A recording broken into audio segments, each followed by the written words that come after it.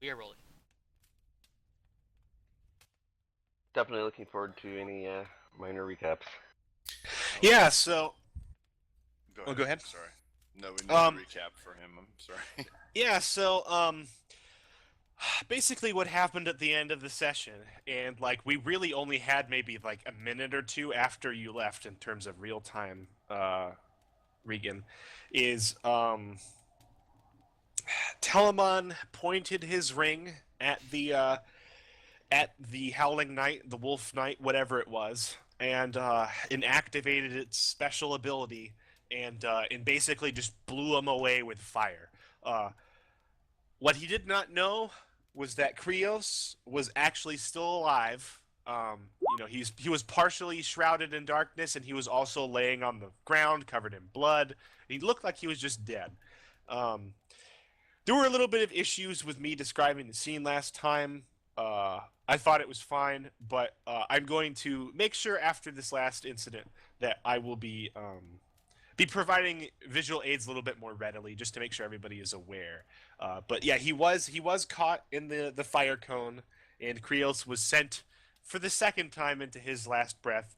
But like a couple minutes later, after you guys had determined that like this armor was now hollow, there was just like a wisp of smoke coming up from it, and I assumed that you had deactivated your darkness spell, Regan, and like everything came back into view. It was very clear that only like maybe one timber in the upper room was really on fire. And it was like a few tables that had some things that were on fire, but it was not actually a really big issue. And people were let in to the compound to help fight the fire, and uh, Padine and the Baron returned from the rear of the house to kind of oversee this, and it was a very, I guess, a very chaotic scene, and you all found the body of Krios, and uh, it looked like he had just been charred to a cinder, like he was covered in black, like he looked like a person who had been scorched just to death in fire. But a moment later, his eyes opened, and as he started to move, like ash started to come off of his skin, and it was almost like he had just been covered in this thick black ash, and it had all flaked off, and he arose. And that is, I mean, this is literally where we're going to pick up. Like, I think the only thing else that happened was Krios like went over to poke the body, figured out that there was nothing inside. If there was something inside, it was utterly incinerated. Um, Telemon determined that there's no magic there, And we and found a ring belonging to Yeah. Bloodsteel. yeah, Oh yeah, yeah, and, like and a signet ring. Krios found like an old steel signet ring, with the marking of House Bloodsteel. And like you guys wouldn't know this marking, I don't think, but the Baron is there, and you show it to him, and I think I think like I think we'll pick up as maybe you're showing him the ring. Um, so there's like servants all about, fighting, fighting the last of the fires, and like there's been kind of a reinforcement of guards, but there's still not a whole lot. Like this has been a very bad time for the town guards of Arnhan, apparently. um and you I mean, like, I think you pick up the ring, and you're like, what is this? And you hand it to Telemon, and Telemon says, oh, it's a signet ring. The Baron's only a few feet away. Like, you guys are in the main hall, and he's directing somebody to go put out a fire in some other place. And he eventually like finishes with what he's doing. He goes over to you guys, and he says, what's that you have there? It Lord, appears to be a signet ring, my lord. It was A on band the of body. metal marked on the. Yeah, so he's like, may I see it? A signet ring. This is most unusual. I hand it to him. It means nothing to me. So Yeah, so you hand it to him, and I think like maybe you go to now heft the great armor sword and the great and, sword. and the armor. You know, like we see Krios like maybe kind of testing it out in the background, um, and and Baron Verendis looks at it and he says, "Oh, this is very unusual. This is the seal of Bloodsteel. Blood The still barony, occurs to me is rather far away, my lord. the barony to the north. Yes, I Steel don't. that bleeds. That is unusual. It's just a name, Krios. Yeah, he looks to the armor and he says, "I don't see how this could have been Baron de Grab." There was no He- body within the armor, my lord. It appears to be just armor, but Spirits. Are you Always sure spirits. you didn't burn it away? No, I do believe he was undead as we were fighting him, as I saw no blood come from his armor when we struck him. He shakes his head like shaking his head not negatively, but just like put his hand. He hands the ring back. I think I guess I'll pause that for a second. He shakes his head and it's very much like a I can't believe this sort of happened sort of thing. And he looks back up at you guys and he says, "I honestly don't know how to thank you. You you all saved my life and the lives of my servants. You placed yourselves in great danger. Have you heard of the stories of the Howling Knight? No, I have not. It's a recent tale, only in the last few weeks, but from castles and keeps all the way ranging from I didn't even know it had been this far south, all across the north. There have been tales of this giant of a knight riding up to a castle upon a massive wolf and challenging the rulers therein. And he's been wreaking terror upon the baronies to the north for quite like for some weeks." do you I- know why he would do such a thing? He shakes his head and he says, it is said that he arrives and he challenges whoever it is who rules the land, and he makes some sort of proclamation about being complicit in some sort of guilt. Most odd. I think while everybody's doing this, Regan's actually going to go over and tend to his zombies. There's a few things he'll probably do before we leave. At least the remaining ones. Your zombies are all incinerated. Oh, ouch. Even the big Yeah. guy?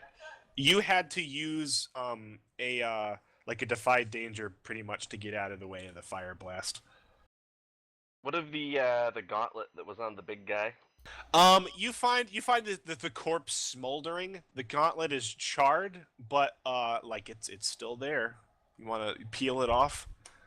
Yeah, I'll It's definitely try it's to peel it it's off. hot to the touch, but it wasn't like it was stuck in an oven. Like it wasn't hot for a long period of time. It's like you peel it off, and there's like kind of a sickening as you kind of rip some flesh off with it. But yeah, you can peel the gauntlet off of these poor former guards. Yeah, Regan is definitely going to be saying a prayer over them after he puts the gauntlet back in his pack. So They fought well. so like while this is happening, the Baron like it's definitely night, remember, and the rain is just let up, and he says, "It's too late to do anything now. Uh, I would bid you go back to your villa, but come back in the morning. I must thank you. You all did something very valiant here, and I would be most guilty if I did not repay you somehow." And he steps forward, and I think he hands the signet ring to Telemon, and he says, "This is most valuable, but perhaps you might wish to hang on to this for the moment." As you wish, my lord. Signet, I'm just called Signet of Bloodsteel. That one too. My lord, do you think the Howling Knight might have killed the Baron in Bloodsteel? He kind of sighs and he says, "Thus far, it seems that the Howling Knight is met with little actual success. I've only heard reports of him engaging the garrison defenders. The north is very heavily defended. Is right upon the border with Cald, but news travels slowly. It is perhaps possible. This is most troubling." We'll keep our ears open for any recent news from the north. But yes, forgive me. I'm most out of sorts. I'll have to thank you properly tomorrow. Please return then. I know this is very inopportune. Very well, my lord. With that, I would want to go over to the others and say, perhaps we should away back to our villa. Regan's going to step past the Baron on the way out and offer a thin smile and a polite. It was nice meeting you. As we step out. He There's like his lets burning out castle behind him. like a half of a chuckle, and he just says, most interesting evening was promised, I'm afraid." Yeah, Regan will definitely nod at that as you join I look a the bit others. sadly at the pieces of sword. Yeah. You have to get it reforged, Chris. Chris, perhaps Or it's time perhaps for you to I learn the fine art of- I have a bigger sword. I'm like, maybe. Perhaps Yeah. if you are able to heal, it is time for you to learn the fine art of haggling. I do believe you might be able to argue for a discount on a repair. It was only a few hours since you picked it up.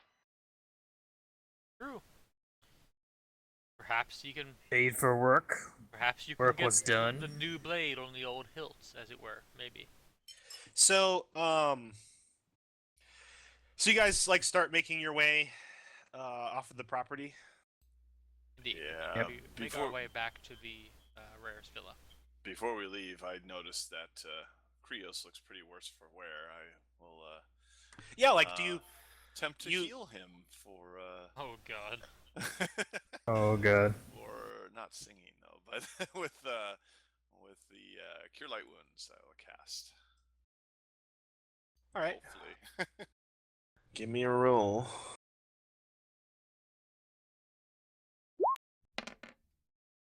That's a partial. I will probably just going home and going to bed hopefully, so I'll forget the spell. You sure you don't want to take unwanted attention? The Howling Knight's brother shows up. 5 more wolves that were The hiding in the Howling back. Brigade. Yes, exactly. A pack of wolves descends upon He you. was the scout. So yeah, like you guys make your way to the gate, and eventually you're, wait, Master Tao. Like, eventually Sarcasmos catches up to you. You guys notice that like his purple robes, his fine purple robes are definitely a little singed. He joins you as well. He says, "Everyone's alive. This is a miracle." It is quite a surprise. It was a rough battle all around. So as you guys are making your way out, like you can see that there's a crowd like gathered down the hill, at the base of the road that leads up to the mansion. There are people kind of everywhere. Just like this is nighttime, but it had only kind of just fallen, and there's a lot of whispers about like what was happened up at the manor and stuff like that. But nobody like specifically stops you. I don't think they really notice who you are. I'll kind of call out to him. I go, "Good people of Arnhen, there was a slight fire up at the manor, but luckily it was put out. All is well now." Fire, you say? Like someone says, like in a very worried voice. Oh yes, everybody is fine. It was just a slight emergency that just took some the brigade to put out. Is the Baron okay? He is fine. I just said good evening to him recently. It's like, what started the fire? This is like another person yelling out. I'm not quite sure. We just were alarmed to it. Who the hell are you? This is yet another person. I am Peyton the Bard. We are from the villa to the east. What's the name of the dang villa? We are I the need to Aris write it Villa. down. Aris. I am from the Arliss Villa. We are an adventuring guild out there. The Baron was always fine under our protection. No fire would harm him. Yeah, there's some murmuring as you guys pass through, but you're not, accosted by anyone. I was able to get it to my notes this time. My notes are back. Yay! So, during your process of healing Krios, You healed me for 3. Whopping Yeah. 3. Yes. Krios, you've described yourself as Some wearing people average on D8. like basically bare chested with like a bandolier, kind of holding your stuff together. Yeah. Yeah. All right, so when you're healing Krios, you're definitely marveled by the fact that he's just not burned, despite like his wounds. Like he still has his wound from the sword, which which seemed to have like kind of closed up almost. And like maybe this strikes you as a little odd, but Padine, you specifically also notice like an odd sort of marking on his chest. It's impossible to really make out in the darkness, but yeah, there's like something kind of odd on his chest as you guys are making your way back to the villa. Okay. I don't think I would have personally seen his death blow. I think I was starting to head out with the Baron that Yeah. episode. Yeah. I was down right next to Kraos, wasn't I? Maybe I Yeah. saw something. You probably would have. Yeah, you were on the other side of the guy, so you probably had a fairly good view. Or we kind of tumbled down the stairs together in the end there, so I know that might have a different perspective than Padine would have. Would I have seen anything along those lines? Well, like you're not closely inspecting Krios, so we're not talking No. about what you saw during the battle. I was just telling Padine this. Okay. When he was healing him. I just kind of pass it off as a burn from good old Telemon with his fire. Yeah, Yes, the mage is rather. fiery. Well, Yeah. You try. won't go there. You try burning a gigantic armored man within an area darkened by smoke on top of pure darkness, with a ring that I have never tried to use before.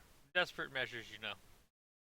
Figured we'll turn to Padine and ask, are we sure he was undead? I was convinced he was a magical construct of some sort, or something summoned beyond our realm. I had not considered that possibility. I'm sorry I did not have a chance to test your theory. It was the first thing that came to my mind in the fray, in the fracas. Regan nods and says that it is something I should have tried earlier, and It is not it something was I definitely a expected. good thought. These creatures, Dullahan, I believe they are, they're not exactly common. Dullahan, spirits in armor. Essentially, Krios, yes. The spirits of the dark that embody most often old armors. This one does not appear to be so, though. Do you hear like a I'm like, clanking? I'm looking at the armor pieces a little bit. Yeah, well, like I guess like maybe you can have this discussion when you guys get back to the villa. But like Yeah, the whole Telemon- while he's got this armor like basically in a sack that he's thrown over his shoulder. Telemon took the armor pieces with him, right? Krios Is that did. fact? Krios has them. Krios did? If Regan's definitely got us up to Krios and say that perhaps I can take a better look at those later tonight with some of you standing guard in case something goes wrong. That's interesting. Perhaps so. But then again, we are all rather injured. It may be better to wait till the morning. Of course, we do have a meeting with the Lord, I believe, therein. I believe he wanted to see us in the morning. Regan nods and Yes, says that sounded like that. you will definitely have to try to take a look tonight if you can, or I guess early tomorrow morning. All right, so you guys eventually make it back to the villa. It's actually surprisingly quiet here, despite like what happened this morning with the Fantasia display. There's only like one light on outside the house, and you guys enter. The door kind of creaks open. It's pretty quiet in here. You hear a and like you look over and I think you see like this turtle shape inside of a terrarium, uh, just kind of like maybe asleep, and seated beside the door, near like a small table next to a candle, is like that old goblin that you would somewhat befriended, Regan, the grave digger, the caretaker goblin. Oh He yeah, I just remember him. he seems to just be seated next to the door, reading a book on a very small seat. Like he's like kind of behind the door almost. And you guys enter. He kind of gives you a nod. I'll give him a nod and say that perhaps I will have to give him some fine Orcish books should he be able to read Orcish. Orcish. Haven't had cause to read Orcish in many years. Regan nods with a smile and definitely makes a note of that. So yeah, you guys are back here.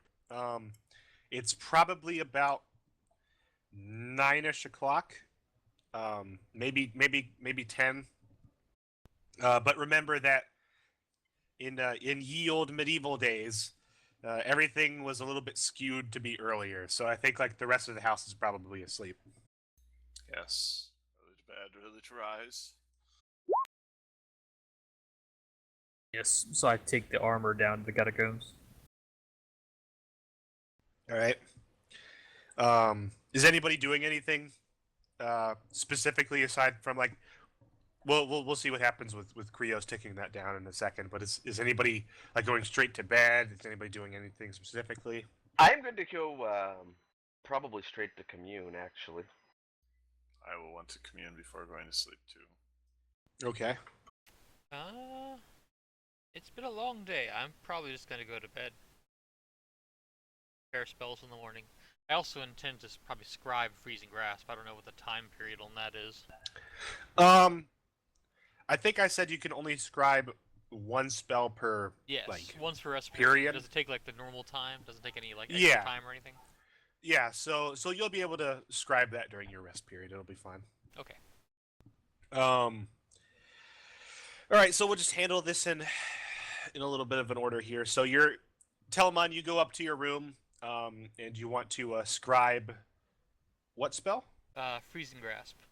Okay, so you go to your room, you close the door, you like maybe you go to one of your candles and you snap your fingers like right next to it, and a spark jumps from your fingers to the candle and it illuminates the candle. And you sit down with your spell book and you unfurl this scroll, and you begin the process of transferring the magical energies from the scroll to a blank page on your spell book. Padine, where do you go to commune? My good old room again.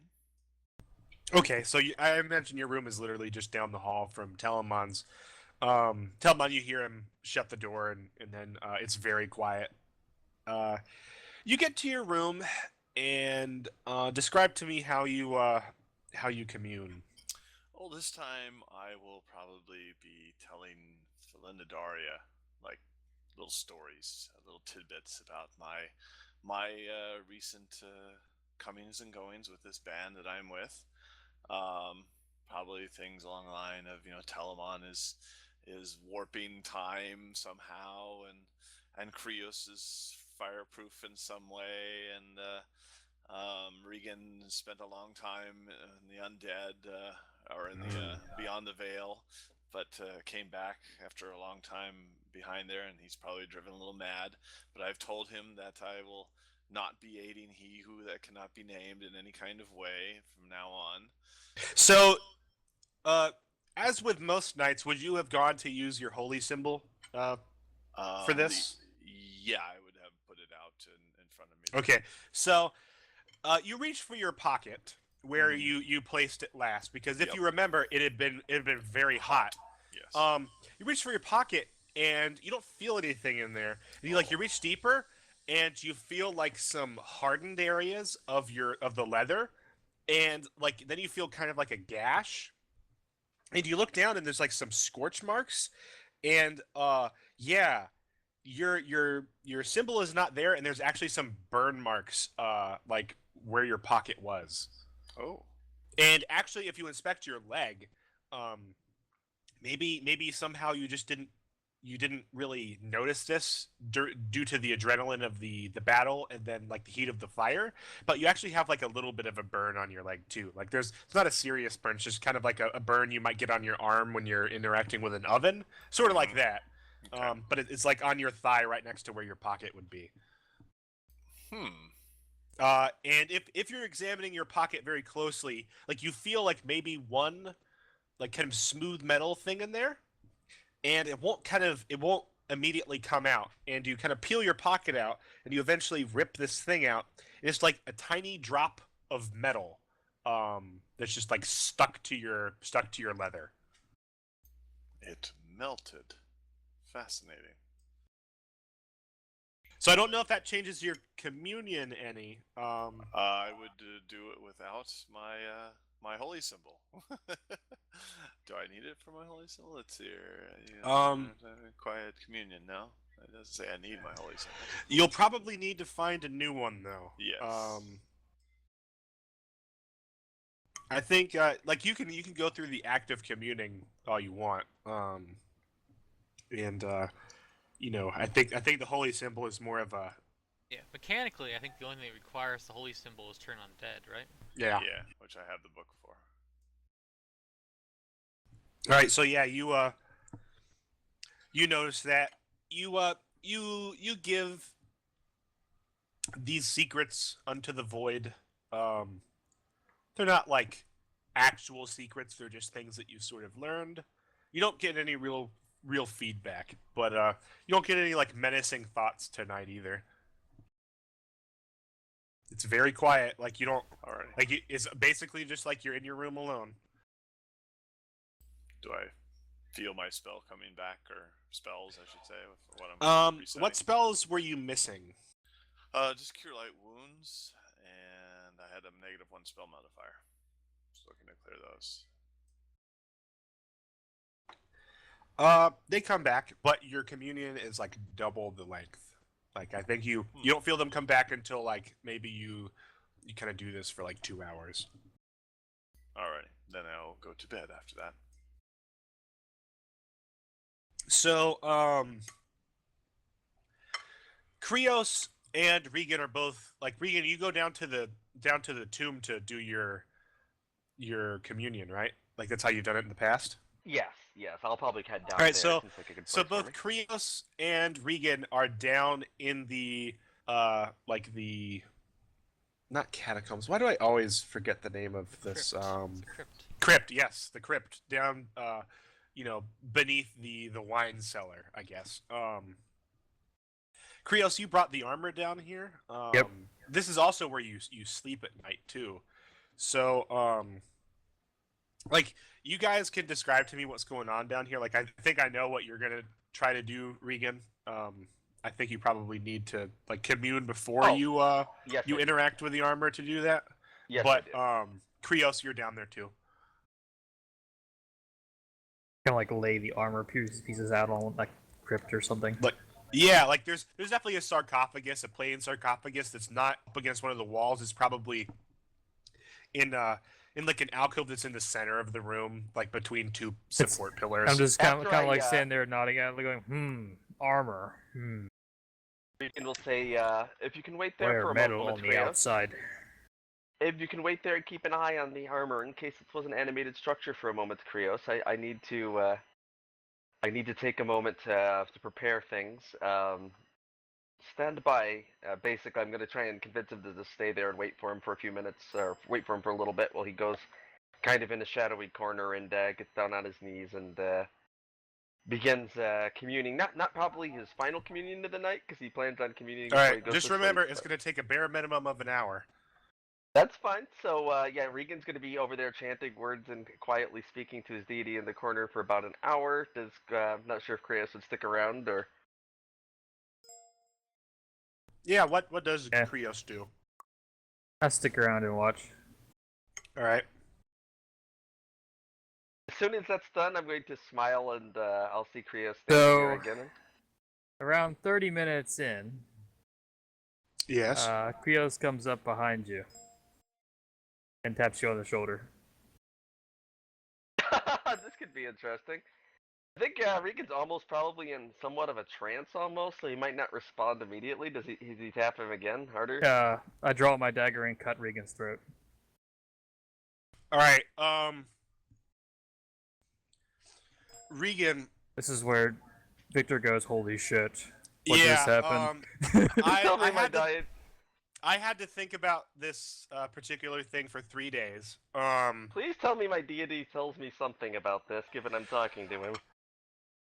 Yeah. So this is a thing here.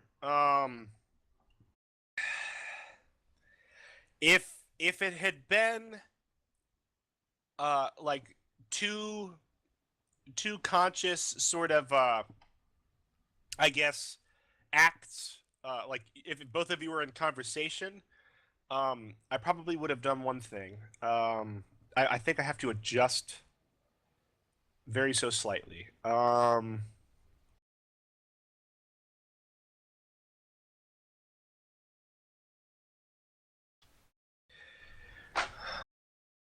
Let me look real quick. I just imagine Victor's jaw dropping. Yeah, this is actually unfortunately something that everybody knew about, but we not the characters, but the players. And we wanted to Except for not- Victor.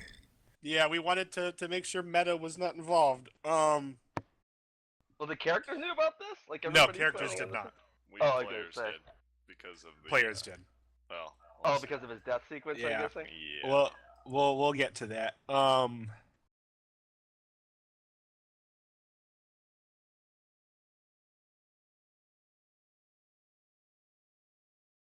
Now I'm going to explain this out before I have anybody do any sort of rolls, because this is a very, tense situation, not just for the characters but for the players. And I don't want to have people make rolls and then explain it after, and then like there be some like moaning and groaning. So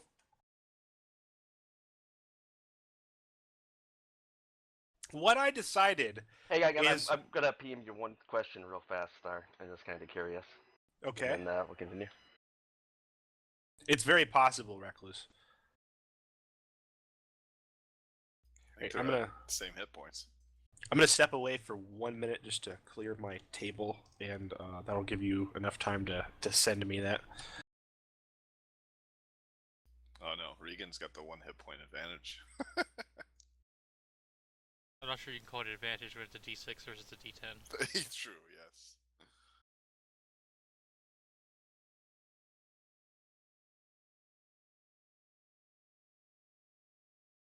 But sorry about this, Victor. We were bound to silence. No, that's fine. Oh, and he doesn't have any of I those. do have spells one like, thing that I think that might potentially save my ass, but I guess we'll see. he doesn't have like cause sphere or something. Well, it depends if my communion has taken effect or not. I changed my sheet to the communion, so that definitely is I a have a question feeling for he Star. chose to do it explicitly because you chose to commune immediately. Well, I'm just Alright, wondering so- if it was. Does my communion take effect yet or not? Do I have my new spells No, or my old spells? definitely not. Let me undo my new You spells. have you have to. I mean, if you're interrupted, you're interrupted. Oh, he's at -2 also. Yeah. If you're interrupted in this, like, I'm not going to take away Foster's or I guess Krios's well-timed thing of interrupting you. I mean, because he literally did interrupt you mid-communion.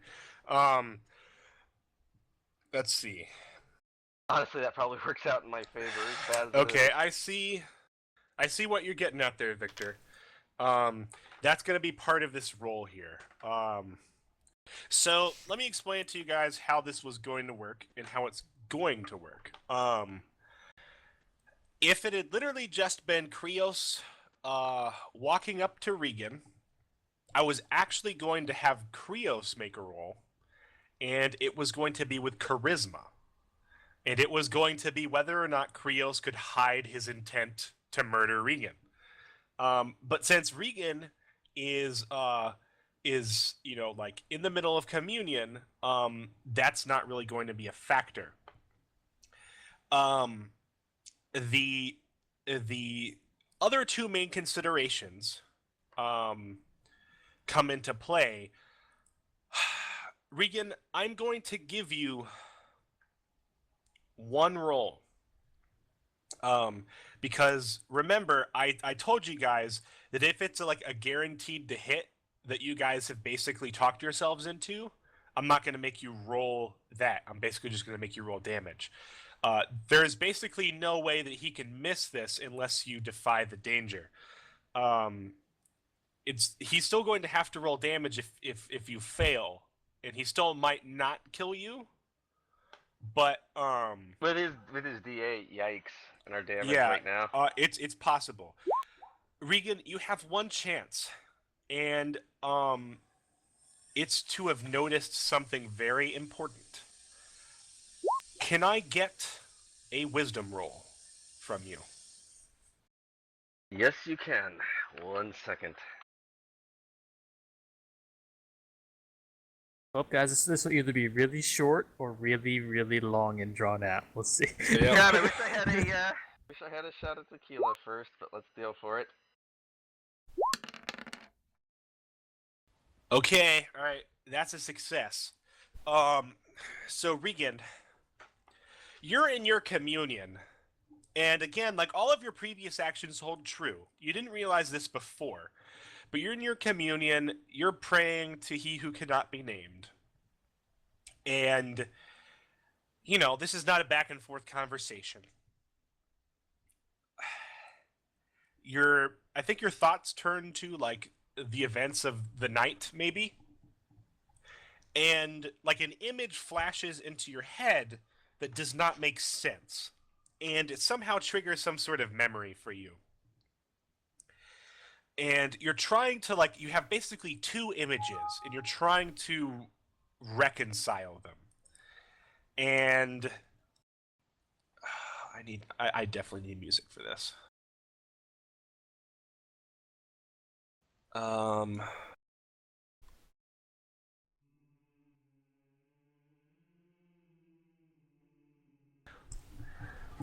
Like, at first you don't even really know where you saw it, but for some reason in your mind you get the picture of, like, a handprint.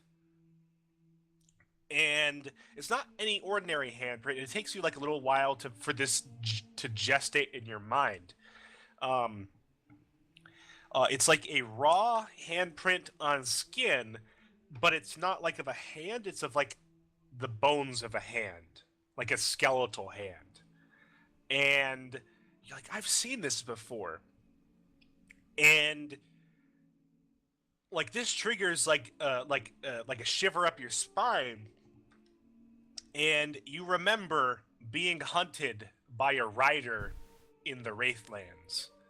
And this rider had a mark like this upon his breastplate. And this was one of Death's hands. And he had been branded with the mark of death. And suddenly, like, it instantaneously clicks for you where you saw this and what it means. Oh, God. You saw this mark on Krios' chest. He had the mark of a skeletal hand, and you put it together that he had that when he sat up from his miraculous recovery from death. And do you have this thought as you're communing? And You have this thing from a certain other character that death hunts you. Yeah. Yeah, like, I think maybe we hear like this rattling voice in your mind, and it's exactly what Foster just said, somewhat appropriately. Like, you just get this primal terror up your spine when you realize, like, you were communing and you're kind of in your mind, you're back in the room in the catacombs. Like, you know how it is when you're dazed, then you realize your surroundings. You realize your surroundings. You're kneeling down. You're like in your stance for communing, and there is someone moving to stand behind you, and you realize that Krios was the one in the room with you. All of this has let you take an action. I know exactly what my action is. But I'm going to make sure you know that you are still in your position of communion. Oh yeah, this should be compatible with that. All right, so since you succeeded on the roll, what do you do, Regan? And keep in mind that someone is literally moving up behind you as this happens. Regan's eyes pop open very abruptly. His hand goes immediately into his side pack, clinches around a metal cylinder that he begins to withdraw into a defensive position, and he declaims, "Krios, stop." And I have the Will of Kings in my hand. Do you have your side pack with you at all times, especially when you're communing?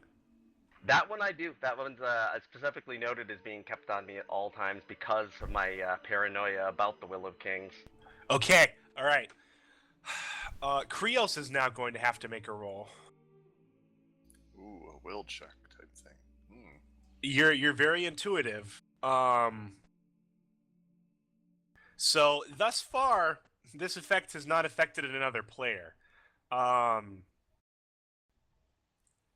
never a time, I honestly, I wasn't going to use it against other players unless it really was a truly... You don't have to explain it right now, we're just doing it. So, Krios, I need you to make a roll plus wisdom. As you feel like you feel his words reverberate into your mind. Oh, okay. All right. And yeah, you keep walking forward. Krios, he tells you to stop. What do? Or attack him. Okay, so like you pull your dagger out and you throw it. Like you throw yourself at him now? Yeah. Sounds like a hack and slash. Sounds like hack and slash to me, but...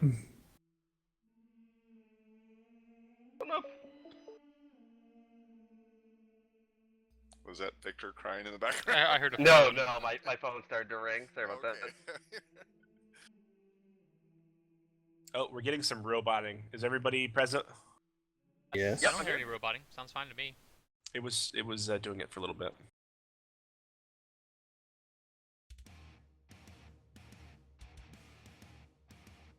Come on. Fail that damn hack and slash. Let me run up the stairs. Uh-oh. Oh. Is that a hack and slash? Yes. Yeah. Okay. I wonder if there's some sort of evade danger here, because this is bad. Oh, God. 10 Krios? explicitly as I deal my damage and deal nothing to me. Pause. I don't know. If that's how you want to do it.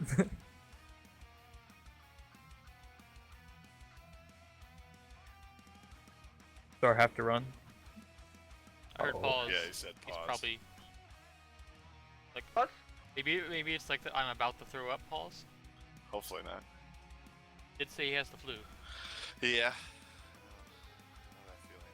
User in your channel timed out. Up. Or he died. or maybe it's losing internet connection. That too. Oh God, I just want to invade. What a time for the DS Well, to die. I don't know, Victor, but 10 is explicitly you deal damage and the opponent does nothing at their counter. Not so looking I to don't deal know. damage back. I'm Yeah. looking just to. That's I know a you're 7 to not, 9. but the thing is, this is what PvP turns into in Dungeon World. This depends what he allows. If he allows it, it's literally going to go back and forth until one of you succeeds and one of you fails. What's gonna be really funny is when we roll last breaths and if we roll 10 plus, we stand back up and continue.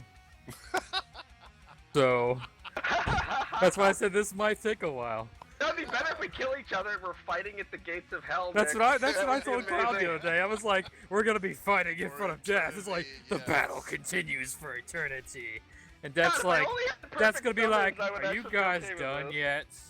Seriously? What level spell is resurrection? Can I do that yet? It's third level. You probably Oh, have I it, can, really. I can do that then. Yes. You can. I didn't commune for It it. depends no, what the price is. Pretty sure I know what the That's true. price would be. I think it'd be Pradine conversion at this point. The most likely outcome. Yeah, I know. There's only one true And deity there's out there no that probably way want to with bring me what's back. happened- I'll put it what's this way, happened Victor. recently, there's no way I can You User have joined a your backup channel. character? Yeah, I have a Flaming Dora backup would not bring me character. back. The I'll, censor has returned. Everybody there? Alright, Yeah. yeah. I think you timed out. All I heard was pause, and then you died. We were like, is that a internet lost pause? Yeah. Or a I'm about to puke pause? That was we were that was debating internet. all kinds of things. I was desperately setting up my cell phone for a Wi-Fi hotspot, but my internet came back. All right, so. Damn it, the music went out. Did, No, did you so get I the can hear 10? There's a 10 on hack and slash. That's where we stand. Okay. All right. Yeah, I'm gonna need a damage roll from you, Krios, and Regan. This could be it. Hmm. Oh. I really wish I'd gotten my commune off. This sucks. I got Alright. my commune off. Regan, I how had much divine health did you intervention have? again. That's Puts true. me 3 under, unless I can in some way mitigate it or try to do something. No. You made your attempt. Instead of trying to get out of the way, you tried to command him, and it failed. Man. All right. So, Regan, I'm gonna need you to make a roll for me, and you're not gonna like Oh God. Yeah. Actually, wait. No, actually, you don't make a roll. Very unfortunate about this one, Regan. I'll let you. Let's see here. I'll let you make the roll just to see what it would have been, but there is something affecting it that Well, on a 10 plus, doesn't he come back regardless? not in this case, no. Oh, really? All right, so yeah, the thing is, he did not complete his first deal with death. But it says it's cheated death if he gets a 10 plus. Interesting. We got an He 8. didn't get it anyways, so. Yeah, well, you can only cheat on that one thing. That is, I have a very specific way about how death works here. So as I see the blood fall on the ground, I go, nothing personal, old man, but death wants you. Yeah, all right. So, tell me how you kill Regan. I just draw my dagger across his throat. Okay, so like, yeah, he like maybe he gets up to struggle, and you just like grab him, and then like rip your dagger across his throat.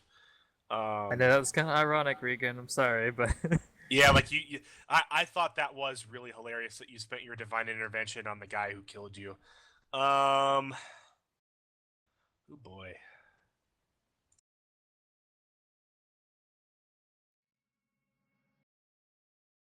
nothing personal as a player. But you know, I know. Rios wants to live. Regan, yeah, this blade slices across your throat, and blood just dribbles out. And he lets go of you, and you fall to your knees, like in front of where you were praying. And your vision goes black, and you slowly sink into darkness. My brain is still on meds. And you wake up in front of the largest pair of gates you have ever seen in your life. Like a ship could sail through these gates. You're standing upon like black mist, and this immediately reminds you almost of the Wraithlands. And there's just infinite darkness stretched about you almost. And before you are these black, like cast iron gates with like many barbs across them. And I think like very ironically, we see one area where there's like a barb broken off. And before you, standing, as tall as a normal human, is a robed figure in black. All the times not to have perfect summons. So, so you're there, and Death shifts his gaze to you and says, "We meet again. It has been some time. You have been most reticent in your duties." Regan's going to first I have a question, just in general about death. And I realize this would have no impact on bringing my physical body back or character back, but I've evaded him for quite a few years. I'm not sure how I went about doing that, or if there is literally no escape in this case into the in between lands, so to speak. The Wraithlands kind of are basically limbo. You could attempt to just run infinitely in one direction. The thing is, it's like kind of a flat area. It would be like you've basically survived not by outrunning death, but by hiding from death in the Wraithlands and continuously moving. You're like right in front of them. Copy that. Like you're standing kind of like on the border of the Wraithlands. I think you feel your body being partially corporeal. You've been here before, so like you've returned a little bit to your wraith form, but this was not how you intended, and you are literally right in front of him. So Regan's going to and there's nothing around except for the gates. Regan's going to proceed to tell him what is, I don't know if this would matter or not, but the absolute truth for his next statement. Regan's going to look at death in the eye and say that... King's death. No, I don't have the Will of Kings. Will of Kings is my physical body. Alive. Yeah, like that would be hilarious. Maybe you like put your hand to your side and you realize that yes, all of your equipment is gone. No, Regan's going to basically kind of look down at him and look up to him and kind of almost meet his gaze and say that your impatience belies your ignorance at these thinking in any kind of long-term strategy. I was going to defend I was going to summon Morgath the Destroyer to us to destroy him within this very, very week. I had already been working out the plans to convince the others to assist me in this. You've truly blundered if your goal was to see him destroyed. He kind of stares at you for a long moment, and then he says, "If you believe you convinced your compatriots, you are sorely mistaken, for it was not I who made the offer of your life." Regan shakes his head and say that he was not going to convince them, so to speak. He was going to take them to up along the road and say that there was trouble there. They seemed to go for that. And once they were there, I was going to summon Morgath the Destroyer directly before them. They would either fight him or die. I had a plan for this. We would have defeated him. I have confidence that they could have.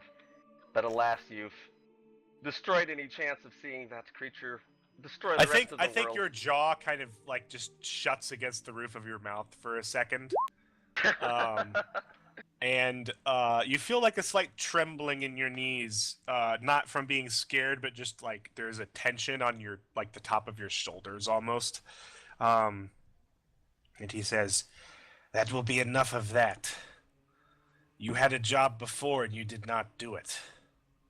What makes you think I would believe you now?"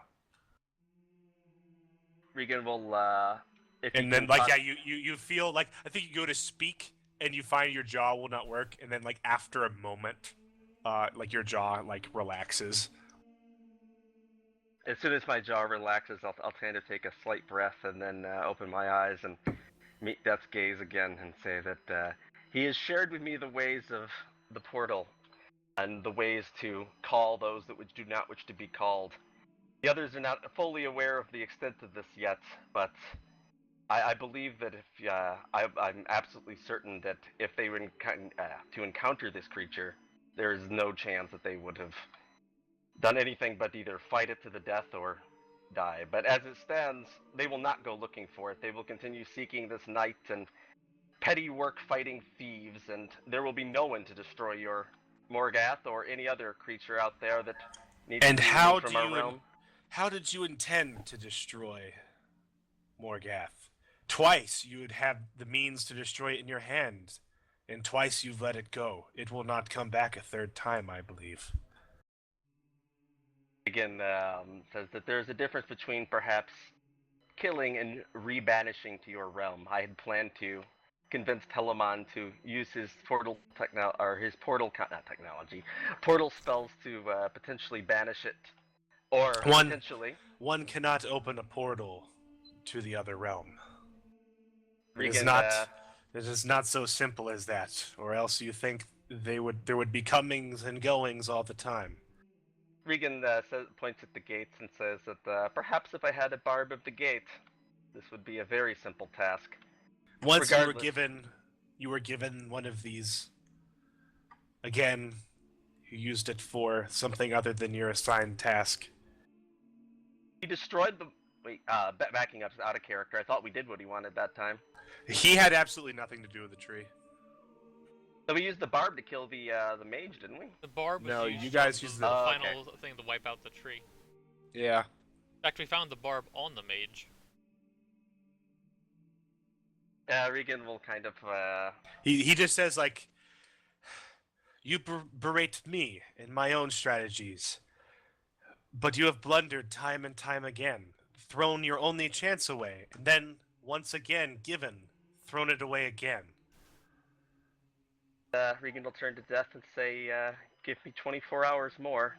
I will accomplish the defeat of Morgath the Destroyer, or I will return her of my own accord by my own hand."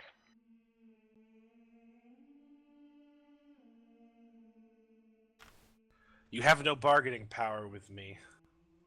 Perhaps I'm willing to entertain a notion.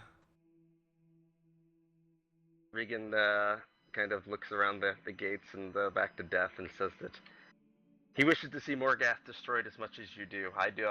It's not just that it was a deal, and it has been unfortunate circumstance that has kept me from this goal, but I am truly on the cusp of completing it. So, if you are entertaining such a deal, I will honor it.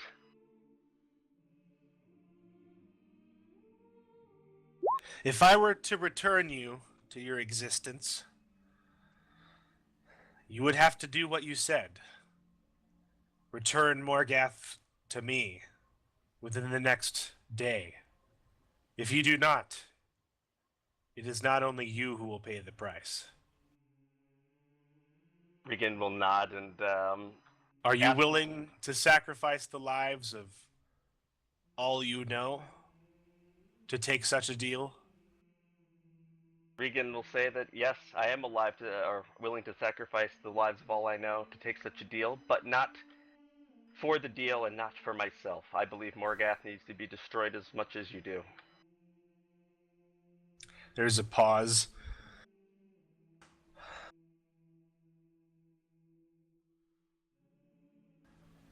Very well. And he walks forward and he places a hand on your chest. And you feel like this cold burning sensation like through your skin, like right above your heart, as he's like basically almost branding you with his hand. You have a day.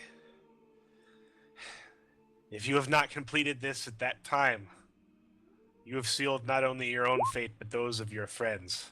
Regan's going to kind of hold up a finger as he's asking, as he's bringing up, which I know is kind of hilarious to do that to Death, but he will interject one question. What of the apparent hairy man-ape that you hired to do your dirty work? Is he just going to send me back here again when I return? You may tell him our deal is complete. He sent you to me. He will yet pay the price for your own failure.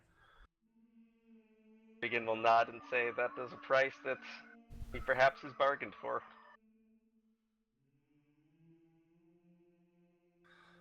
Oh boy. Perhaps I will be End very seeing. badly. Perhaps I will not see Morgath in a day, but many, many new souls. I wonder what they will do with Arkval. Regan And shakes his head. and at that, Regan, you wake up an hour later after you died.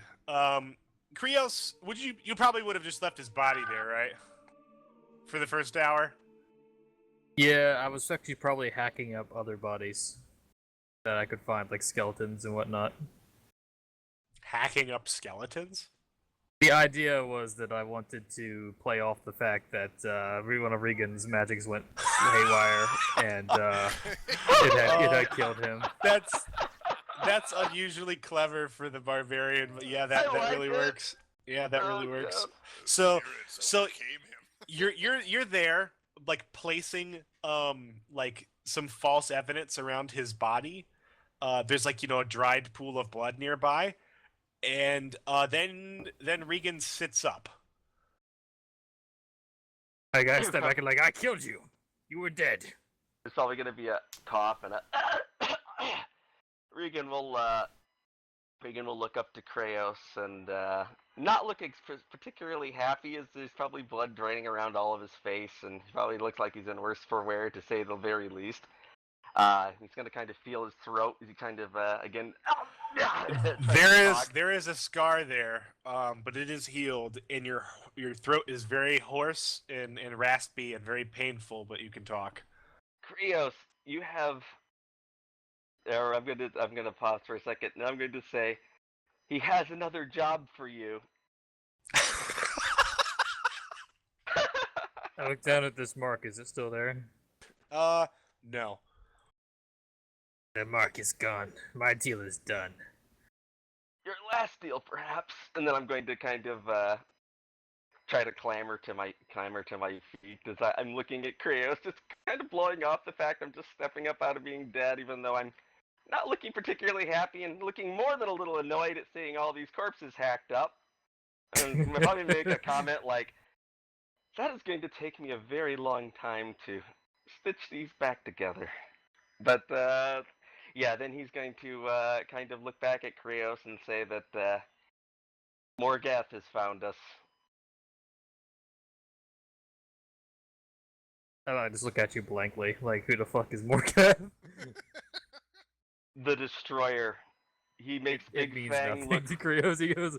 He's just looking at you going, I'm going to try to kind of walk Wasn't he towards Morgath the Devourer? Yeah. I'm sorry, I've been calling him the Destroyer. As with most things that Victor gets his hands on, it gets subtly manipulated. I'm sorry about that. I will say Morgath that the Tickler. more dangerous than Mini Big Tooth, and he come here. And then I'm going to kind of sneer at Krios a bit and say that you might need your rest. I do not believe I'm in a position to heal you at the moment.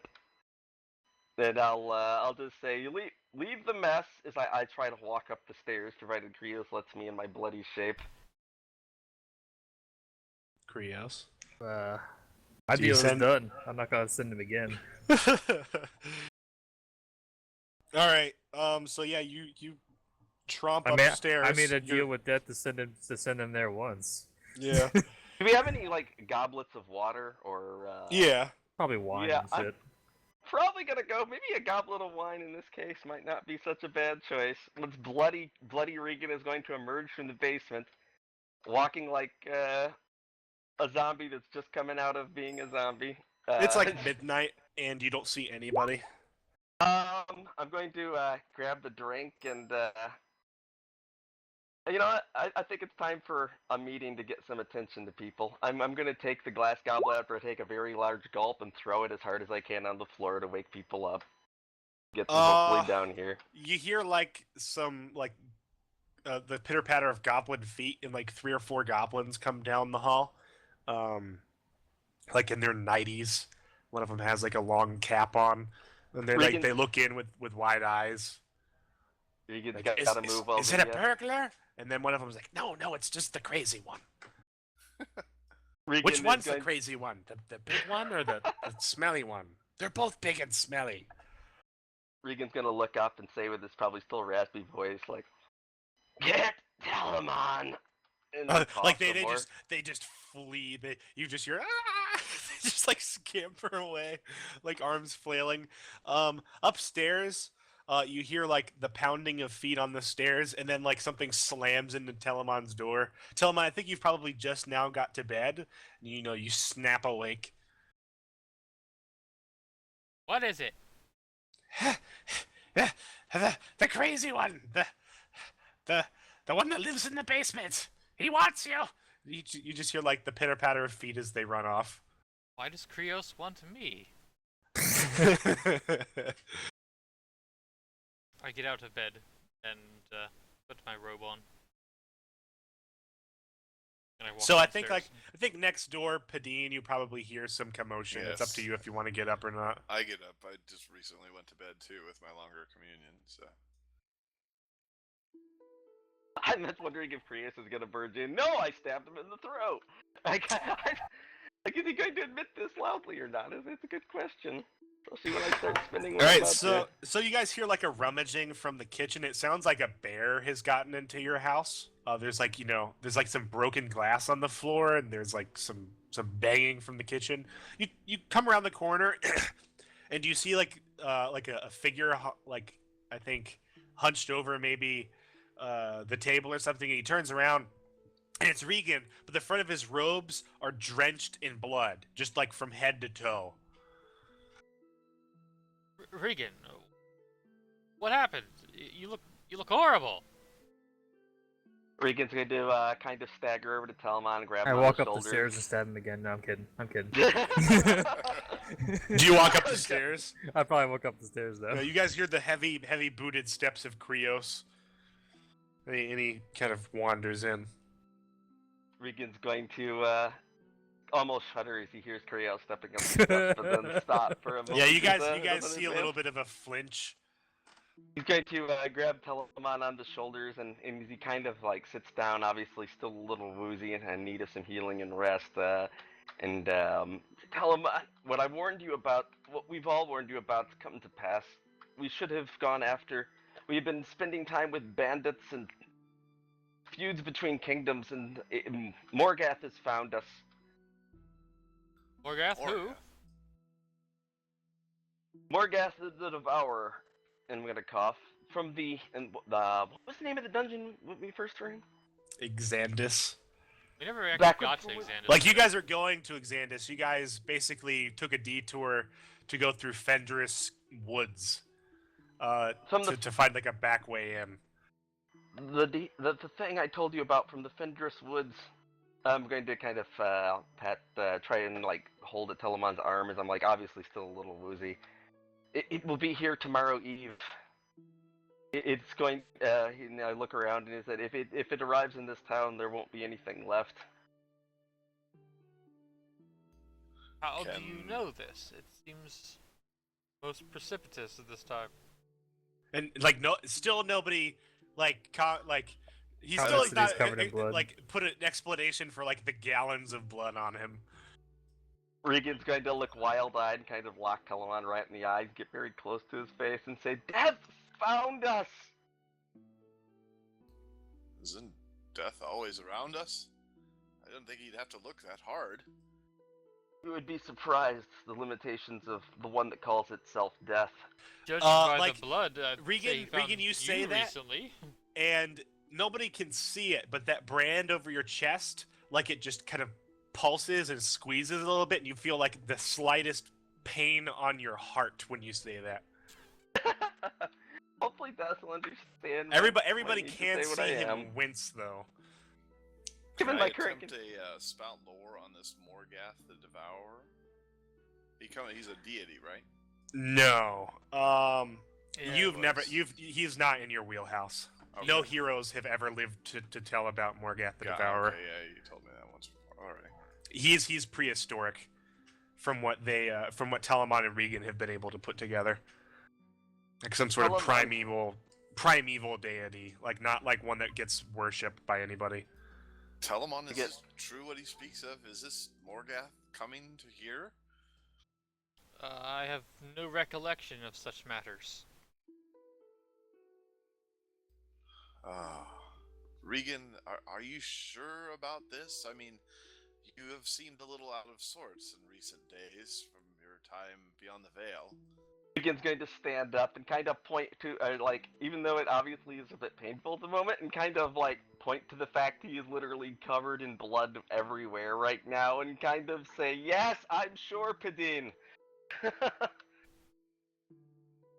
Hopefully Whose this blood is that? Is that yours? Regan looks down and nods kind of solemnly as he tries to sit back down again and takes uh, another bite out of, I guess, a piece of fruit maybe I took out of the But kitchen. he does look surprisingly well for somebody who's lost so much blood, right? Yeah, it looks like I probably maybe I'm a little pale. Yeah, but... I think you notice a red line in his throat. If you get closer to it, like if you guys go to the living room and like stoke the fire, you can see like an ugly fresh scar across his throat that was not there. And it's like it's an actual scar. Like it's not like scabbed, it's like a scar. My goodness, man. What did you do? A messenger of death. And I'm gonna kind of not say anything, but I'm gonna kind of shoot a mean look at Krios. But Two from before, weren't they? They were supposed to be outside, right? And then that hadn't occurred yet. Did they come early? Regan shakes his head and say, "Not the two from before. Another that took mortal form. But nonetheless, the message was clear. Morgath is coming, and if we do not ride in the morning, he will arrive in Arnhin by evening." Wow. The Great Spirit told you this. Regan nods and says, "Yes, the Great Spirit told me many things, Krios. That's amazing. I Death had has quite a warned you. conversation with him, and I'm going to definitely shoot Krios another look that's very unfriendly." That's quite amazing that Death has warned you of this. Yes. Not so much warned me is wanting us to kill it here amongst the others where we have the best chance. But I think we should go out and meet it in the plains so we do not risk destroying this town or the people within it. At the very least, we might be able to save them. Okay, so you know where this Morgath comes from, how we can intercept him? Regan knows that says that he will emerge somewhere to the south, likely along the southern road, and it will be most likely accompanied by a storm and a potential portal from his realm or from his current existence. I just love how you're pulling straight from your ass, Regan. Yeah. What's ironic is he actually had been planning to potentially do this for a while now. It's just definitely. It's just that this probably won't be a localized event if we fail. Just Yeah. you'd probably say fuck the continent. Just say. Do we have time for rest and then leave in the morning to go after him? Regan nods and will say, we must rest to regain our strength, but we must leave as soon as we're able. Telemon, you must think of some way to help permanently kill such a creature. Perhaps, How does one permanently kill a god? Morgath is not a god, and if it is not a god, god, it can be ancient killed. one, preternatural force of evil. What? Call it what you will. How does one do this? Regan pauses for a second, and I'm gonna check something real quick. Ooh, I can. Regan's going to say that I have an idea, but I must commune, and then I'm going to kind of I'm going to kind of shudder at that thought and say, perhaps you can keep me company tonight, Telemon, while I perhaps prepare a weapon to defeat this creature. I know exactly what I've got one thing in my wheelhouse that might actually work for this. I'm gonna use that weird spell that when they read it, they die. That one, Yep. that's what you've had for ages. So you're like, how the hell am I ever gonna use that? Mark of Death. I think it's time to have to break it out. Well, I do have this scroll that we got in there. This scroll, this anti-magic field. It may impose some dangers upon us too, for it is a double-edged sword. But it may come in Rio handy. snorts a little bit. You, of course, Krios, have no problem whatsoever. But the rest of us, however. Regan will pause and kind of look to Telemon. and ask him, so you will help me in this matter to save this town and defeat Morgath? I do not believe I could do it myself, but if I'm the only one that will go, I will go and face it alone. But of course, my man, I may be young, but I'm not heartless. I want to see this town safe as much as you do. Regan nods and say that it's more than the town. If Morgath left unchecked, I'm sure his evil could spread far and wide, further than we know. That part Regan is actually sincere about, for what it's worth. Oh God, the irresponsibility. Yeah. Regan will ask if the others need anything to get ready, and then I'm gonna kind of look at the others, and Regan I has have something spells in to his mind. consider. Regan Yeah, will so ask everybody if, can if take he minds his company tonight while he prepares. everybody can Again. take their time preparing tonight. I imagine some of you may need to prepare things in the morning as well. Yep, I want to prepare something tonight, and then I would like to just commune one more time before we actually tear off, or perhaps on the road if that's possible. Let's save that for the road. Okay. I do want to commune one more time tonight because I need to get Mark of Death, and I have an idea of what I want to do with that. Half me wants to set up a contingent polymorph for that I'm about to die, become a dragon. Ooh, that could be freaking awesome. It's Stand. definitely something you don't come back from, though.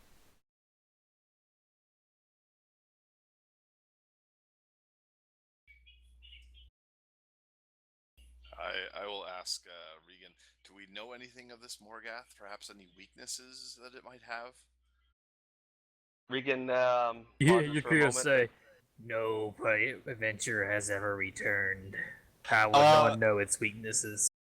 Regan, Well, Death has warned Regan of it. What were you saying, sir?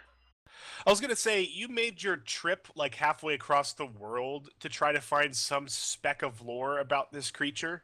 Do you have your bag of books? Yes, I do. If you want to spout lore, I'll give you one chance with a benefit from your bag of books if you still have a book free. Hey, a bag of you mean the? Hang on a second, let me check my. Item Do you have bag a of books. do you have a use from your bag of books?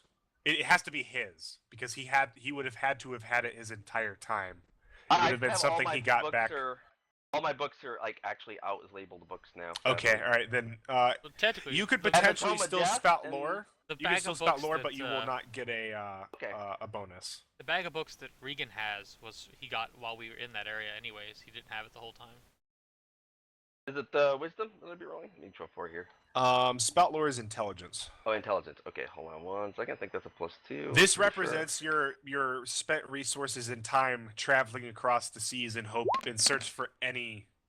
What was? Holy crap! Yeah. All right. Why did it roll 3 dice? That's gonna... He got a. Yeah, I saw that too. I don't know why. The graphic thing is weird.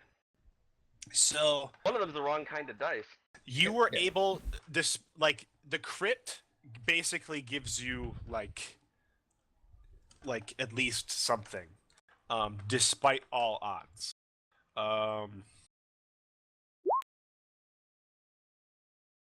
It's ticklish. You get This is the one I think useful fact that you gleaned. I guess you probably gleaned a few things from it. I'm going to give you like a little bit of trivia and one potentially useful fact, but it was very scant as to what you could actually accomplish, even though you traveled to a different continent to find this information. Morgath the Devourer is huge. And like when I say huge, like you came across tales of it being larger than a village. And you know that Morgath, despite being an incredibly hideous creature, is incredibly cunning, and incredibly ancient. Very, very old. And your useful fact, I think, is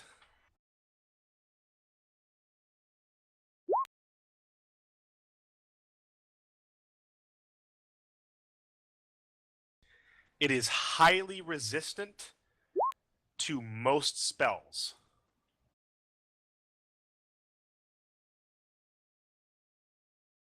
Like it's very resistant to magical damage. Regan will share this knowledge with the group and say that perhaps the strong arm of our...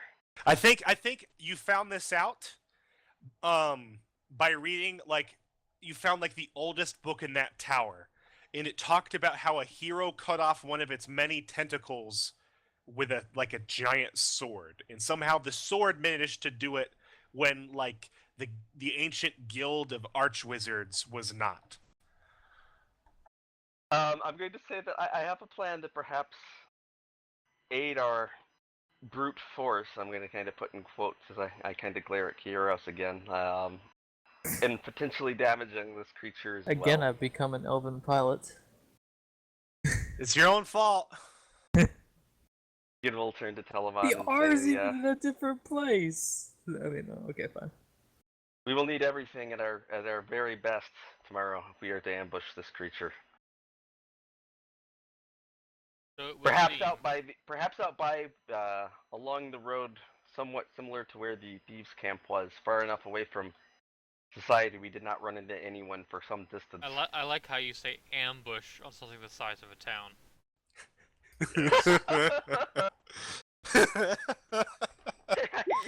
Yeah. Oh my god, this could turn out interesting. So Regan is going to see if Telemon doesn't mind him following him back to his room tonight. He's going to go up there and he's also going to ask for a piece of if everyone could hand him some of their armor, that would be appreciated. I don't sell it. I don't give him anything. Does Kadeen give me armor? I have leftover armor. I will give you. Yes. Like not I don't want the armor. I want your armor. Like Yes. specifically what you would wear. Well, I don't wear any armor anymore, but I had what I used to. Your outfit would be fine. A jacket, anything like that. Yeah, I'll give him my leather armor. Excellent. So I will put it in my thing to. Regan will say that he will take Regan good right care now. of it. Your I'll ways take good are care odd, of it, my Claire, friend. Old one. But I believe we have known each other for some time. At least I remember something about that. I will trust you with mine as well.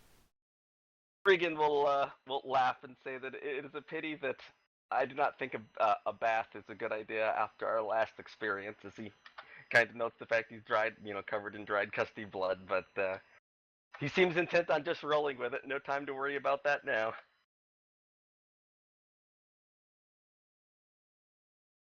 So, I suppose our chat with the Lord. all right, will have to wait then, huh? what are you doing? If I'm able to commune, I'm going to slot in Mark of Death. And I'm basically going to try and put Mark of Death on at least one set of armor, and if I'm really successful, I'm going to try to do it to a couple of other sets of armor as well. To basically try to put Morgath the Devourer true name on each one of these. Let me see here. I need to read this carefully. It's also worth noting that is a spell, so he could be resistant to it. True. I mean, it might not kill him instantly by any means, but I'm hoping it'll. Choose a help creature us. whose true name you know. This spell creates permanent runes on a target surface that will kill the creature should they read them. Yeah. This could potentially work. The only thing I can think of that might. I'm gonna need you potentially to roll for however many times you do it. Okay. I'm just gonna roll that right now then, if that's okay. I'm gonna roll for the first set, which will be. I'm gonna try to put it on my robe. Actually, I'm gonna try to draw Okay. these runes on my robe, or burn these robes onto my robe with almost a faint glow, perhaps. Let me roll it here. Yeah, Padine has the right of it there. You don't want to fail on this one. Yeah, so you... I am going to empower that and take -1 ongoing for double the effect. Okay, alright. Remember that you did that, because I'm not going to be able to keep track of it. Oh, that's fine. You mark it down. Okay, alright, -1. Going to roll another one now. Alright, who are you doing this one to? Oh, this one will be Padine's armor. Okay. And I got a 9, so I guess I will. Oh, I don't I'm gonna wear take. that armor, by the way. I didn't know that you were doing it with this, so I thought you were gonna put it on something you animated. I thought you handed your jacket, like your. Okay, your... that'll work. Yeah, if I knew you were gonna be doing that, then I would have handed you my jacket. Oh yeah, I thought I was asking about your jacket specifically. Okay, So, it's yeah, on your jacket. Do you put it on anything else? Yeah, I'm gonna see. I'm gonna try to put it on Telemon's robes as my last attempt. -1 So- ongoing again, so +1.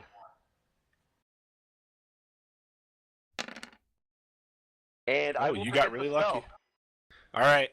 So you trace the. I think maybe this is like the other thing that you got from this trip is you found like the symbol that kind of scries the true name of Morgath the Devourer.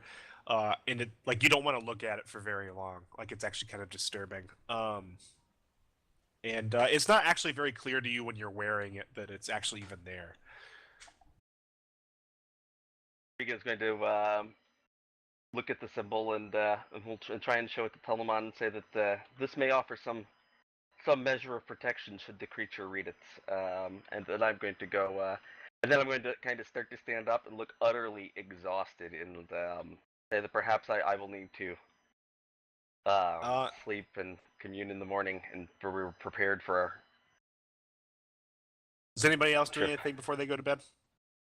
Oh, Krios is gonna go to the bar. I have spells to prepare. At midnight? I know it's open. Well, Uh, Krios would know that, I guess. Fucking like a friggin' They're Terminator break with like in. blood everywhere. if I find it's closed, I come back and be like, "Damn it!" Yeah, you're not going to get nearly as much sleep as you would have today. So yeah, Well, you before I go go to to like bed, a tavern and like the whole town is basically asleep and you're just like kind of wandering the streets at night. What do you do, Telmon? I want to prepare a contingency. Okay, this will be interesting. Not quite sure what I want yet, though. Okay. Well, you need to do this when you're awake anyway, because when you like sleep, I guess when you rest again, your spells reset. So we can say you do this in the morning. Do they reset when you sleep? Contingency is a spell effect, Yeah. and when you rest, your spells are reset. Okay. I will have to do it in Like the morning then. ongoing spell effects are reset. That's why you guys can't like cast a bunch of shit, then go to sleep, and then wake up and cast a bunch of more shit on yourselves. Okay, well, in the morning then for me, I guess. Yeah, Okay, I have a so- little time in the morning. I have one more thing. I Yeah, wanna do yeah, before we we're actually gonna leave. we're gonna wake up in the morning. So yeah, it's like a. Actually, we'll just roll for this. Somebody give me a 1d10. And do us yes. I think Okay, that's so 6. It's a middling day to fight the root of all evil. It's just kind of average outside.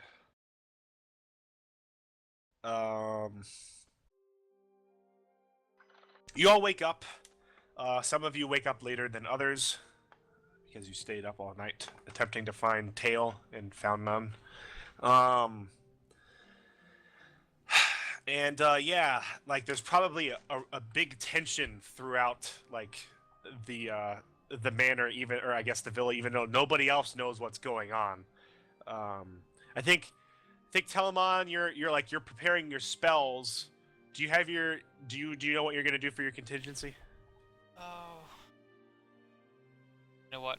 If one's about to die, I guess it's time to go out with a bang. I'm gonna prepare a contingency for polymorph dragon. Okay, so we're gonna have to work out the stats in advance. So, contingency, we're gonna go through both of these spells. Contingency is choose a 5th level or lower spell you know. Is polymorph 5th or lower? It is 5th. Okay.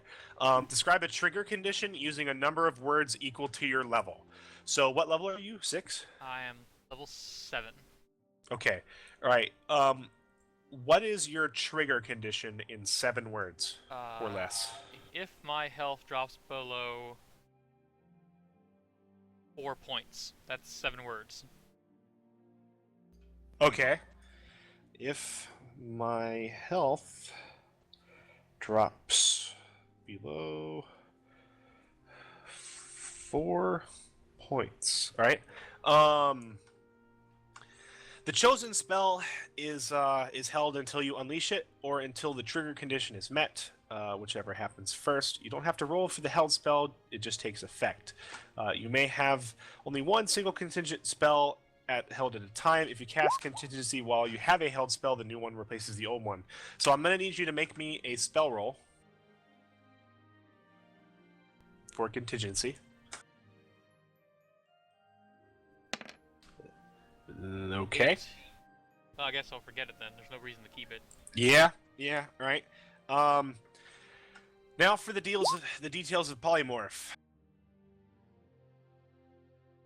So, your touch reshapes a creature entirely, which can be you.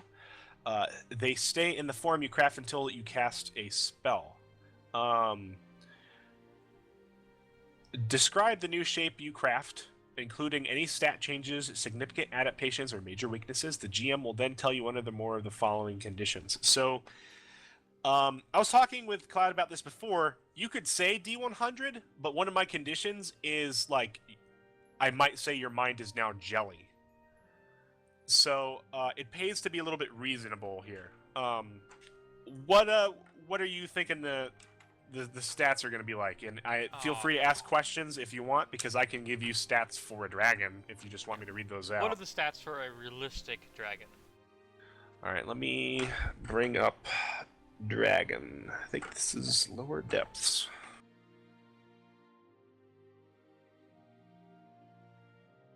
I have no inclinations I would get out of this without scathe if it happens. So. What sort of dragon are you turning into, by the way? Like just typical, like red dragon, or? Oh, it's Telemon the Red. It has to be a red dragon. Yeah. All right.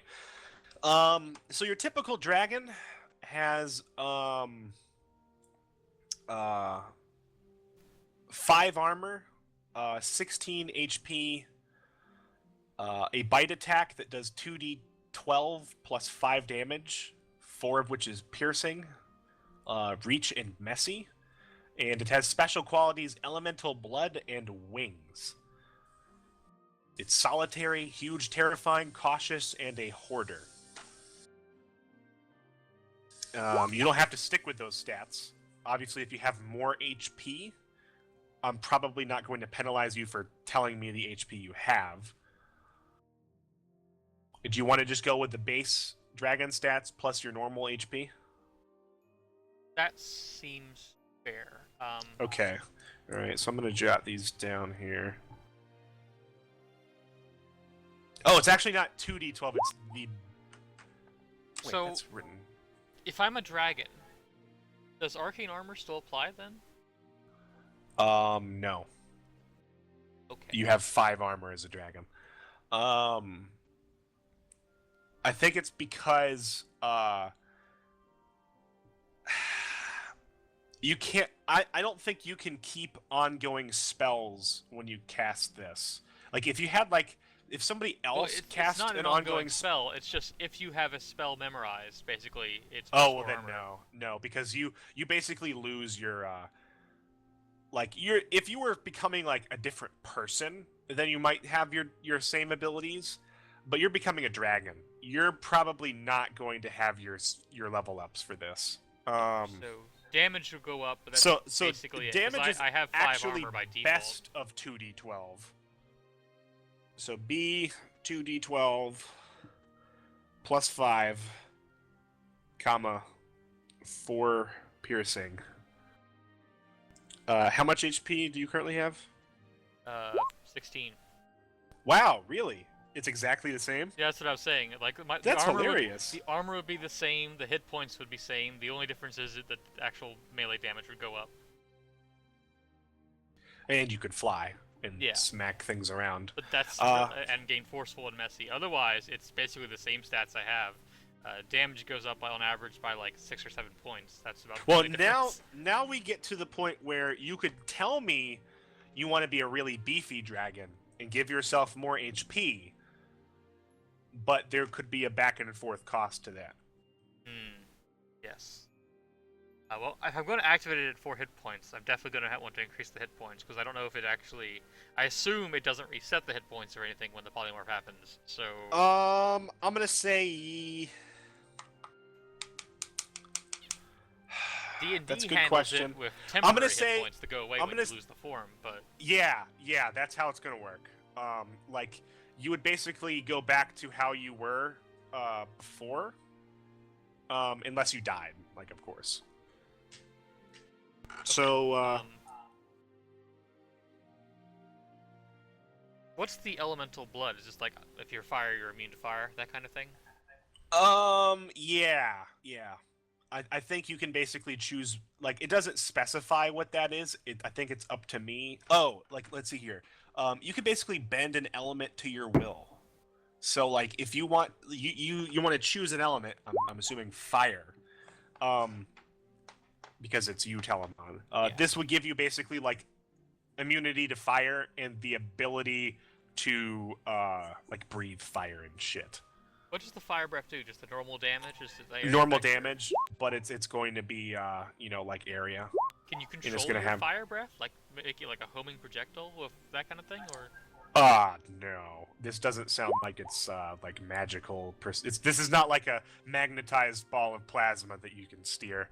This is like, Well, I you know, asked a because it flamethrower. gave me control over that element, so I was wondering. Well, you can bend an element to your will, but it's like, I imagine it's like fire is erupting from your mouth and you can control the fire, but I don't know that, like, I guess you could potentially form it into a ball. I think maybe you could spit a fireball. That doesn't seem too far-fetched now that I think about it. Okay, and obviously I don't get any of my spell. I can't cast spells or No, anything. on that form. spells. So Okay. you want to go with elemental blood fire? Yes. Okay, all right. So Just 'cause any of who I fire am. around you, you're pretty much going to be able to manipulate, stuff like that. Okay. All right. So my conditions. Let's see. Back to the page.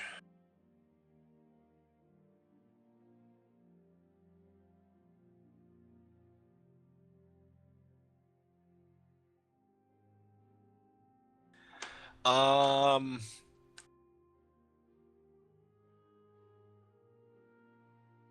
And I'm gonna assume that on the trigger condition it has to be like, you know, I drop between 1 and 3 hit points, because otherwise I'd be dead anyways. Yeah. It might actually be really funny if you die, you just turn into a dead dragon. That depends if spell effects end upon the moment I'm of death going or to not. say... This contingency would end. I'm going to say the creature's mind will be altered as well. It's not... You're not going to fully lose yourself, but I'm going to say you're going to have some instinctual problems. And, there's going to be definitely some control problems. The form has an unintended benefit or weakness. Since you are elemental blood fire, you are going to have an unintended weakness to the opposite. You're going to have an unintended weakness towards cold. Seems fair.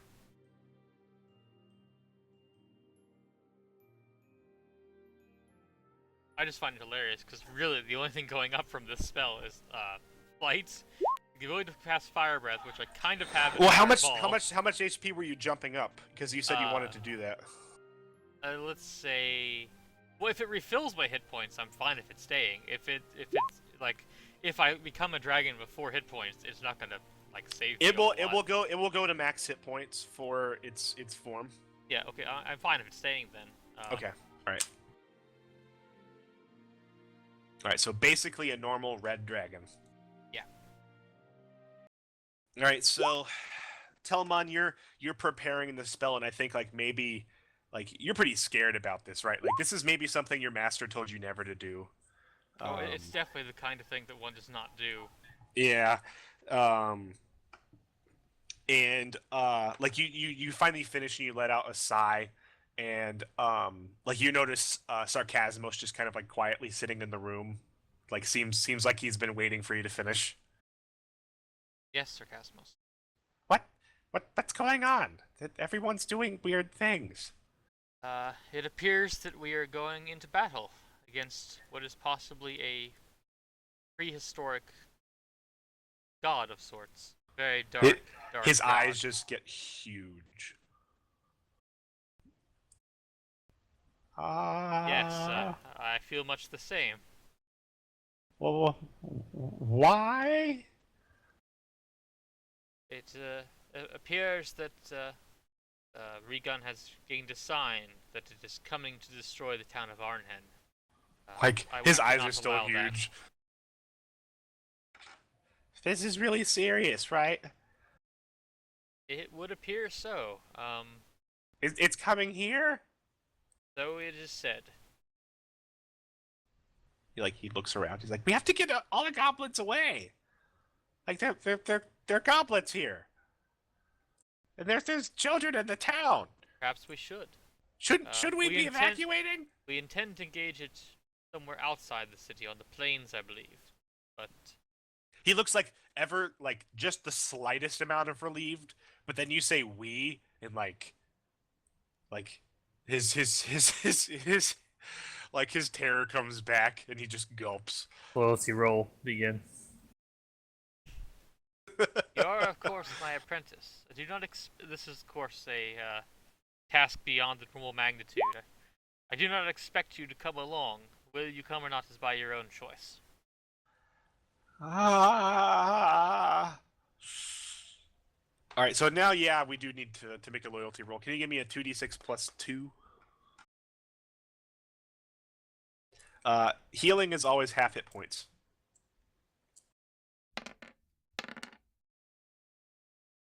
8.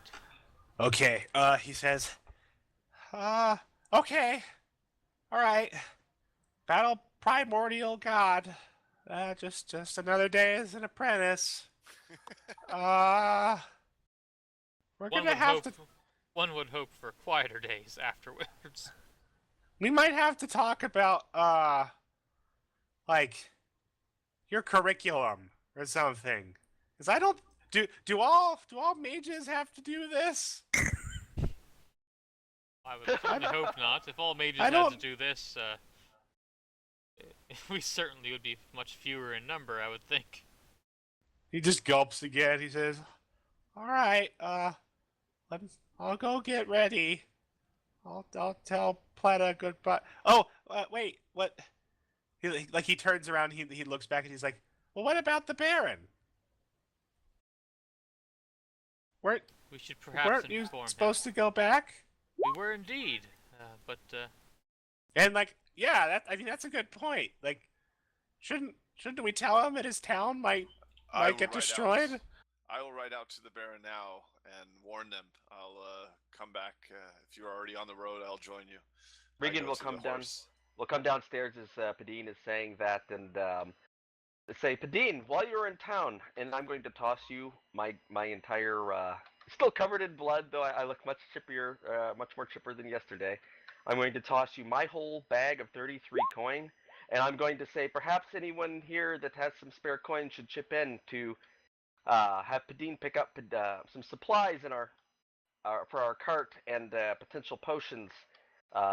Should we have those get injured that cannot afford time to heal, since that is sometimes unpredictable.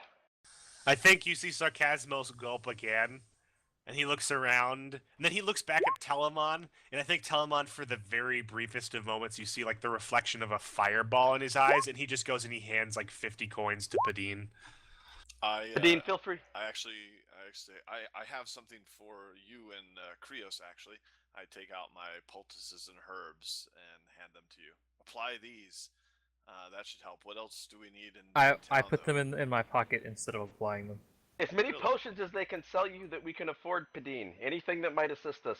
And then I'm going to the motion Thank you, outside. Padine, but I'll be fine by lunch. Feel free What to if take we were my attacked before lunch? Muscles ripple.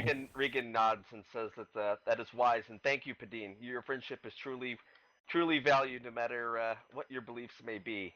But please Feel free to use my cart if you need to carry extra supplies back with us. We need as much as we can afford, and then I gotta So go you're- to the others and. You're not all going back into town? Like, I mean, you're at the edge of the town. How do Well, the I poultices want to work, ride by the way? quickly, so I'm not taking the cart.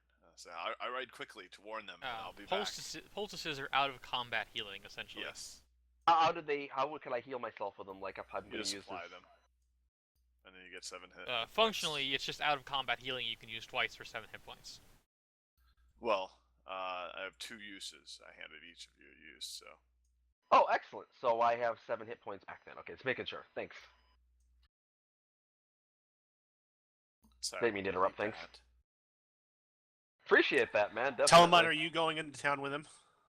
I have spells to prepare yet, so probably not. He needs to spend some time in the tomb for a moment before reaching Alright. her out. Okay. What are you doing, Krios, to get ready?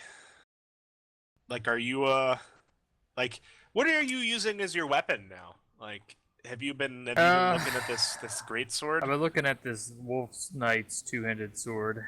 Yeah. It's a really big ass piece of steel. Like it's actually bigger than your former sword.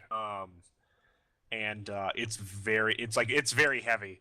I wanted to actually tell you that I thought about the there's kind of a discrepancy in the stats in the book. Yeah, tell me about it. Knife that you gave me, same damage. Well, Longsword, that's same damage. No, that's not a normal knife though. Like that's a really well-made knife that has like a plus. It's the thing is longswords have the exact same stats as a great sword, and that doesn't make any sense to me.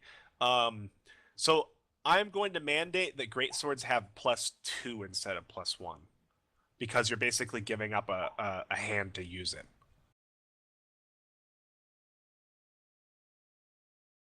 Okay. So you can mark that down, and you're going to leave your armor back here, I assume. Yeah, the Wolf Knight's steel armor. Yeah. So when you're examining your sword, like Telemon said, it wasn't magical, but you're looking at it, and you see these odd things that were definitely not on your sword. Like you're not very experienced with like various swords, so you're maybe not sure what they are. But there's like these 3 odd grooves, like just above the hilt, like right on the base of the blade. And yeah, like you're not really sure what they are, but they're definitely not normal. At least not to what you've seen.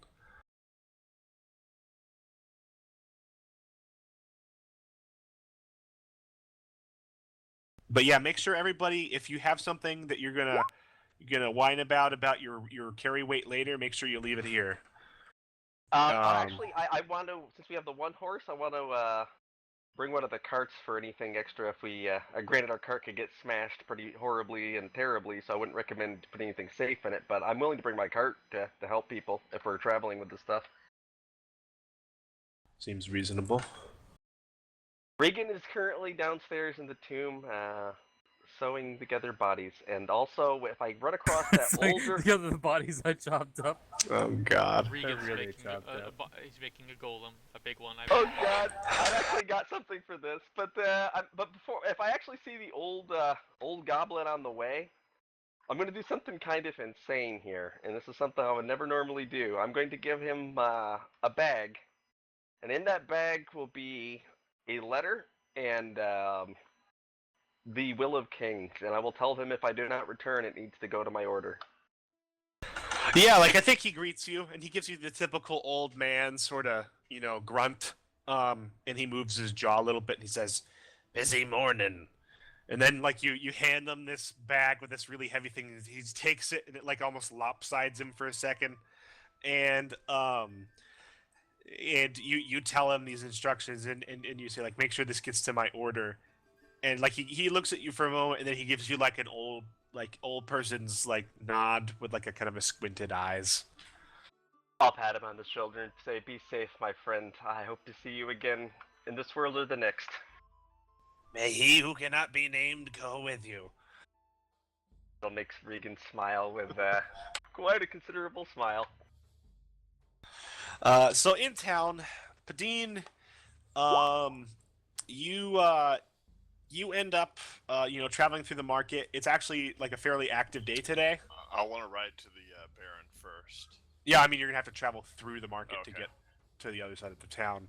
Um, and yeah, you ride up to the rise where the manor is. You see that the doors are once again closed. You hop off of your horse. And yes, I go to the guard. I say, I must speak to the Baron immediately. I have dire news. Yeah, the guard looks at you, and I think it's like the same guard from the day before. Yeah. Somehow miraculously, like, this is one of the guards that did not get slaughtered. And he looks at you, he says, "What, you are expected. Grave news. Yes, come in, Master Bard." And he bangs on the gate, and he's like, "Open it, you damn loaf!" And the gates open. And yeah, you walk your horse in. Time Uh, to the Yeah, post. inside you actually see there's a small stables here, and inside you see like quite a few horses actually. I think maybe you make note of this. Like there's several like unusually sort of I'm not gonna say, I guess, noble looking horses. I'm not sure if I'm describing them correctly. Like with saddles and kept. everything. Yeah, well kept. Very healthy. Good stock. Just already tied up here in the stables. Okay. I will follow the guard to the Baron. Okay, so yeah, well, I mean, like he didn't even actually come with you. Like he basically just saw fit to let you in. Oh, okay. I'll head to the Baron's mansion. Yeah, so yeah, you walk up. Like you hear like a tapping. And you come around the corner and you see that like one of the doors is still off, and there's some workers in the process of replacing the door on the Great Hall right now. Like one of them is getting nailed up, and like you hear like the sound of saws and and hammers from inside. Like not a lot, but noticeable. You walk in, like a few people make room for you, and it's very clear that they're already getting to the repairs of the damage yesterday. And like from out of one of the rooms comes the Baron's steward, and like he does a double take and he sees you and he says, "Oh my, we weren't expecting you so soon." I have extremely important news to tell the Baron. Taking me to him right away, or point out where he is. Yes, most certainly. The Baron will be happy to see you, and he says, "Come this way." He leads you upstairs. He leads you to a door near to the dining hall, but it's obviously like he leads you into a room that's obviously the room that the Baron exited the first time. And it's like a small cozy study. There's another door here that probably leads to his bedchambers or something, or maybe just another hallway. And seated in the room is the Baron, and you can see that like he's like fastening a pair of cloth bindings behind his head, and he's obviously just tied on his mask, and like basically the steward has knocked on the door and been told to come in, and showed you in, and the Baron turns around and says, "Oh, I didn't realize we had our guests already. Welcome. I was just getting ready for the day." I come forward and about 10 feet away from him, kneel down, and said, "Lord Verendus, I come alone because Please stand up. There's no need to bow in my presence, my friend. I come alone because Telamon the Great and Regan and Krios, my companions, they prepare for an unparalleled and very treacherous mission. We have a horrible creature coming from the south. It was foretold to Regan last night from Death himself that a terrible, terrible monster comes from the south and is approaching Arnhen. We ride out to help protect the town and destroy such creature, but if we are to be vanquished, you do need to prepare the town for defenses. And if at all possible, if we could get some supplies to aid us in our adventure, that would be much appreciated."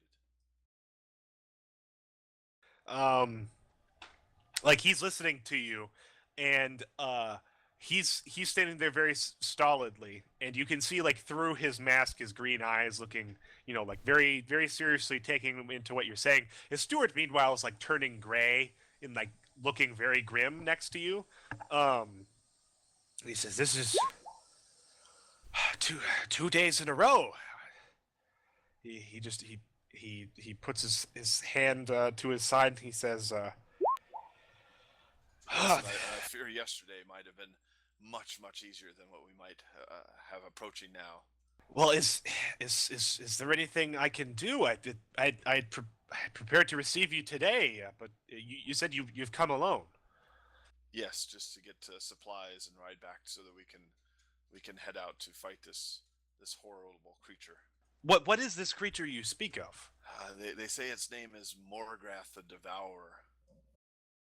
Like the Baron turns to the steward, and like you can't see the Baron's expression, but like it's obvious from the steward that like the steward has like a look of like I don't know what he's talking about. And he turns back to you and he says, "I'm afraid I've never heard of this. What sort of manner of creature is it?" It seems to be some kind of ancient god, almost creature of a primordial past. It's very difficult to understand because I've not heard of it either, my lord. Well, this is most troubling, and if you had been anyone else, I wouldn't have admitted you. But you saved my life yesterday in this very house. I can hardly turn you away now.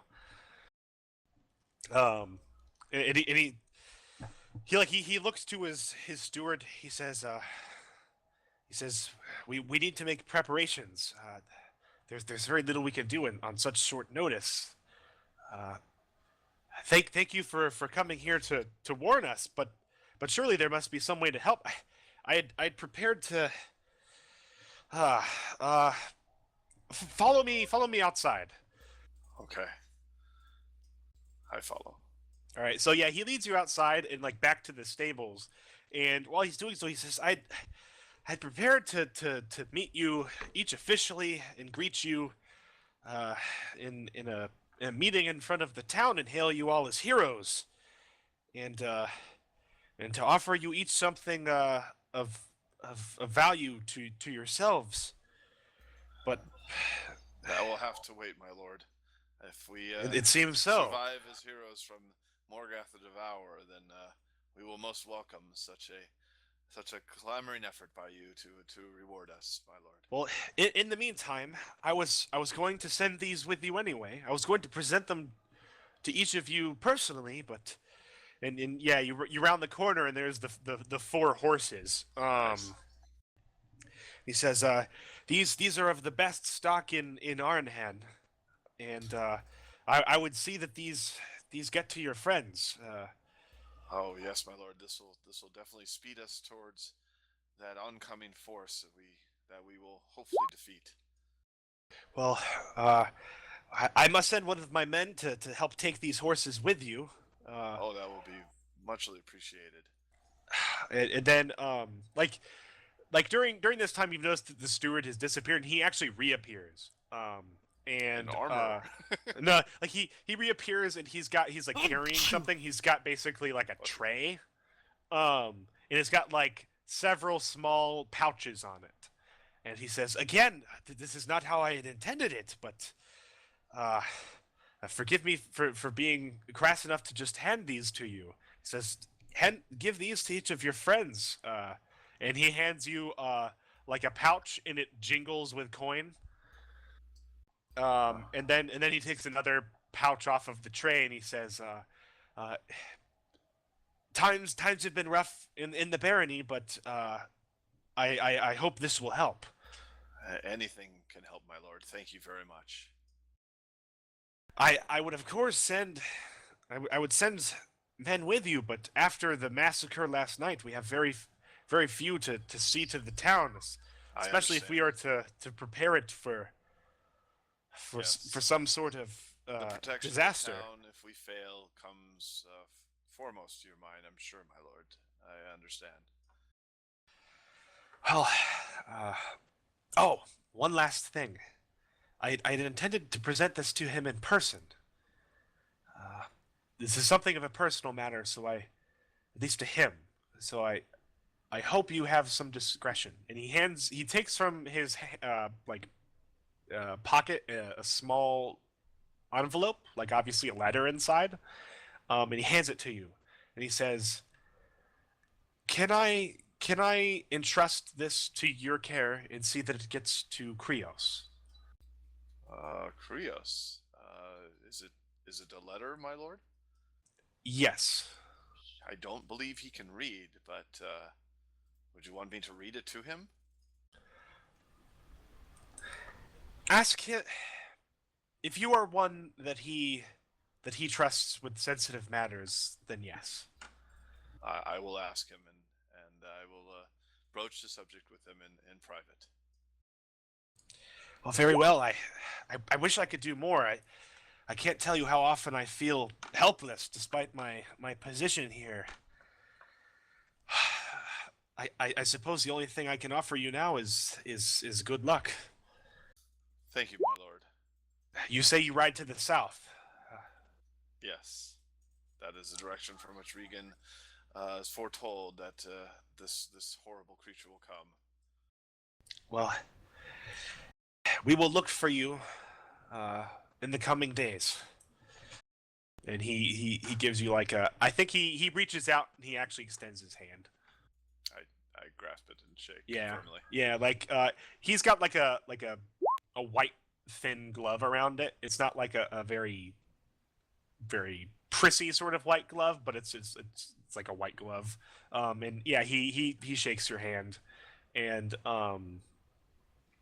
he like after a few moments, a man comes up, obviously like one of the stable hands, and he begins to help you with the horses. Alrighty. I'll tell him we need to ride to town to gather some supplies, primarily healing potions. Who's your best potion maker in town? So the guy scratches his stubble and consults his random name generator. Is it on his smartphone? Yeah, Hope we don't end up fighting the guard when you see the he pulls out his Regan's iPhone. preparing. Look up Morgath the Devourer on Google for me, please. Yeah, and he's like, please tell me a list of weaknesses and fears while you're at it. It is his schedule. Jelinin, no, not Jelinin, Jeline. She is an elf in town, down by the marketplace. She dabbles in alchemy. Ah, very good. How much coin did the Baron give? So, each of those bags contains 65 coin. Okay, and there were 4 of them? Yep. Alrighty. I'll blow 50 from each for more potions and give them 15 coin each. Oh, wait. So, like, you're about to leave, and, like, a stable hand actually is like, wait! Yes. And you stop, and there's this stable hand leading a pony. Like a small pony. Oh, for sarcasmus. Sarcasmus. Yeah. He's like, take this with you. The Baron insisted. Ah. He said the little Sarcasmus. one. He said the little one was of help to the kitchen staff last night. Very good. Thank you. All right, so yeah, Get you. out of the rein of the pony, and we head off towards. Okay. Jeline, you said? Yeah, Jeline. Alrighty. I will ride to Jeline's potion hut. All right. We don't have to play this out because I really want to just get to the nitty gritty here. That sounds fun. Alrighty. Unless you have intent. Let's see here. So I can get 4 and 3. I'll get 7 healing potions then. Blow all the gold on healing Yes. potions. Well, I know we still have 60 gold on top of that, so I could get 8. I'll just get to 7.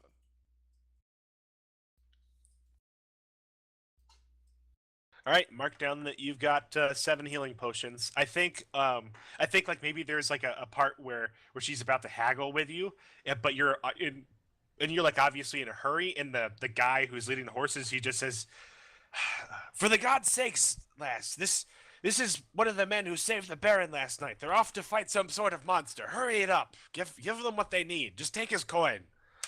And yeah, like at that, she like gets like a very embarrassed look and kind of hot foots it to give you the potions. And she's like, there's the last one. You've cleaned me out. And Is she attractive? uh That is so like what This is when the Krios is DM doing rolls right a now. die for So attractiveness. Krios went to the orc. I'm just saying that. yeah, she's like just like slightly more attractive than average. I would take Okay. 8 as the stock, and then roll a d10 to see how hot she is. Add it to 8, and that's her score. You want me to I do rolled. I already rolled. that? Okay. As I'm leaving, then I'll kind of look back, smile at her, and greet her a good day, or fare her well in Elvish. She like I think she blushes, but I think most of it is just because she's like right apologetic that she like seems to have offended one of the Baron's friends, and she like kind of bows like several times. Like it's a very Asian like yes like several times as you leave her shop. And I ride back to Aris Villa. All right.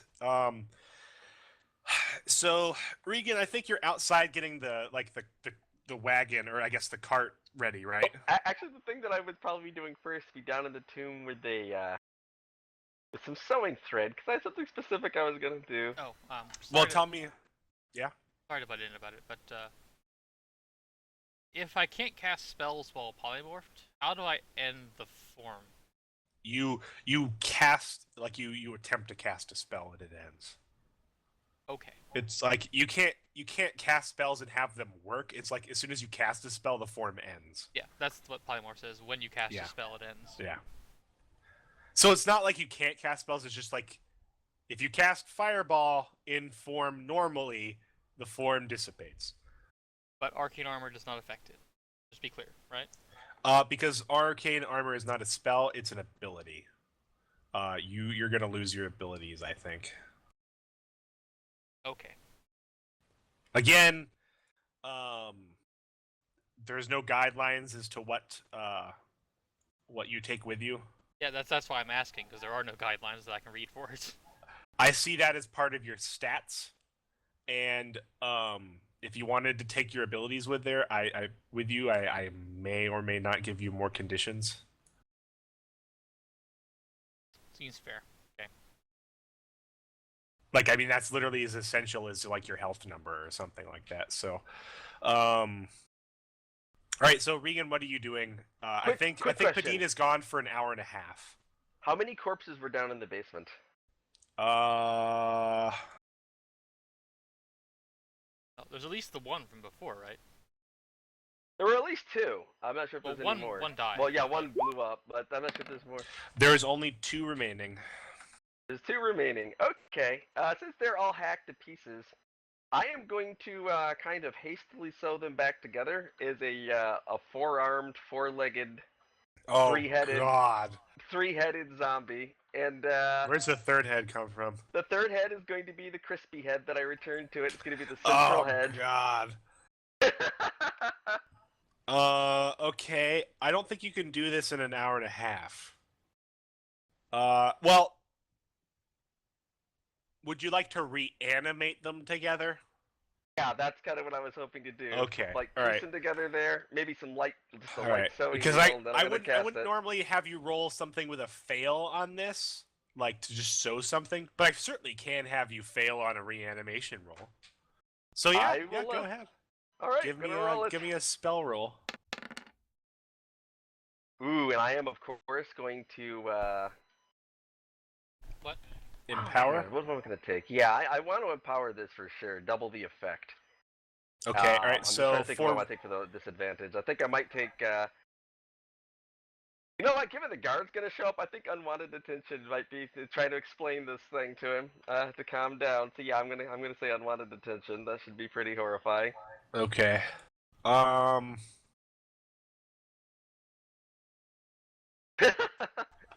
right, so give me a 1d4.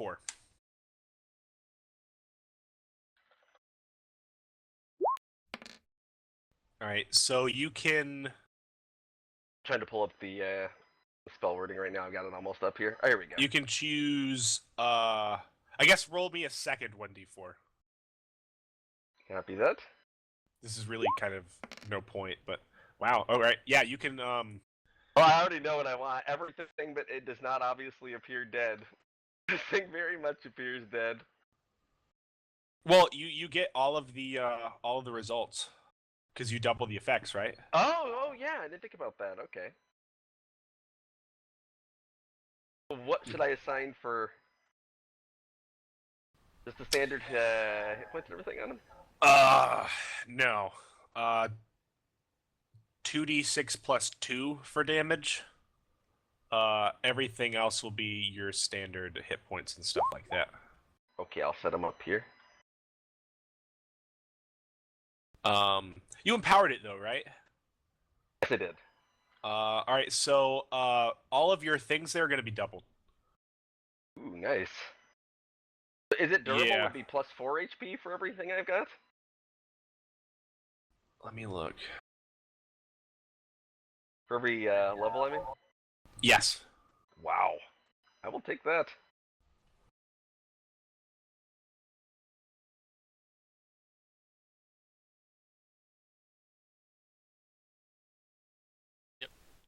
I can't help but think,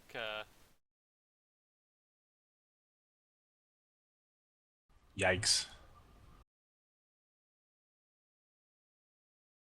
All right. So, I guess you're not upstairs. You're like down in the cellar getting This thing doesn't this appear dead. horrible... How does it appear?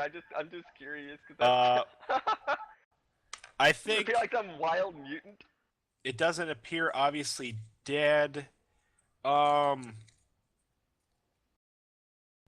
I think you negated that one by putting two corpses I together. think so too. All right, so that one, yeah, that one's gone, but Understandable. all right, so Krios and Telemon, I think like maybe are you guys outside getting the cart ready to go, and you're expecting Padine back any minute? I prepared new spells. Mm-hmm.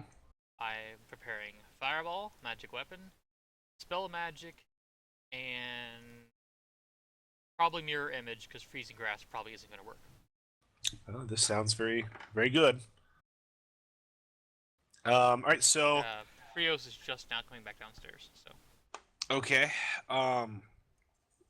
so you guys are outside, and you're getting like the cart loaded. You're Probably have a sheet draped over this thing, but very poorly. It's clear there's something unnatural under it. Yeah, you've like loaded. Did you move this thing out to the cart, Regan? Yeah, I'd be getting it out Oh, to the cart God. probably. Oh, and What? Because we may or may not come back, I have locked the Book of Corin, the signet ring we found, my spell book, and 34 gold in the safe in the villa. Wow. Okay. Is that noted on your sheet? Yes, it is. Okay. All right. Wow, Telemon's taking all sorts of precautions. Alright, I returned. Intentionally leaving his shit behind. This is a daring maneuver. All right, so you guys are outside, and Regan has ushered this monstrosity over to the cart, and he's currently getting it like settled into the cart and trying to get it like down beneath the tarp. Alright. One If you think one it's quick bad thing. now, wait till I put the gauntlet on it when we get out of town. What quick thing, Krios? I went to Turingob, To and what? I'm like, the orc, Turingob, was her name? Ah, right? so during the day you headed out? Like, while they were doing all that stuff. Okay, so you were not at the manor during or the villa during this time. Being as you gave everything to Pedinia. Gave what? I mean, you acted like I wasn't there, so. No, you didn't say you went with him. Yeah. Well, what I was just gonna say, as I would walk up to her, kiss her full on the face, and be like, "Today is a good day to die," and walk away. Yep. Yes, you would.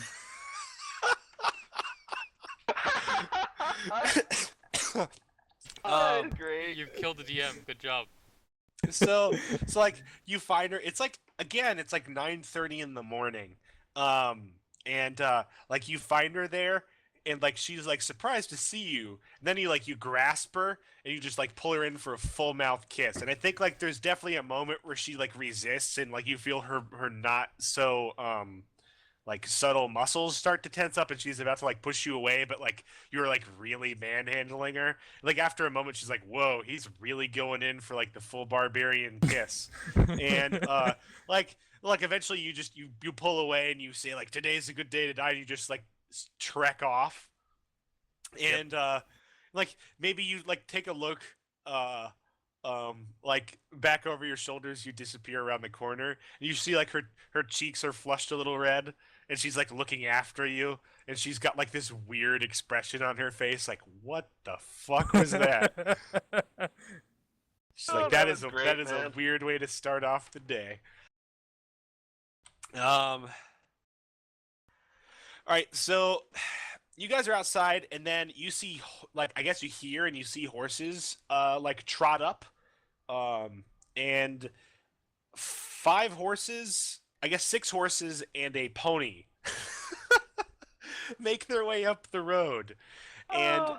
you recognize like the glue factory horse that you bought, Regan, and I think Padine is not riding it. It's like it's being led beside. And there's like somebody you don't recognize who's also riding a horse and leading the horses and everybody else like all the other horses are on their reins.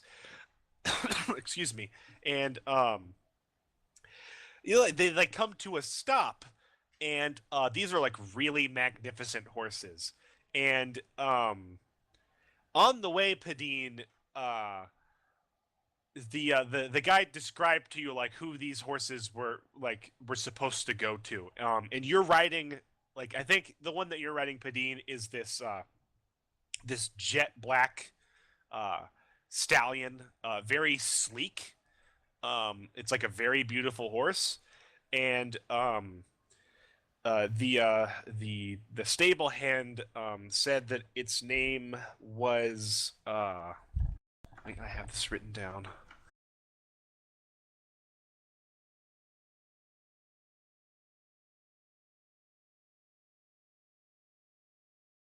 It's too bad you're not into to curses, Telemon, because then we would literally have pestilence, war, death, and. We'll get to your horse, Regan. You're We have the whole trifecta here.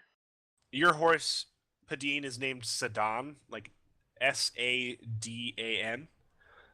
And he was he's like a racing horse, very very well bred, like the Baron's prized horse, and not as big as the other male, but like very graceful and very sleek. It's like probably the most beautiful horse you've ever seen. Um, and Padine, like you have instructions basically for these other horses. You do want to like personally go up and like lead these horses like to their specific Yeah. Okay, so to Krios, who's just now gotten back ahead of you, and who's like still baby red faced, Krios, you're standing there, and Padine leads this absolute monster of a horse to you, like huge, and Like Mega Clydesdale. yeah, very big. It's not a Clydesdale, but he's a very big horse.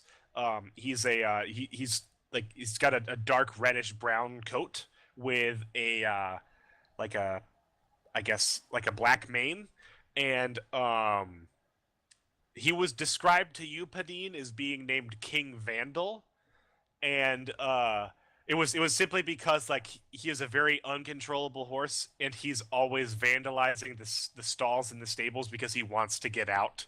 But he's like the most powerful horse that they have, and yeah, this is your horse there, Krios. So Um, I like look it in the eye and I'm going. I ask for a woman and the man gives me horses. Of course. But it's kind of like we'll get along just fine, yeah, won't we? Cracks knuckles. yeah. It's like it's a huge horse, and it's got like a really nice saddle and everything. Um, to Telemon, you lead a paint horse. It's a mare, and it's definitely one of the more docile of the four, and they had described it as like, let's see here.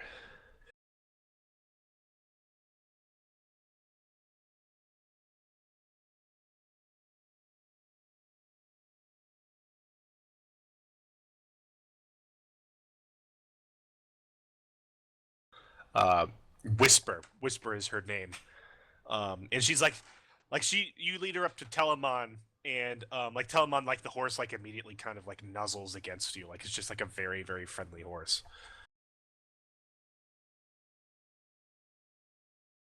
I feel we would get along just fine. And then to Regan, like inevitably from like behind the other horses, uh, like a pale horse, like slightly like with like a slightly grayed mane, um, and it's just like an all like a it's not even like a pure white horse. It's like it's pale.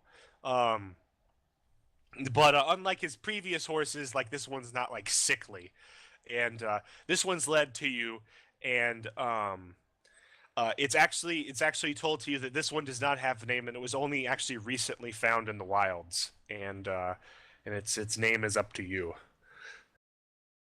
But all of them have great saddles and harnesses. They all look like they've been very well cared for. He's going to Um, bestow upon this horse a great honor, and this horse will not be named. You call your horse the horse who cannot be named? Yes, it is just now my horse. He who cannot. He cannot Yeah. be named. um, and then like I think Sarcasmos is out here, and he's like just kind of watching, and he's like looking terrified at Krios's gigantic horse. And the stable hand leads the little pony over to Sarcasmos, and Sarcasmos is like, "For me, this thing." And the guy nods. He's like, "I've never ridden things like this." And the guy just shrugs, Now's and a good time to learn, Sarcasmus. like he looks back at you. It's like, again, we need to have a talk. Indeed, thus we shall. Okay. All right. And so like the guy eventually leaves. So Padine, you're there. Everybody's got their horses. Padine, you have your giant bag of potions and some gold. Yes, I will pass out the potions. And Do you unfortunately- tell them what happened during your meeting? Yeah, I inform him that the Baron is going to prepare the town's defenses as much as possible while we away, and that I have some healing potions. Start handing those out. I will give 2 to Krios, 2 to me, and 2 to Tell, I guess. Sorry, Regan, you gotta fend for yourself a bit more. Yeah, I figured your big monstrosity will aid you as much as possible. That's fine. Yeah. So the guy leaves without incident. And it's only then that you guys actually like. I think Padine, you notice like there's a movement in the back of the cart. Oh, what is this? Like you walk around to the side to look underneath. Like Yes. you pull it back, and there is like the most hideous thing like you've ever seen. It's like 2 corpses put together with 4 legs and 4 arms and 3 heads. It just looks up at you, and it's like. Oh my gosh! What is this monstrosity? Ian will immediately stand up and kind of wave his arms and say that it's quite friendly. Do not be alarmed. And I'll say introduce yourself. Then you might hear three heads on the inside say hello in various tones of grasp, or one that's kind of higher pitched. I just say hello to it and drop the sheet back or the whatever's covering it back immediately without Yeah, waiting very, for a very response. quickly. Picture the one that's burned in the center, almost having a permanent grin on its face, with the other two heads to its side. All right, so you're all together. Regan says, "We do not want to alarm the townspeople, Padine. Perhaps we should put the sheets back on until we've left its Yes, I borders." already placed it back.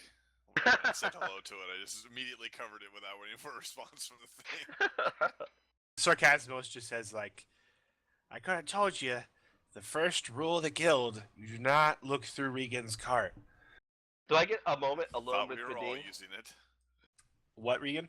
Do I ever get a moment alone with Padine, like after a point where I can maybe? Well, put you him guys aside are, like, before we tear out out? front ready to leave, so Okay, I I don't guess think not. so unless you try That to makes make a sense. moment alone. I wasn't sure if he just ran in the house for something. I could follow him in or something, but if not, yeah, no problem. So Let's get rid of Pleta, that.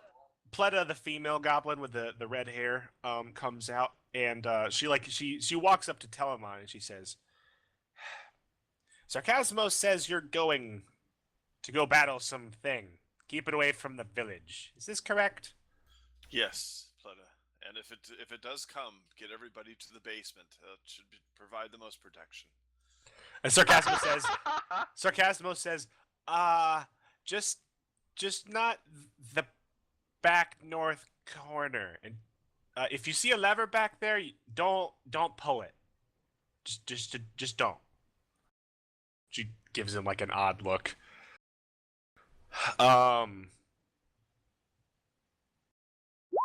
So Playa like wishes you like a don't die before you guys leave. What's the and, weight on a healing potion?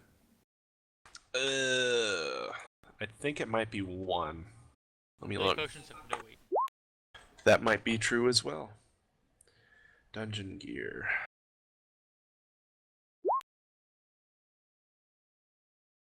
Semi-important because I have to be below my max load. Yes, that does help.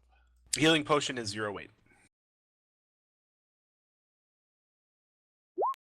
So multiples is still 0 weight. 5 Yep. million. Okay. Okay. It's just if you have a bunch of them, the They're next time you expensive fall and down, a bunch of fragile, them so- shatter. Yeah. The more you have on you, the more likely they're gonna break. Let's say I only Sure, have yes. armor if I'm not at max weight, so that's why. Okay, good to do then. All right, so is everybody ready to head out to the south? God help you all. I believe so, yes, God exactly. help us all is the Let's correct option. say a prayer to Felinadaria before we leave.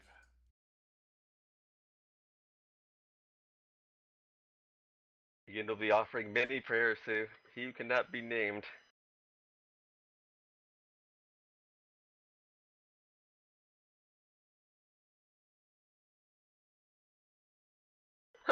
How much room do I have in my cart? Let me look. Just kind of curious, because I have kind of an idea.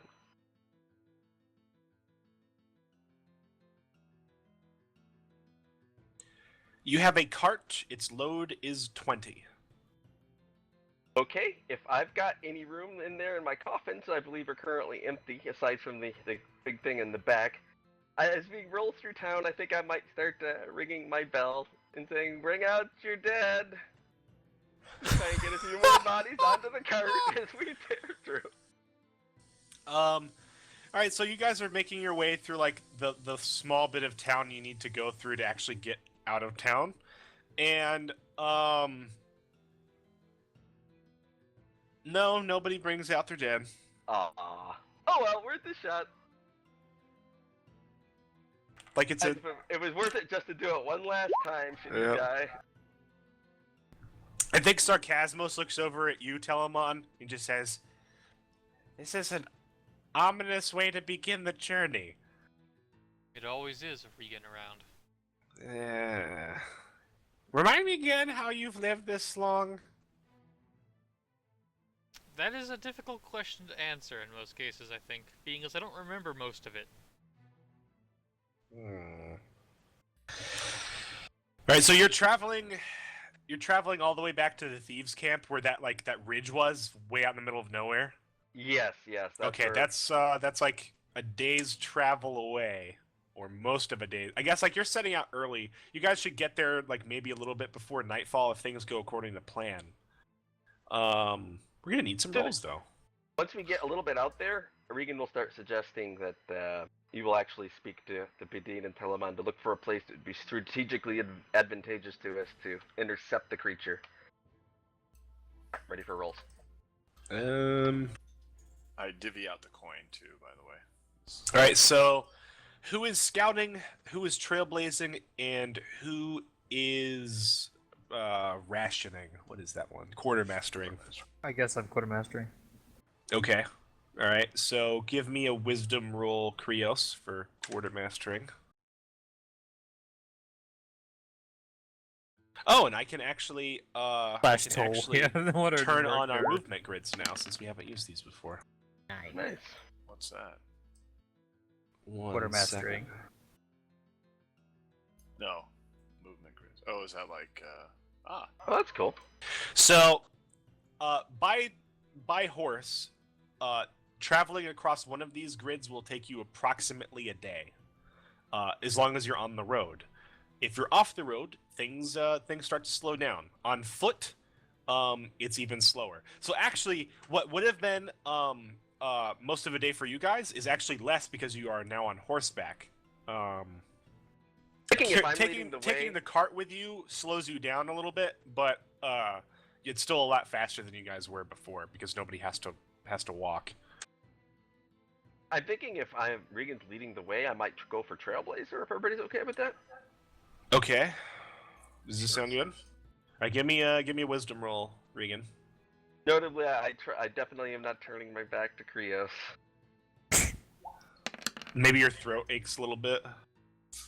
And I guess I will scout. Okay. This is the really important one out of all of them. I mean, they're all important, but Scout's the one that can really screw you. Yay. Okay. Nice job.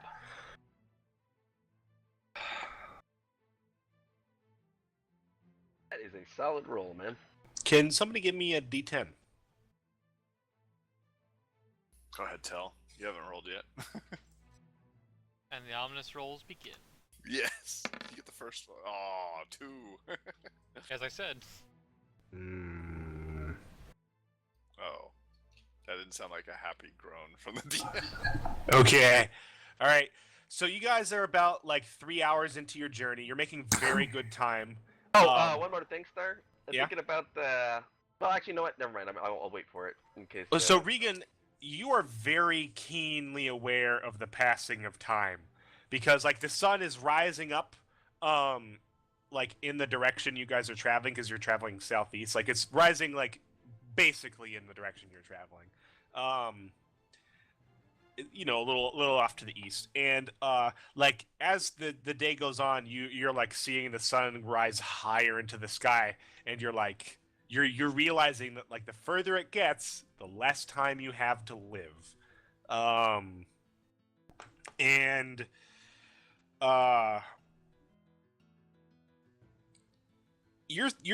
think you're a little bit distracted, Regan, by this. You're making good time.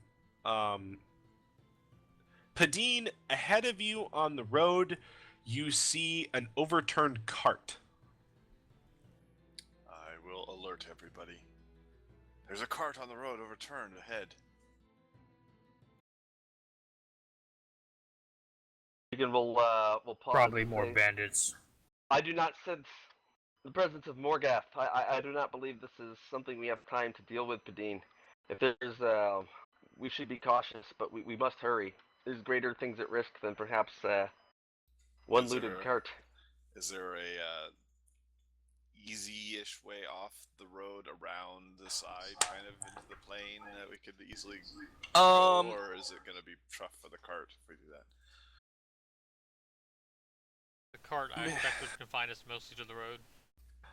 The cart makes it difficult, but the thing is, these are plains. Just trying to stay away from it a little bit, I would point out.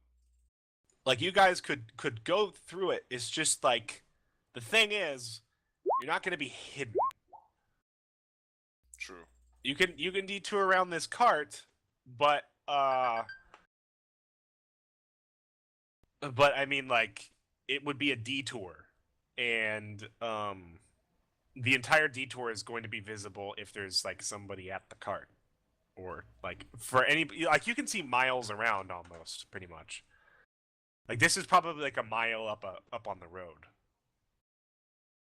I suggest we detour around to try to avoid any kind of problem that might occur.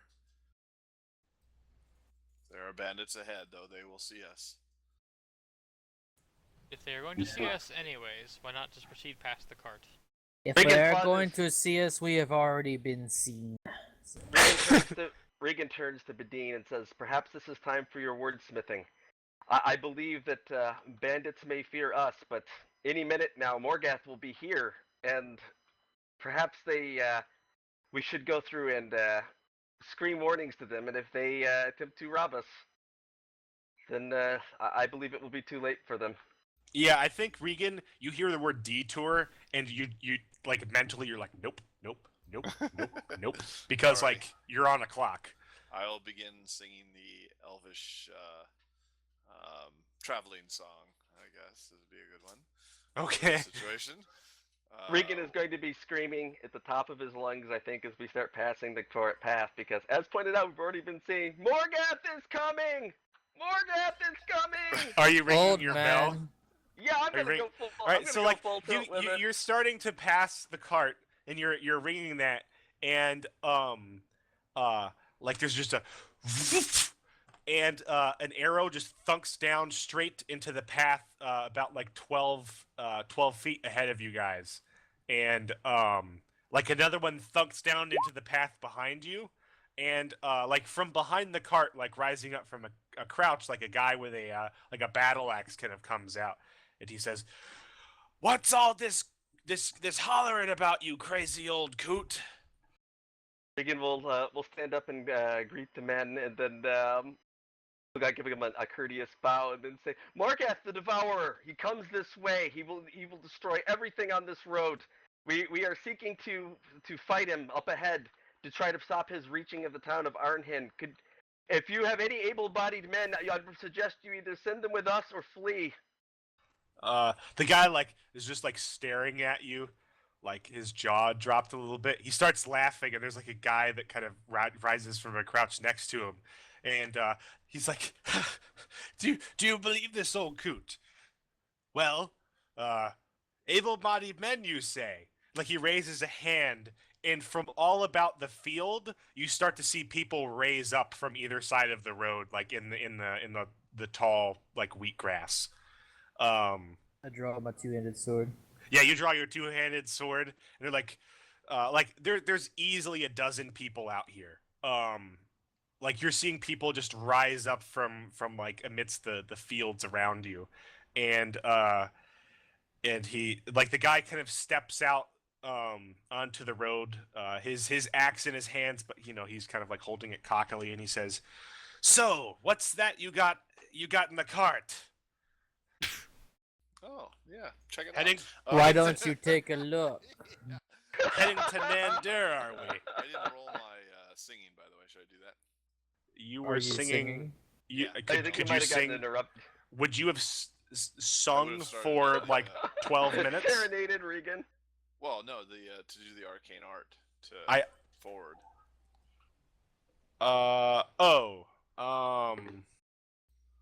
Sing it before, I guess as we. All right, approach. I'll let you do it. I'm gonna reiterate that if I don't pick up that you're trying to do something, make sure you tell me, Okay. because retroactive stuff is not very good. Yeah, I know. But yeah, that's a success. So you're giving Regan aid? No, I'm giving Tell aid this time and Krios a 1d4. Didn't you just say you were giving Regan something? I even typed it. Yeah, I think. Okay. I could have sworn you just said Regan, but never mind. I think we're just talking about me, possibly.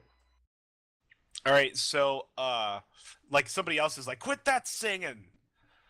Like, are you? You're not like continuing to sing, are you? No. I said Yeah, okay. as we were approaching and stopped. Yeah, when I okay. got there. So like a couple guys start walking out of the fields. As Regan sees them all stand up, he'll stand up to them and he'll start screaming out to the field, "Brothers! Morgath is coming! You have scat moments to prepare! Flee or come with us to God. fight him!" Sarkazinos like leans towards Telamon. He's like, Telamon, what do we do? Wait for the time being. I doubt they will listen, but perhaps they will. So like you make no attempt to interfere with with like this guy and a couple other guys to go over to like ransack your cart. Check out what's Yep. in there. Look I at him smirk. for the I moment. smirk a little bit. Yeah. Okay, so a Sort of couple of smile. guys walk up to either of you with their weapons drawn. And they're If any obviously of them get standing. close to me, I chop them. Oh, Just okay. Yeah. All right. So one of them is opening up the like the sheet over the back of the cart, and it's not the guy who was talking. He seems to be like keeping an eye on everybody, and I think Telamon, you see this guy's eyes go wide as he opens this thing. I think he hears and- a hello in 3 different voices. and like a hand reaches out from beneath the cart and just grabs the guy's neck and just like rips through it and like rips out his gullet. But it happens like really suddenly and almost silently. So like the guy standing next to him doesn't even realize this is happening. But as this happens, a couple guys are walking next to Krios, and Krios just takes out his sword and goes to like slice at him. Krios, give me a hack and slash roll.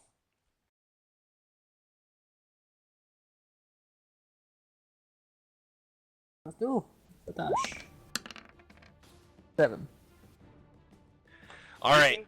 Good. So, like the guy who you turn to slice, like he sees, there's a couple guys that are walking to you with their weapons drawn. So they see you draw your weapon, and one of them is like, "What's this?" And he's like, The weapon They're was drawn attacking. since the beginning of the battle. So yeah. "Well, there wasn't a beginning of the battle. You just said I draw my weapon and I slice him. I'm quoting you directly for that. So your weapon was not drawn."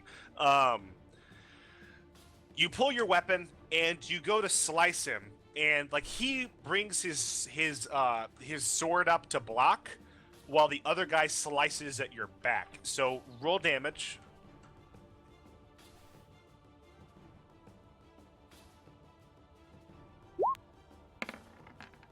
All right, that's very good damage. Now roll d6 plus 2.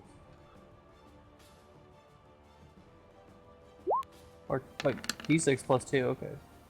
I You- rolled 2, but Yeah, it's you take 5. 5 damage. As it's like you slice at this guy in front, and you like the thing is you're up on your horse and you have this massive sword, Krios.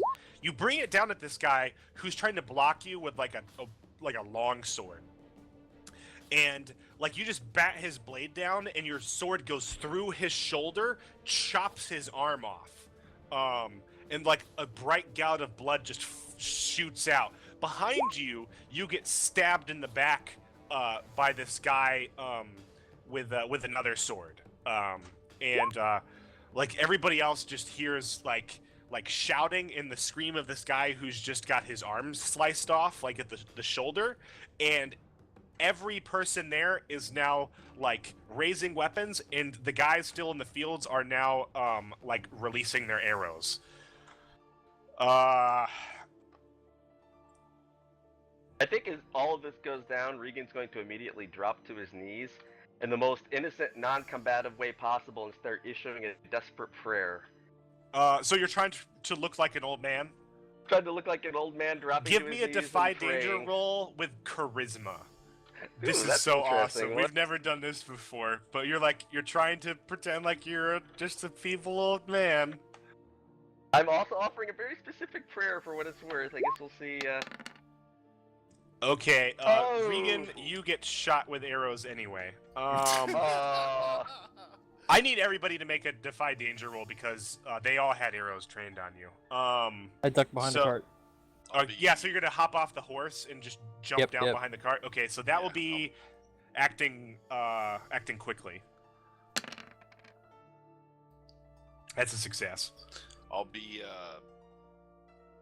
spurring on my horse to kind of ride over to towards Regan.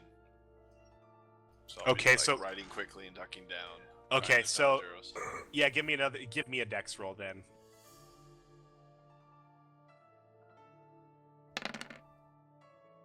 All right, so we'll figure out what happens to you in a second. Telma, can you give me a roll? Yeah, this is good next for me as well, as I try to ride off and avoid the arrows.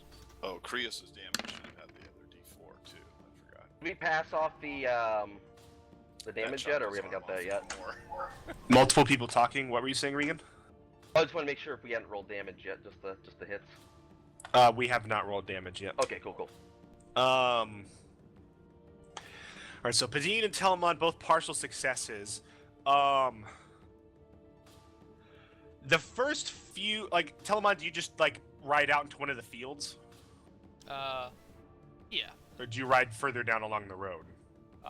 Probably, I guess, along the road. We're surrounded, right? Essentially. All right, so because there's Telamon- guys in all directions. You can definitely ride down along the road, and like avoid this small volley of arrows coming towards you. It's just like 2 or 3. There's only like maybe 1 or 2 guys pointed at each of you. But in doing so, you're going to be riding straight for the guy with the battle axe and like his closest buddy. And you're going to be putting yourself in imminent danger over there. What is your choice? Like, I'd rather ride toward one of the bowmen and try to avoid other arrows than to run toward the battle axe guy. okay, all right. So you can do that, but you're gonna take some hits. That's fine. Okay. Padine, how do you ride your horse out of the way? Like you're just riding towards Regan? Yeah, I'm riding towards him to kind of come to his aid. Okay, so several arrows fly past you, and a couple stick into the cart. One hits your horse's flank, just grazing it, and you very quickly realize that you're not riding fast because you were already up next to the cart. So you basically just like trotted your horse a few feet forward. You can either burst out into a gallop and flee from Regan, or it seems even more likely that your horse is probably going to get lit up with arrows. Like the thing is, you're under fire and you trot forward like maybe 3 or 4 feet. I'll go into the gallop and ride past Regan. Try to draw Okay. some All right. So for Regan, I need you to roll D6 plus 3. These are some damn good arrows. Holy crap. Oh, it's not one person. Oh, okay. All right, Wow. you take 5 as several arrows like smack into the front of the cart, and like at least 1 or 2 of them hit you. Armor negates one, right? I'm making sure.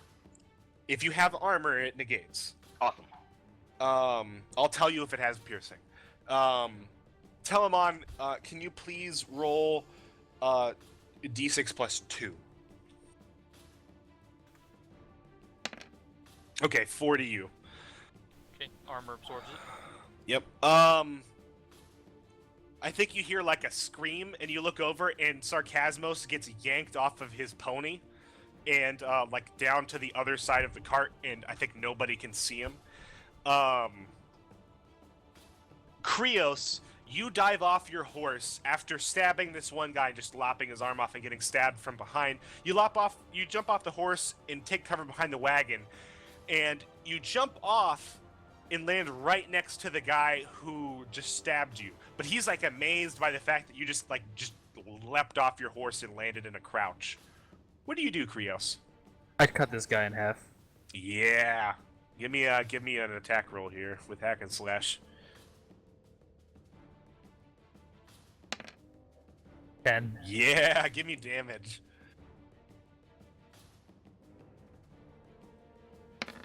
5. 5. Okay, so you I think the reason you don't kill him is because you land, you're trying to hunker down to keep, like, arrows are flying about you, and you don't get like a like a full overhead swing at him. I think you have to actually do like an uppercut swing, and your sword slices across his chest, and he screams out in pain as like a line appears like straight through his like thin leather cuirass, and he jumps back and flees, and maybe like you stab at him a couple more times, and basically he's forced to flee from your cover. Regan, I think like by now you've probably tumbled into the back of the cart, like taking cover from these arrows, and like you're lying in a heap next to your like four-armed monstrosity. What do? I continue my desperate prayer and embrace the pain as I use my right arm to draw a symbol of he who cannot be named with the blood from the arrow, and continue chanting, saying my prayer desperately as I attempt to cast a perfect summons. Oh god. Holy shit! Talk about giving nobody a heads up. Oh god. I'm empowering this, Oh my gosh. and I am going to double the effect, or not double the effect, double the targets, and also summon Dermatorius, the Unhallowed Warren, an Internal Jailer. Oh boy. Alright, so I need to open my Regan's Deity / doc real quick. Holy shit. He's Figure the Eternal Jailer is the one to show up. Krios, you probably should have killed Regan. I'm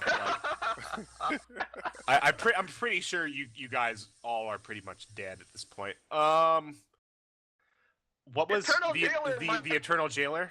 The Eternal Jailer. Okay, all right. I'm scrolling and I am looking. Technically, I did kill And- Regan, just saying, but yeah. Well, like actually, like finished him off.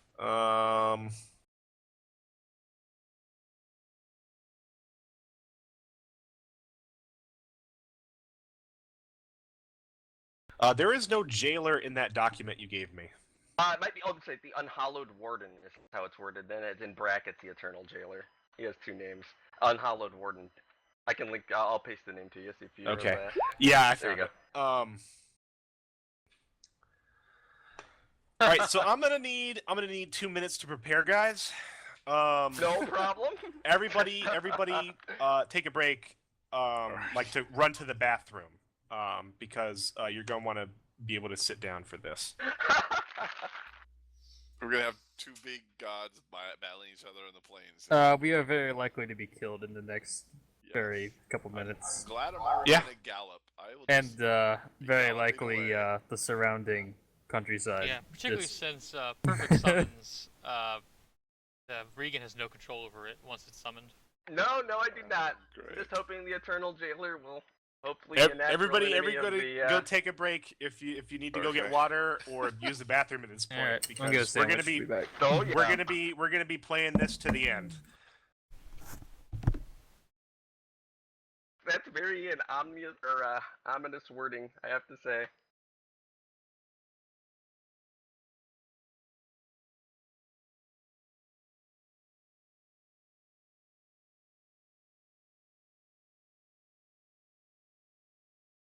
Yeah, I'm putting a -1 on my sheet. If remind me to tell Star when he gets back.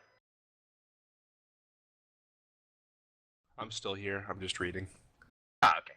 I with the -1, I'm going for the empowered effect. May not be Alright. the last thing I summon before this is over. It could be pretty horrible.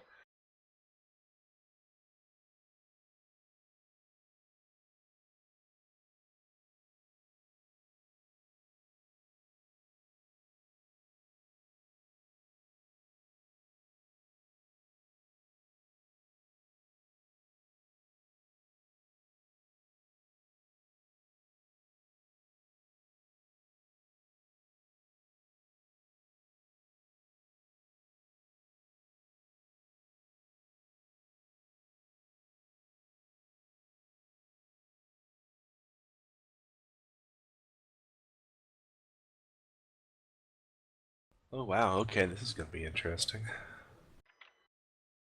If there was any role in our whole campaign thus far that I would have gotten a 10+ on, it might have been that one. Yeah.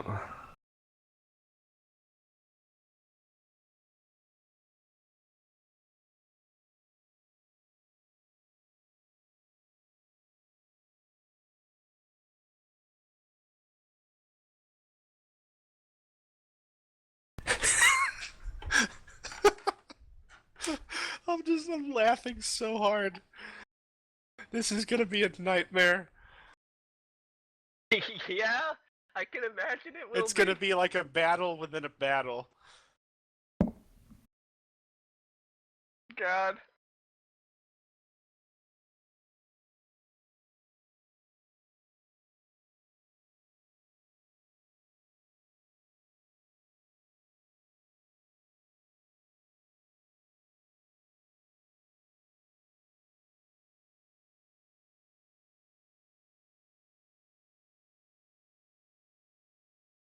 I never actually thought I would get to go to my Morgath the Devourer tab.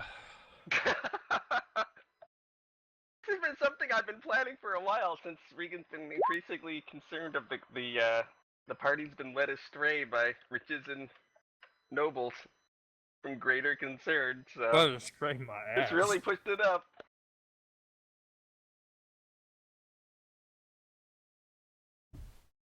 If anybody's astray, it's probably you. I do find it hilarious that I am lying to the party to summon unspeakable ancient evil to a populated land, yet I am trying to do it for good intentions. That's just if I die here, that's pretty much about the most You Regan know, death I you can sound imagine. like a cultist right now. Just saying. That's what Regan is. So yeah, kind of anyway. There you go. He's really trying to do this for absolutely 100% good intentions. In fact, the reason he summoned the second thing was to fight Anybody's the first thing, fault, but it's God knows how Death's it's going to turn fault. out. Gave you the choice. Maybe it's just Death's plan all along. Keep pushing Regan until Regan just went insane and summoned a crap load of things to Earth. It's really been Death playing the long game the whole time. Is everybody back? I'm here. I haven't heard. Is McLeod here? Beth, I'm here. Oh, okay, that's Okay. what that was Foster eating something. Oh God. I am just on the, very much waiting to see what happens now. Alright, so, Regan, like, you stand up in the back of the cart and throw your, like, hands to the sky and you just start your summoning spell. I kind of pictured I would stand up with my bloody arrow, holding onto it, possibly with just like drawing that symbol that's now like ablaze with light on my my chest piece, and I will scream as I conclude the spell. Morgath has arrived. He gets shot with 10 As loud arrows, the as spell possible. stops. Alright, so you stand up and, like, the clouds, like there's like a sudden gust of wind as both of you, like, I guess, start to ride out into the fields. I think Telamon and Padine, but you're riding into opposite directions almost because you were on opposite sides of the cart. And like, wind starts to pick up like immediately, and like above you, the sky begins to gray, and like the thing is, you're still in the midst of battle though, and Telamon, you're riding straight towards like a pair of archers. There's wind like howling and picking up this grain about you, and like the guys in front of you use eyes are wide. Like one from the sudden storm and two that you're charging at them. What do you do, Telamon? I wonder at the wind, but I go to lop off their head. Okay, all right, give me a hack and slash roll.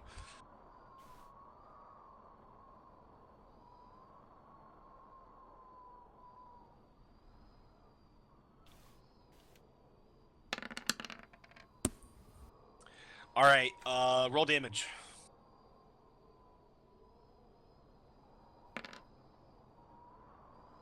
Ooh, okay.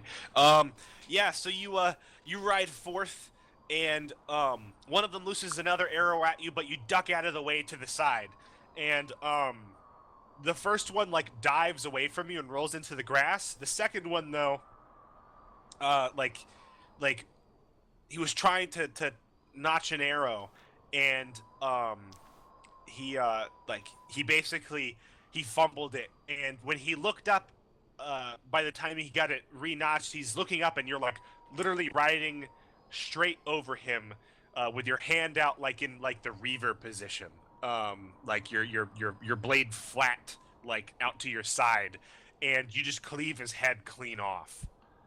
And there's like this surprised look on his face as his head like tumbles off of his body, and you see it like tumble towards the grass, and then like maybe you do a double take as like his head starts to like get picked up and like float up into the sky.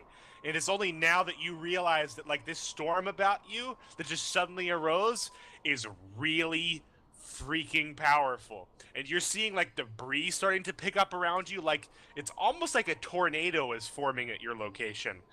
And you see like an arrow get shot at you from across the way, and it gets kind of picked up and like zipped off in another direction.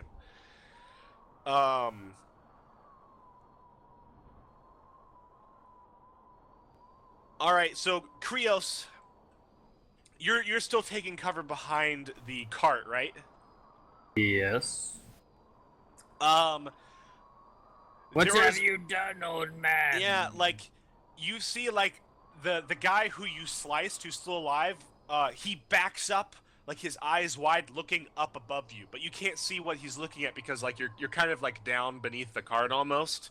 And he starts like running away, and directly in front of you this massive like skeletal foot just goes whoosh, and comes Great straight down spirits onto the path, above. and it's like as big as your cart. What have you done? Like Telamon, you're turning around and you see like out of nowhere this giant 30-foot like skeletal form of like this like partially like winged creature, like this like Regan, can you describe this for I us? quaff a potion. Yes, I can. I think you hear the sound of chains, many chains. I will read you the description here. It appears as a skeleton of winged humanoid creature about 10 meters tall. He is wrapped in chains with powerful magic runes which he uses to bind his enemies, and it is legend that the gargoyles were created in his image as an eternal watch of the mortal realm. Yeah, so like there's just this wind howling about you, and there's this giant like winged skeleton thing just who seems to have just arrived and is just like landed there. Right now he's actually like facing back towards Arnhen almost, and he's like in the process of slowly turning around. Padine, you hear something like behind you, and you turn and you just see this sight. Oh, wow. And like there's bandits like fleeing up the road, like just away from whatever the hell this is, and you see, like Regan, are you cackling madly? Do I see just the skeleton thing, or do I also see another thing? Well, you look for the I think skeleton, Regan- and then like you start to look back, and up the road, like in the direction you guys were going, you see like a swirling in the air, and like at first you don't even really see it, Padine, because it's like at an angle, and you see this darkness like starting to sort of emerge, and it's like there's a hole in the air, and it's starting to get bigger and bigger. And Megan is slapping the gauntlet on his minion and then turning and screaming out as loud as he can, "Stop this madness! Morgath has arrived! We must fight Morgath!" And he'll take out his mace and try and rally You say people. that, and there was that kind of a thunderous crash when the gatekeeper or the jailer set foot upon the earth. There was like the sound of like a mountain landing upon the grounds. And Regan, you turn around, and there's this giant, basically black vortex in the air. It's widening, and there's this thunderous crash as a giant mass is deposited like straight upon the road, like ahead of you. And like the vortex is like slowly sort of starting to recede like behind it. And you see this giant, like, spherical, like, writhing mass. And there are tendrils everywhere. And you feel like the worst sense of dread that you have ever felt in your life. Everybody who's seeing this. This thing is, like, easily the size of like, Arnhem, almost. Like, downtown Arnhem. It's It's huge. It's not floating. It's on the ground. It's got writhing tentacles, and as you look closer, mouths start to appear everywhere with teeth. And then like, I think I'm gonna need everybody to make me a check. This fear check. Oh God. Everybody, please give me a roll with wisdom.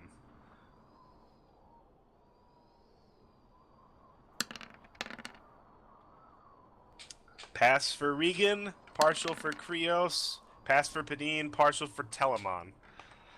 Alright, so Regan, like, you feel your bowels shake a little bit, but like you're like, no, I have the jailer at my back. I am ready. And you just throw yourself into fanaticism. And this is like the only way you can cope with this. Padine, how do you cope with this? Like the appearance of this gigantic thing. I will. With it's black and it's this huge spherical mass with many eyes and many tendrils and many mouths. Well, I guess not many eyes, just many mouths and many tendrils. I will begin to sing the orcish song of battle. So like you just give myself you don't some even bravery.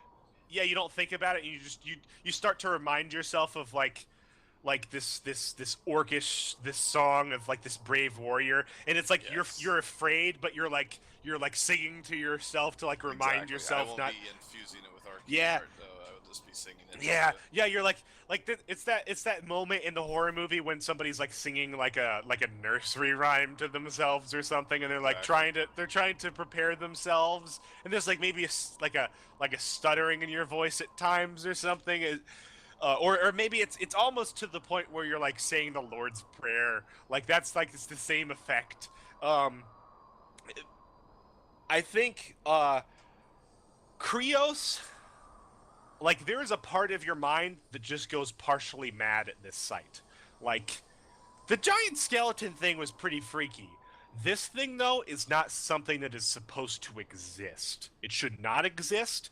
And as you're looking at it, you see slits start to form on its mass in like many eyes just randomly dispersed over it start to slowly open, and one like looks like directly at you, Krios, and you're like frozen in place. Telemon, you're out on your horse, and your horse is still running, and it's actually running faster now, but you experience the same feeling of paralysis. Like you're just like stuck in place. Like you can't really move. Like you're not like gibbering mad with fear, but for the moment your mind is just trying to like brace itself.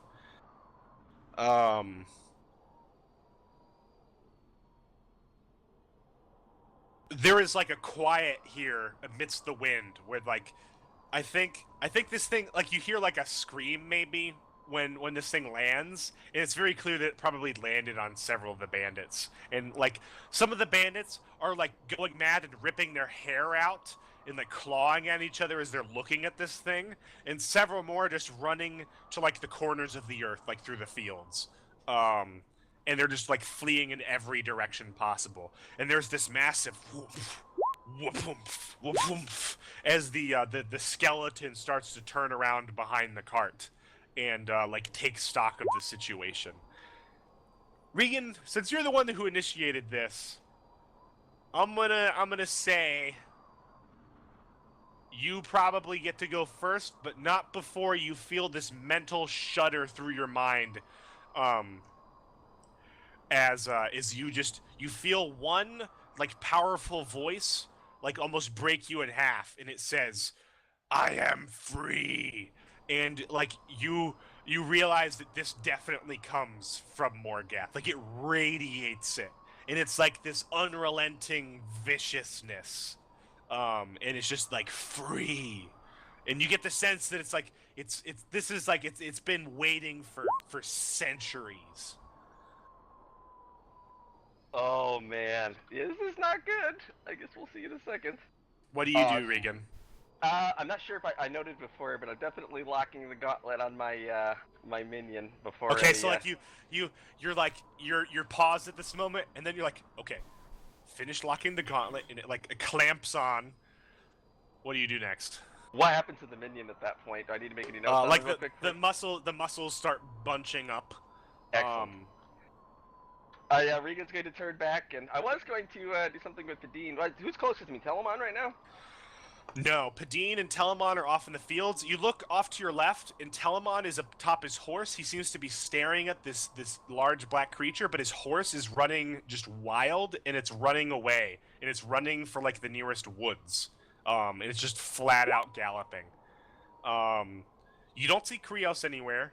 Padine is like stopped in the middle of the field. His horse is kind of bucking a little bit, but it's not running, and Padine is like looking about the scene. But he's not close to you at all. Yeah, I think Regan is going to fire up his mace with light purely for almost like a banner, I guess. We see how that goes. Unnecessary probably, but Ooh. this thing must just completely kill my magic, I guess. So You raise your mace, and like you feel this tension in your arms. What spell were you trying to cast? Cast light. You feel a burning sensation down like your forearm, and your spell is absorbed, like it is gone. Oh, is it gone forever? Wow. Well, not forever, but you forget it. Oh, okay. I was like, and wow. like you can feel your magic just get sucked into one of these maws. Like I think one of the many mouths on this thing is like jagged. It like opens up, and you feel your light spell just get sucked into it. Regan's definitely going to try to ride up, I guess, towards Padine. Probably detach his cart and just take the horse and start galloping towards Padine. Well, you jump onto the horse, and then like there's a crash behind you, and you look back, and you see the jailer, and it's looking down at you, and it says, "Why have you summoned me here?" Regan will turn and point to the creature and say that an enemy that belongs in your care. He needs to be banished from this realm.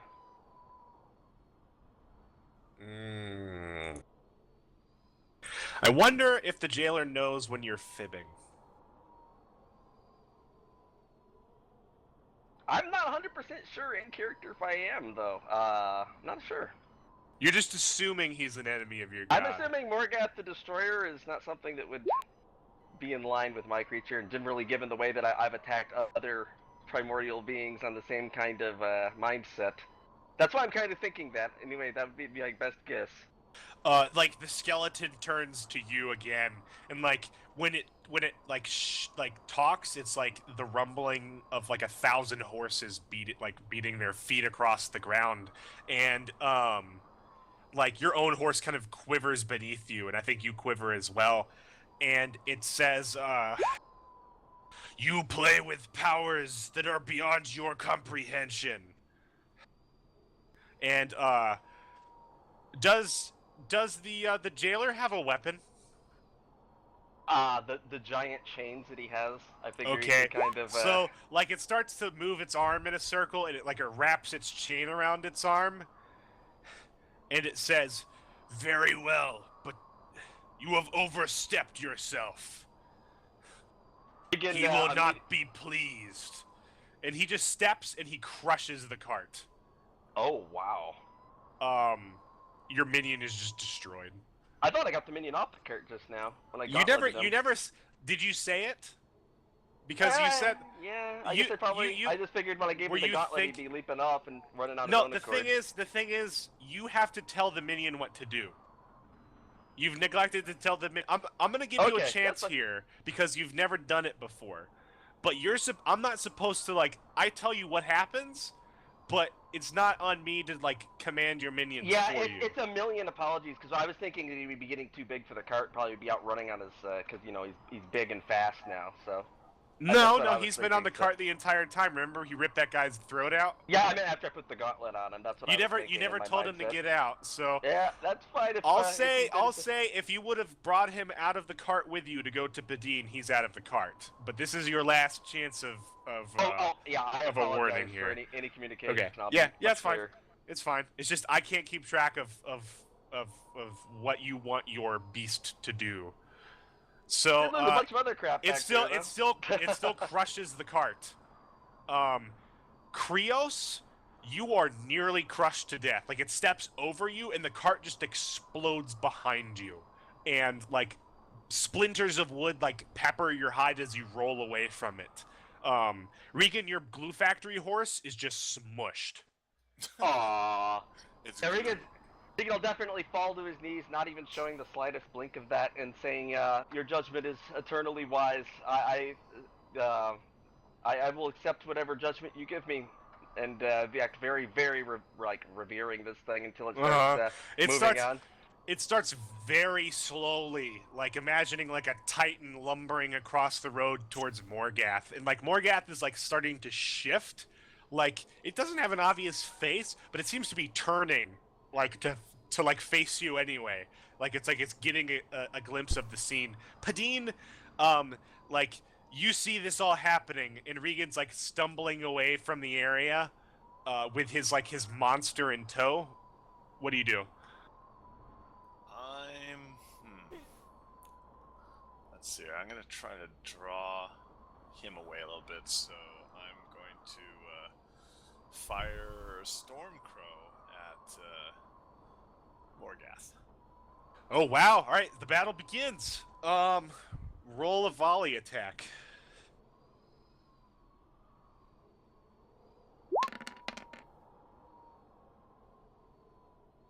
Okay, and with that I get to choose. I'm going to be. I don't want to put myself in danger with this thing. It'll slaughter me in one shot. Let's see here, what my choice is. Volley is. Tinted is not what you want here. I'll do the minus 1d6. I'm trying to get its attention a little bit, but not putting myself in danger, kind of thing. And I'm gonna lightning strike him too, hopefully. Okay. All right. So roll your damage. Your Stormcrow is 1d6 plus 1. Normally? No, just 1d6. It's whatever your hit dice is. Stormcrow doesn't have a damage. Yeah. Okay. Minus 1d6. Oh really? Do a d6 then. So 1 point of damage. Well, at least you didn't do negative. So you fire your arrow off into the sky, and it just gets carried off by the wind. And it eventually impacts the side of Morgath, but it like just shatters. Like it doesn't hit point on; it hits like sideways. Okay. So it doesn't even stick into him. No. Poop. Alrighty. And there's absolutely no fucks given. Try something else next time. Regan, are you still running to Padine? As soon as I'm clear from him, I will shudder at the thought that I may have offended he who cannot be named, because that certainly was not Regan's intention. And then he's going to pull the reins on his horse and gallop as fast as he can towards Padine and scream, "Brother! Okay. We must so take this." Good.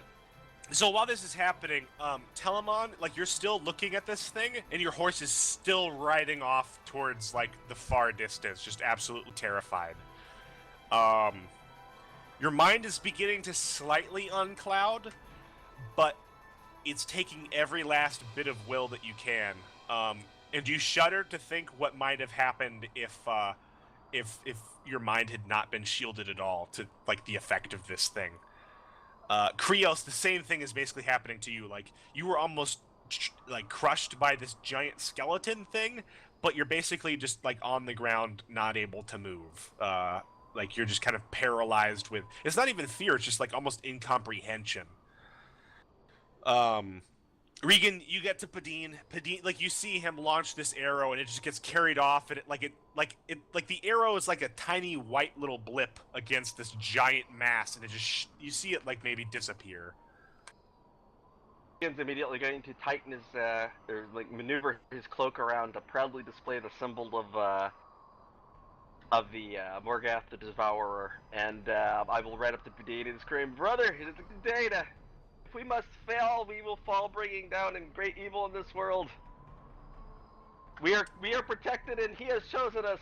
Let's go." I begin to ride with Regan. Where are you riding to? As soon as I get up, I'm going to actually try to regroup with Telemon. Is where I'm going to do the next You stop. see- Get us you all see, together like- for the charge. You see like the barest glimpse of a horse, maybe half a mile off.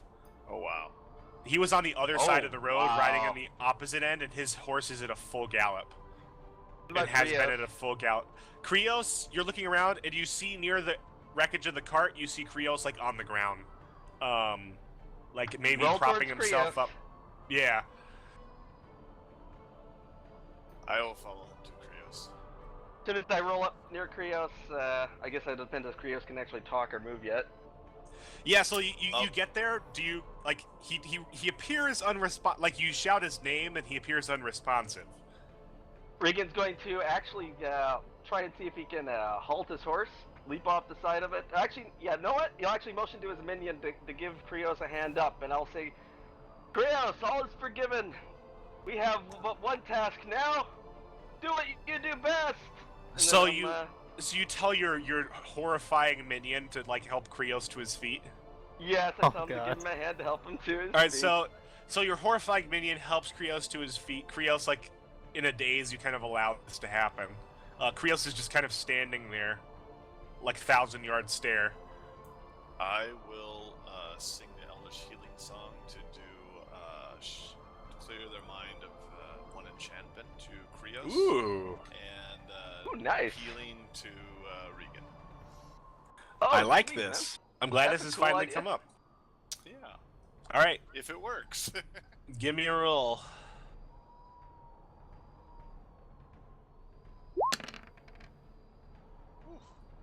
Okay. Man. well, Nice. Reverberations and drawing some attention. It might be what I wanted to do in the first place. We'll see about that. Oh yeah. boy. Healing 4 to Regan. Okay, so Krios, like, I guess, Padine, describe how you wake Krios up from his daze. Well, it's like a let's see here, what color?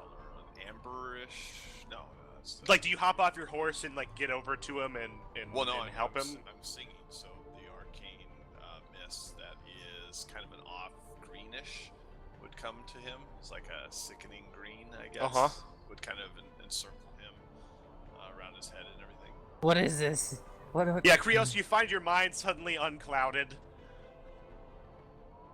There's a horrifying four-armed creature next to you, but you've seen it before. There's an even bigger horrifying There thing are right in front of me. way more horrifying things in front of you now doing battle.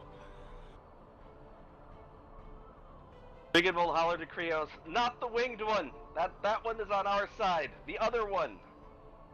Like, as he says that, the winged skeleton, like, rears an arm back, and you see, like, this chain that must be, like, could probably stretch across half of the town, flings straight up in the air, and then he brings his arm back and he just wails it straight across this, like, this black fleshy mass, and you hear this like this unearthly shriek from 1,000 mouths as it, like, this burning like the burning runes on this this chain just whack into it.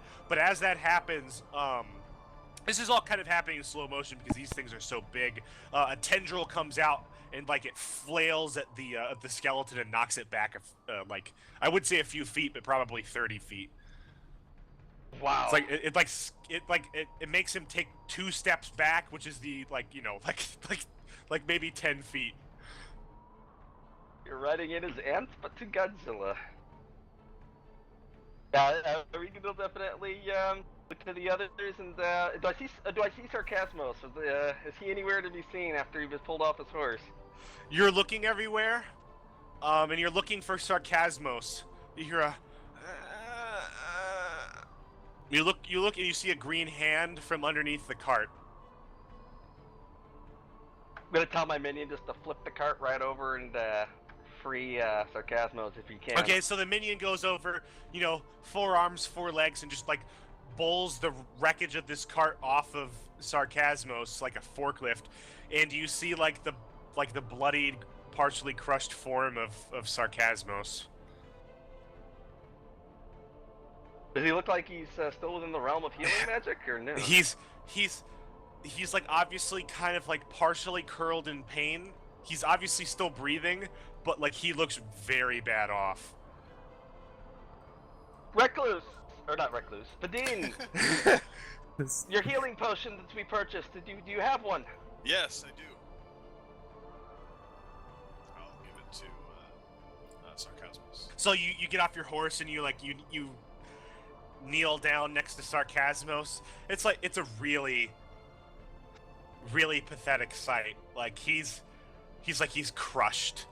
Like his bones are broken, and like there's blood coming from him. He's got like a tear kind of going down his cheek, and he looks up. He's Padine. Yes. Take the potion. Like you like cup it and like put it to his lips and pour it in. Yep. Okay.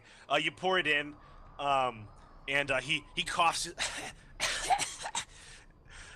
But he gulps it down, and he just he relaxes for a few moments. Krios, what are you doing? Standing in shock, looking at these things, going, "What can I do with my little sword?" Yeah, like you look over at your sword. Relatively large looks sword, at humongous chain. Looks at sword. Yeah. You're like, how am I supposed to fight that? So this battle is like raging on. After like a few moments, like it's clear that I think you hear a pop in like a whimper, and Sarcasmos' arm like pops back into place, and like he's slowly healing. Again, we'll probably holler to him. If you see Telemon, again, tell him that we tried to wait for him, but we saw him riding the opposite direction. And then I'm going to start heading back to my horse and say, we must ride! Yeah, like Telemon's like probably a dot in the distance by now.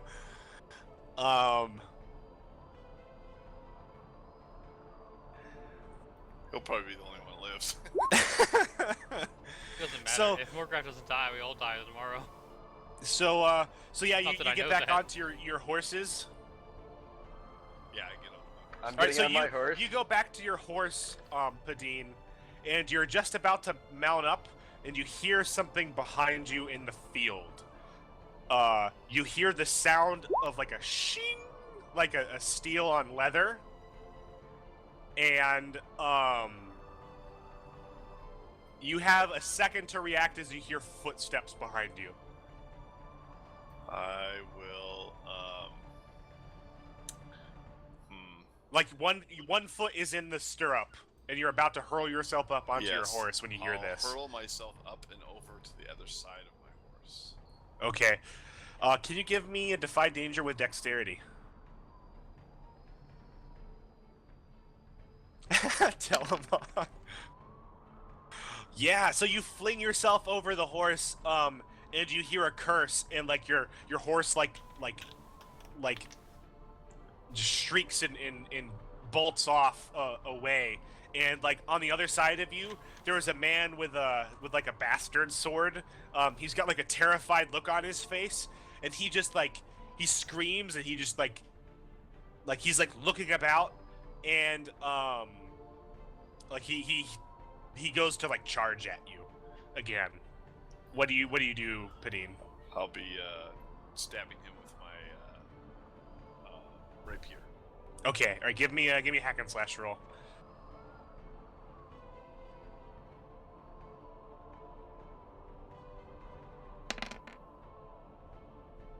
All right. Roll your damage.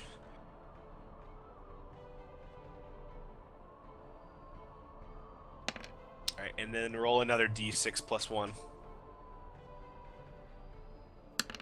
Right. So, like, you stab this guy, and the thing is, like, he comes at you, and you dive out of the way, and you go up and you like nick him across the arm with your sword, and he slices at you again, and again he misses you, and you stab him just a little bit again, and like you're. The thing is, you can't fight like somebody with a heavy sword like this just straight on with a rapier. So you're having to like kind of dance around him, and you see an opening and you go for it and you stab right through him. But as you do, he brings his sword down and he deals you 5 damage as he slices like through your like I think a little bit through your thigh. Righty. And you stab him straight through the chest, and he's just like there's this like blood starts coming from his mouth, and he's. As soon as before he even hits the ground, one of my tentacles is going to shoot rapidly out of its shoulder and slam into him, right around his head, and seem to like sink its teeth in. And I'm going to say, "Your mind was clouded, brother. Join us!" And I'm going to try to animate him. Oh God. Give me a spell roll.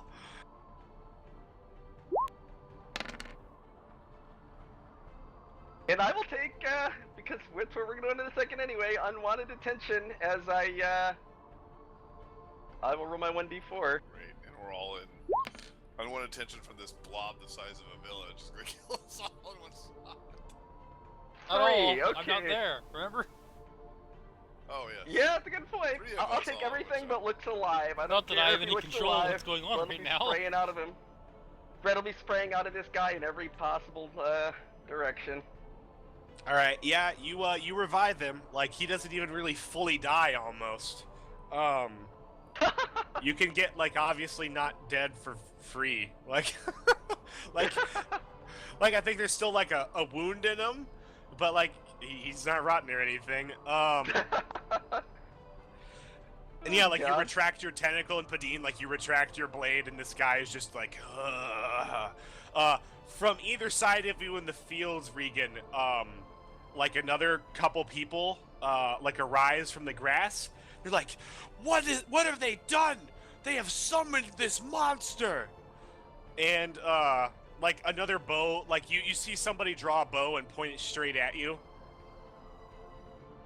Regan will scream, "No! It is coming! We were trying to warn you!" And try to see if we can potentially convince them not to shoot. Krios, do you wait for that? No. I would attack. Okay, well, you hurl yourself at one of them? Yeah. Which one do you go for? Like, I think there's like one guy with a spear who's close, and one guy with a bow who's a little bit farther away. The spear guy. He's closer. Okay, yeah. So you dive at this spear guy. Give me hack and slash. And all the while, you guys are hearing thunderous crashes. And occasionally you'll see like one of these monstrous forms that's dueling just get hurled a few feet. Oh my God. Must help them. Wow, yeah. Alright, so can you give me a d6 plus 2?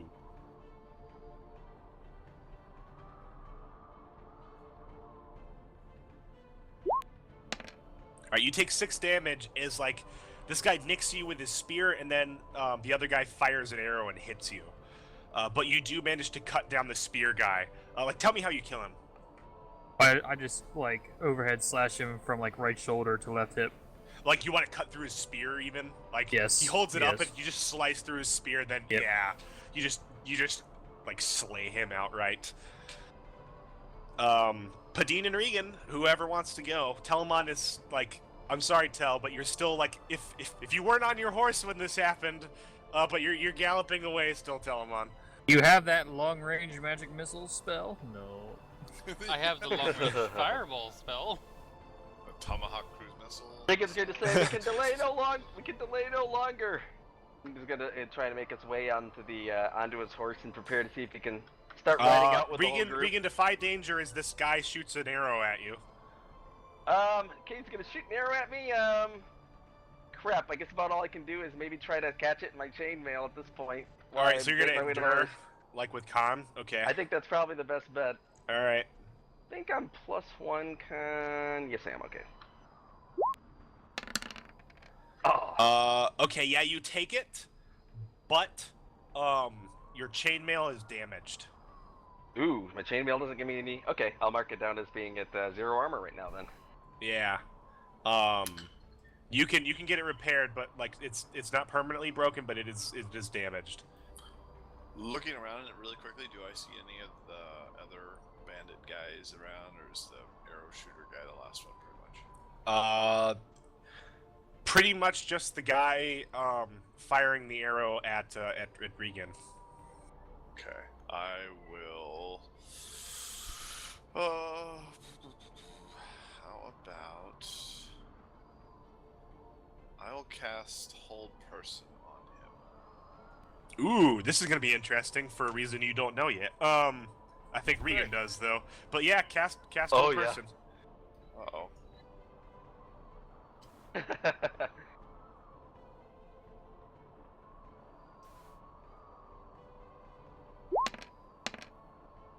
Oh yeah. You go to cast Hold Person, and like you command him to freeze, and like he just stops like right there, like utterly, not moving an inch. And is this something you normally have to have ongoing? I Yes, believe. I believe it is. You cast it, and it's just like a one-off effect. You don't have to keep it ongoing. Really? Yeah, like you've never felt this before, but something in the air. Like there's like a magic reverberation. You cast Whole Person on this guy, and he is just held.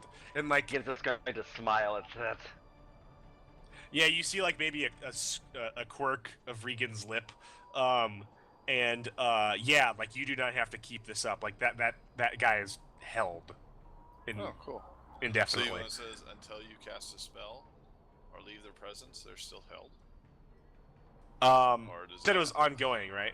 Oh, it says choose a person you can see. Until you cast a spell or leave their presence, they cannot. No, there's speak. I think there's an ongoing too on top of all of that. Yeah, Let's read there this should and be a stuff. tag Hold that person says is on. not ongoing. No, it's Wow, not I'm ongoing. shocked. I It's thought effect- I and was Okay. positive if the it was. target takes damage from any source. Okay, so yeah, you can cast spells still. Oh, Ongoing wow. means ongoing is a specific effect. Okay, yeah, it doesn't say ongoing anywhere in there.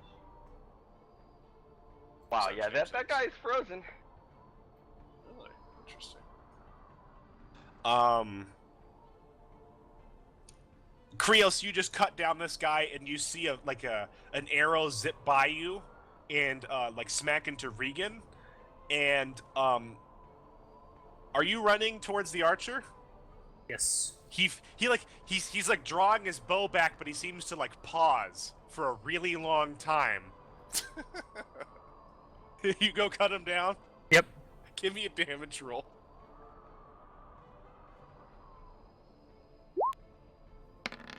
Oh yeah. You just like you slice him. He was like, I think you.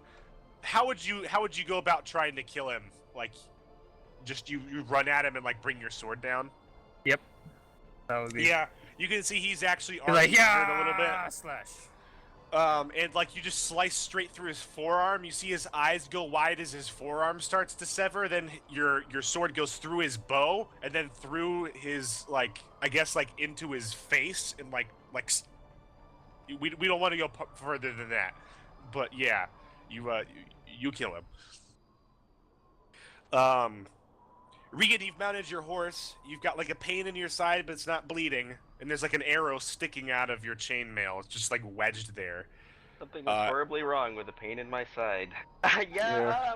I'm gonna definitely holler over to, I guess, see if Padine is mounting up on his horse as well. Preparing to. I guess he's lost his horse. I'll be Yeah, offering my him a horse. hand onto my horse. Yeah, your horse is like a few feet away. Okay, I'll go over to it and get on my horse. Is Krios' horse around? Yes. Was near the cart. Okay, good. It might be dead. Krios will have to Might run. have- Krios will have to run like 20 feet to go get it and maybe calm it down. But like, if you guys wait 30 or 40 seconds, you can. Alrighty. While Can I this help- happens, Can we help you catch him? see. Okay. Yeah. But like while this happens, you guys are looking, and I think like maybe like 180 feet away, these two giants are doing battle, and you see like the chains come down again, and like gore shoots out of like an eye that just gets gouged out on Morgath. But at the same time, Morgath wraps a pair of tentacles around the jailer and pulls the skeleton in, and several of its mouths just start chewing away at him. And it's very obvious that like the jailer is actually pinned to him and is like starting to get like chewed on. All right, so it mounts up, I guess. You Regan's guys going to mount up. immediately bolt as soon as he can towards this. Okay, so like you guys are ready, and maybe you're like, okay, plan of attack for giant thing, and Regan just rides straight off towards it. Yeah. Like, are you lifting your mace up into the I sky? am screaming prayers in incomprehensible languages with my mace waved into the sky. My other arm draped through the saddle as much as I can, trying to hang on to this horse, screaming wildly as I am charging directly at him. And I'm also possibly going to do something when I get a little closer, but I guess I'll wait till I get a little closer to him. Yeah, so about now, Telemon, you you finally shake yourself out of your daze, and you realize that you're on your horse, and your horse is like nearing kind of like a wooded copse, and it's panting very heavily. And you look about you, and you're having a hard time remembering how you got here, and then you look over, and like half a mile away is this giant black thing with like it's a writhing mass, and it's doing battle with this giant skeletal figure. And like you're looking closer, and you see like some horses riding straight towards it at like very top speed, and you see like the wreckage of the cart, and that's pretty much all you can see from this distance. Okay. Shoot. The horse is winded now, basically. Oh yeah. Well.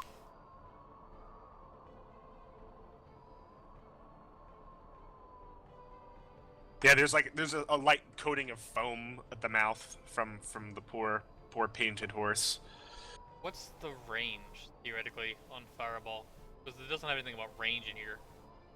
I'm gonna say what you can see, but the longer you are, like the longer distance you are away from it, the thing is like Fireball is not a directed, like controlled spell. Like it's a ballistic trajectory. The downside for firing it at like super range is I'm gonna take some liberties with like a failure, and even at that, it's gonna take some time to get there. It's not just gonna hit during your round. So if somebody gets there immediately, they could enter the splash zone. And if this thing is moving about, if you you cast it, it's still going to hit. Like your aim is basically true. It's not seeking, but you've basically aimed it correctly. But it could move to a degree to where like an unintended area could be within the effect. But it will most certainly still hit the target. Right. There's a lag.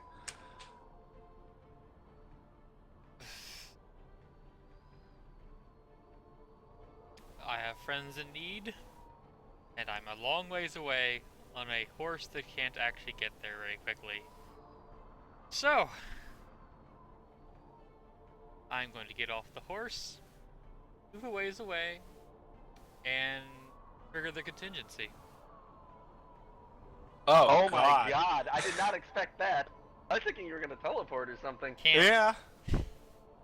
You didn't bring it with you? Oh, that. What's the range on You that? have a mantle, don't you? No, it isn't. You're a dragon now. That's true. I Grats. forgot about that. So I thought you were going to try What's to the do. I was range? just shocked. Does it have a range? Just can I It's see where it? you can see. God. I'll be loose with this, but yeah, you can technically do it. Less backseat gaming from people though. Okay. I will activate the Mantle of Aetherius to get closer then. This is definitely why you guys need to be aware of what you have on you though, because he nearly just killed himself. Yeah? Because dragon will be basically permanent for him. Yeah? All right. So where are you aiming? Probably at my friends. Okay. All right. Give me 'Cause your. there's no like landmarks or anything other than I see my friends. There's There's the a lot two of big field battling creatures, and there's lots of two giant fields. things. Um, And yeah, I guess the risk, like at using this at this distance, is like you can see far, but it's really hard to like pinpoint exactly, precisely the center of your vision where you're looking. So if the closer things are together, like the less precise you're going to be. But you can certainly do it. Give me your con roll. I think it's It's just D4, right? D4 plus 1. Yeah, 2d4 plus 1.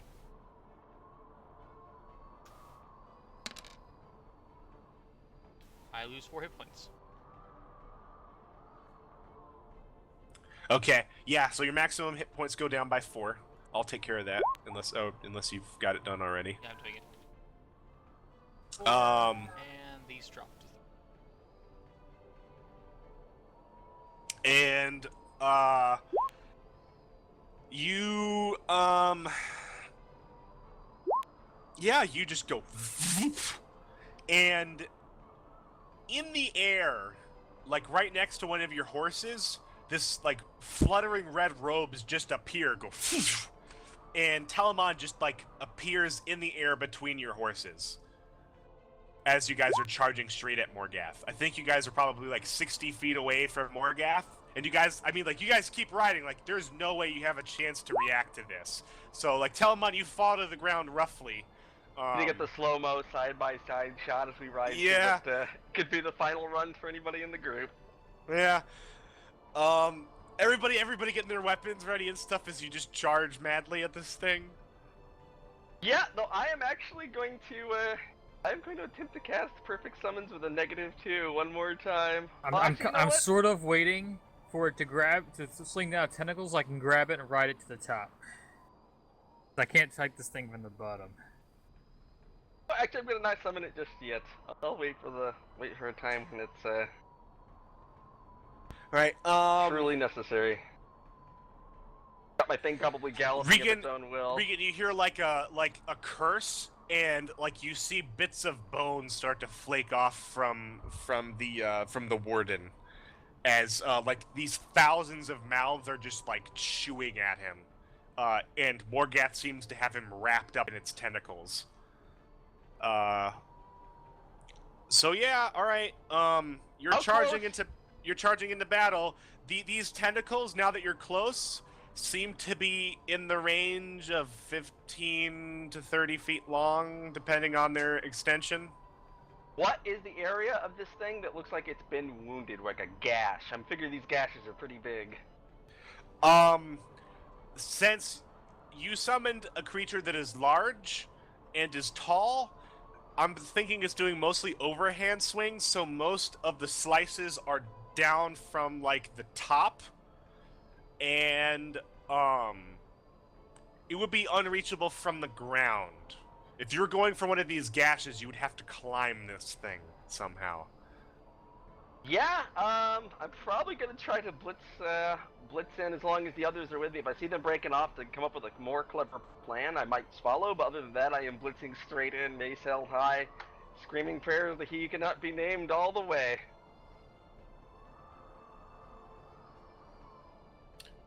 I will begin singing the Orcish war song once again, but this time with arcane art. With Alright. Plus 2d4 to Krios, and I'll heal myself since I can. Alright, give me a roll there, Padine. I actually know what I want to do when I get about to the tentacles, by the way. Ooh. Right before I get Okay. to them. Reverberations might occur. Everybody gets the effects. Like, you get, what is it, plus 1d4, Krios? 2d4. 2d4. And you heal yourself, so roll your healing. You're possibly going to need it. Yeah.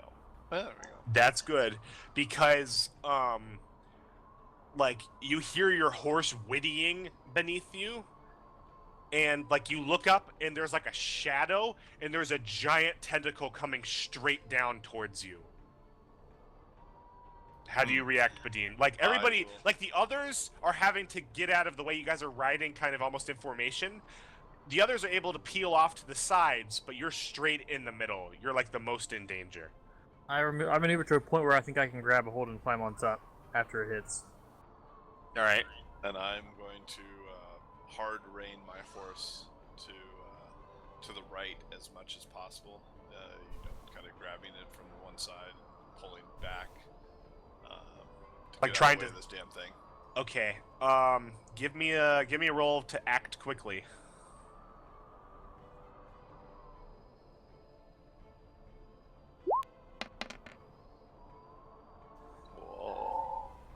Whoa.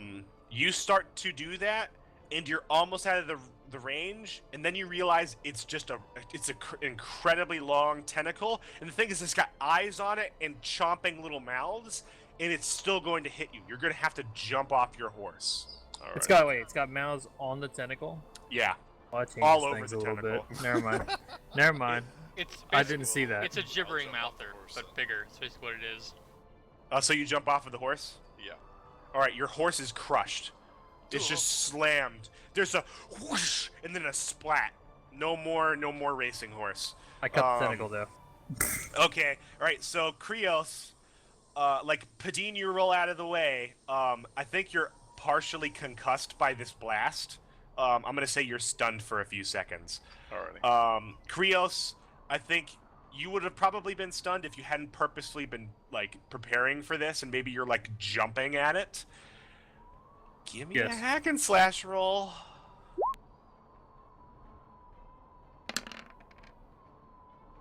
All right, yeah, you slice at it.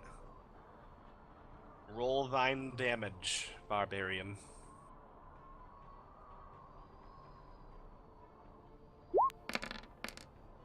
$15. Ooh, that's a good damage to roll. You Nice. slice clean through this tentacle and you slice it off. You just go whoosh, and like as big as this thing is, your sword just goes straight through it, and you slice it off. Like, how do you react, Krios? Like you're standing there, and like you're kind of pouting, or not pouting, but you're standing there in victory. And you don't realize that there's a mouth on the inside of the tentacle that you just cut, and it goes straight for you. Can you please God. roll the following number? About to die, guys. D12 plus 9. Crap. Holy shit! Could easily kill him. Congrats, guys. You take 19 damage. Oh my I might God. be dead. Armor 1, that's I'm all dead. of it. Yep. Guys, I'm dead. Congrats. This tentacle just sucks Krios in and eats him. Holy crap. Yep. Oh no!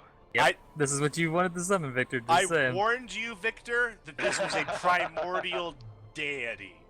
I'm very aware, but Regan's been under the impression we've had to stop this primordial deity, so I think this could end badly for us. Again, there's the we.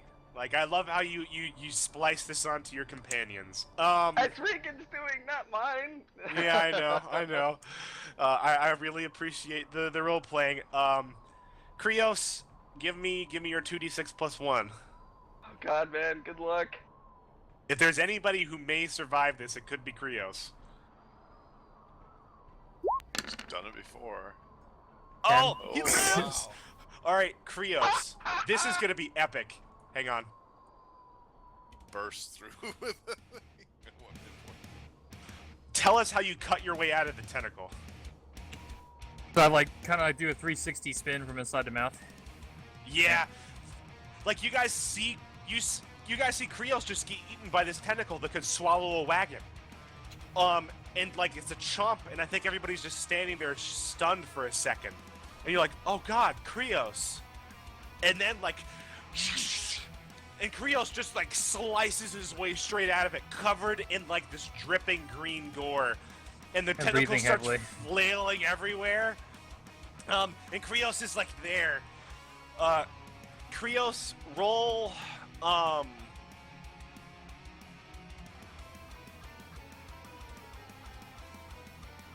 roll D8 plus 2. By the way, I want want to do something right before I get to the tentacles. You so have I can, 8 health. Okay. Oh wow, man! Yeah, it's something I haven't used yet, but when you cheat death, or even when you die, at GM Purview, I can do strange things, and I'm giving you an adrenaline rush here. So I had you roll your hit dice plus your con. Freaking awesome though. So yeah, like Krios is just like crouched there, gore all over him, sword bloody. Telemon, what do you do? I've been told it probably won't work, but now's the time to try. Fireball! Oh god. Alright, give me a spell roll. Could be I want one to of the do magics, something so here. it's fine. I want to kind of do a play off his fireball if Oh, you'll that's allow not it. good. It's a 7. Let me hear it. As you see the fireball burst through the air, I want to sanctify it to make it into holy fire. Oh, okay. Alright. Give me a sanctify roll. I really like this. This is very cool. Wait, does the rope count as a spell? Because if it counts as a spell, I'm down 2. Yeah, it's a Okay, spell. my bad. It's an 8 then. I apologize. Okay. Alright, it's still a success. Or a partial success. What do you choose for your negative? I'm gonna actually, shoot, I'm gonna need this in a second, so I'm gonna choose unwanted attention. Oh, there goes Regan. God. I'm gonna Alright, take a so negative Telemon, personally. you fire your fireball at this creature, and it gets halfway there. Regan, tell me how you sanctify this fireball as it passes by. Regan's his mace away as he's been charging down out of his horse and reaching in to grab something out of his adventure gear, and he hears fireball, and instinctively he turns and raises his hand to it and says like 10 or 11 really rapid, silent words under his breath, and hopefully the fireball explodes into a purpley bright one. Yeah, like your fireball passes over, and then it just like doubles in size, and it flares, and it turns white for a few seconds, and it still has a white core, but it has like a purple trailing behind it, and it smashes into the creature. Give me your damage, please. Okay, yeah. So you like fire it straight into the creature, and actually, give me that roll with advantage. Oh, that's so unfortunate. Aw. Yeah, you smack into it, and like it just burrows through this thing's flesh, and it doesn't do like a tremendous amount of damage like you might expect from a massive fireball, but like it basically eats a large spherical hole out like part of it, and there's like a hissing and steaming, and like green gore is just flying everywhere. This thing has mouths and tentacles, right? Does it have eyes that we can see? Yeah, there's like eyes that are partially open, like all over the place. They're like squinting, sort of. Most of them seem to be focused on the gigantic thing that it is fighting.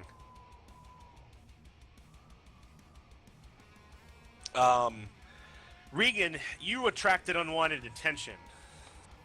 One thing while I'm galloping up on it, there's something I wanted to do, which is to put my mace back on my holster, and I want to pull out an oil lantern, and I'm going to attempt to light it and sanctify it at the second, and then I have a second part to that when the time is right. I'll give you your sanctify roll, because this could be potentially the last thing you ever do. And I am going to empower that for double the effect and forget it.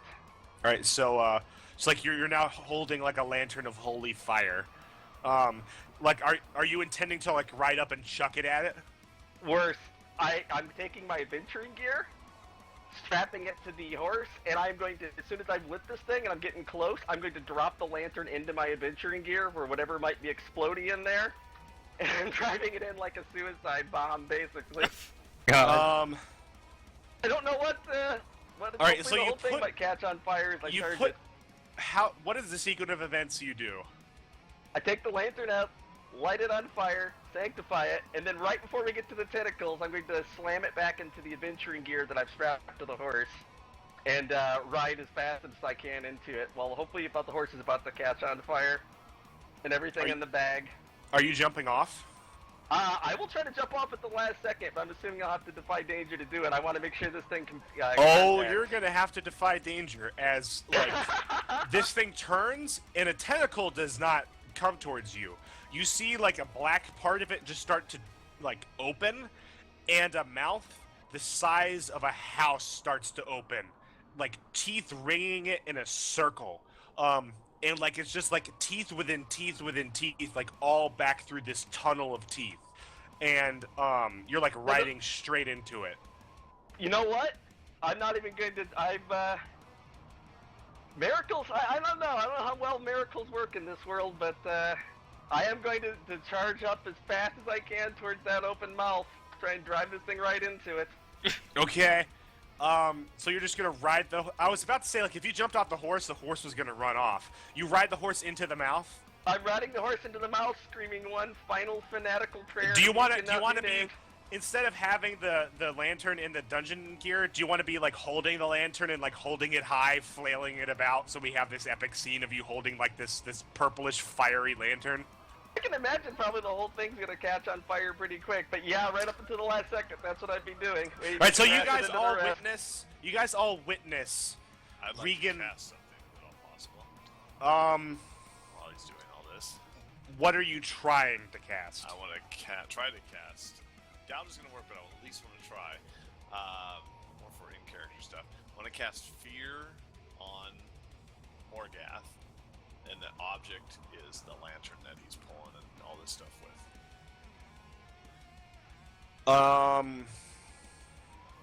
All right, I'll give you a roll.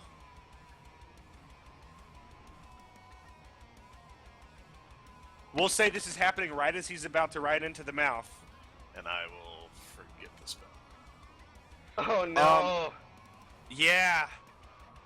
All right. I try to jump if you try to avoid it. I really want to hit that mouth. The mouth starts to close, Regan. And like eyes are wide, and then like you see these eyes all start to focus on you, and you feel like a burn on your chest, and you look down and you see the sigil on your chest start to form, and the eyes that are facing you start to turn white, and like blood starts to leak out from behind them. And there's like a scream and a shiver, and it starts to move back from you, and it starts to flail tentacles at you, just left and right as it closes its mouth, and you no longer can ride inside of it. I need you to still defy danger, but now it's just a defy danger of being crushed and maybe exploded. Oh god! Yeah, that caused fear. It's not what I was hoping for. Oh boy, let me see. What do I need to roll? How are you going to defy? Like, there are 3 tentacles coming at you. 2 from the left, 1 from the right. And they're all like the size of a bus. Nothing's trying to grab me anymore. They're all trying to smash me. No, they're So, trying to keep you away because they are terrified of this lantern. I don't think you know it, though. You don't know it. I'm going. Well, Regan's going to assume they're terrified of his god. He knows it's truly. This is a sign. Morgath is horrified. I'm going to ride straight to. You know what? Instead of even trying to, I'm going to just put the horse as fast as possible. Try to see if I can evade them that way, and start steering towards where I see the eternal jailer being held. Like I'm going to, I guess, kind of dodge towards him if I can, hoping to maybe if this thing is horrified of me, maybe that'll.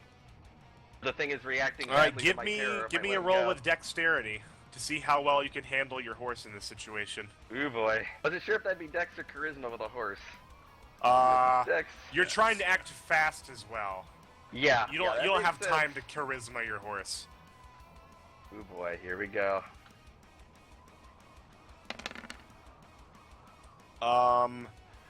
Okay. So things happen, and I need to look to see what Regan has on his body. Tried to keep it all organized to what's where. I see. Yeah, very, very organized. Horrifying injection syringe. All right, Regan, you're like riding about, like flailing this this purple lantern. Or are you still holding the lantern, or or have you shoved it into your gear? Since I missed my opportunity to blow it up yet, it's still lit and infused. I'm still going to be holding it up, Okay. screaming as I charge.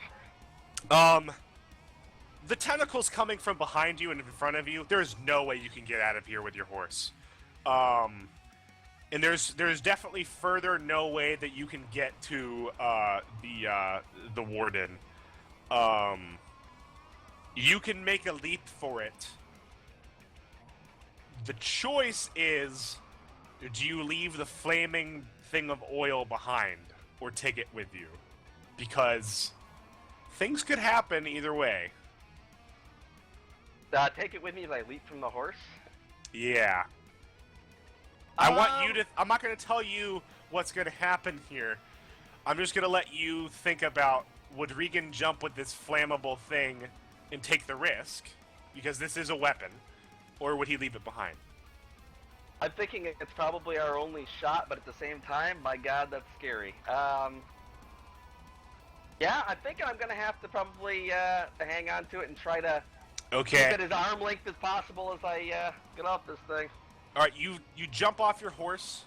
Wait, before I say that, there's not any, like, open mouths on the things that are charging towards me, are there? There are mouths on all the tentacles.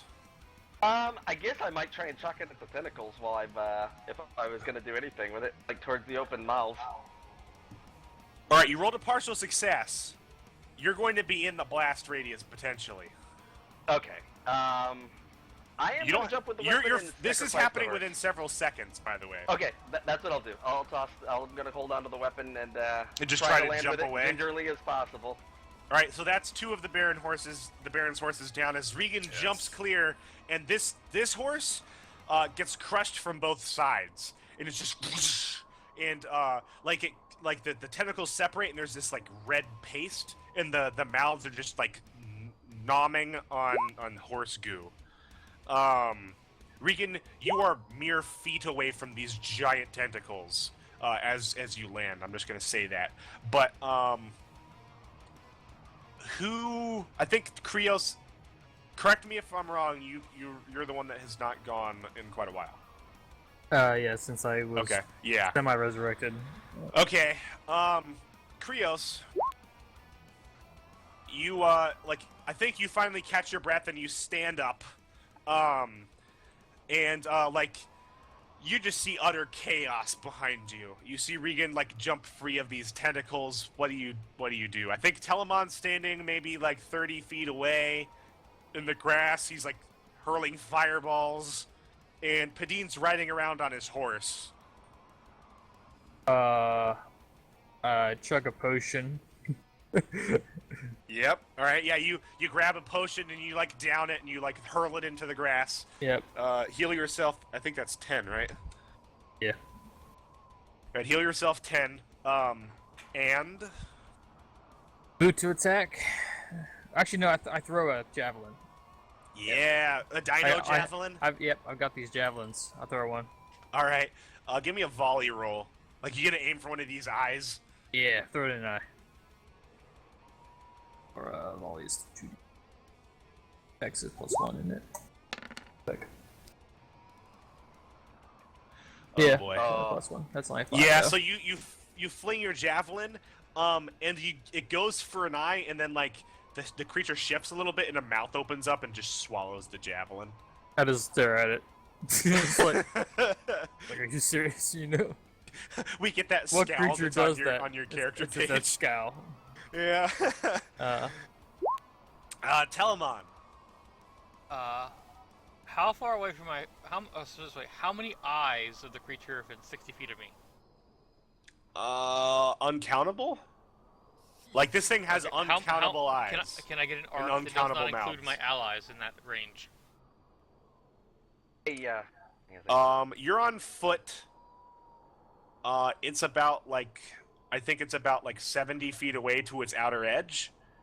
Most of your allies are in between. wake up. You're gonna have to run laterally as hard as you can, and maybe you can do something off to your side if you you're not gonna have time for anything else. You're gonna have to sprint flat out. Okay, I won't bother then. I wish to cast mirror image on myself. Okay, give me a spell roll.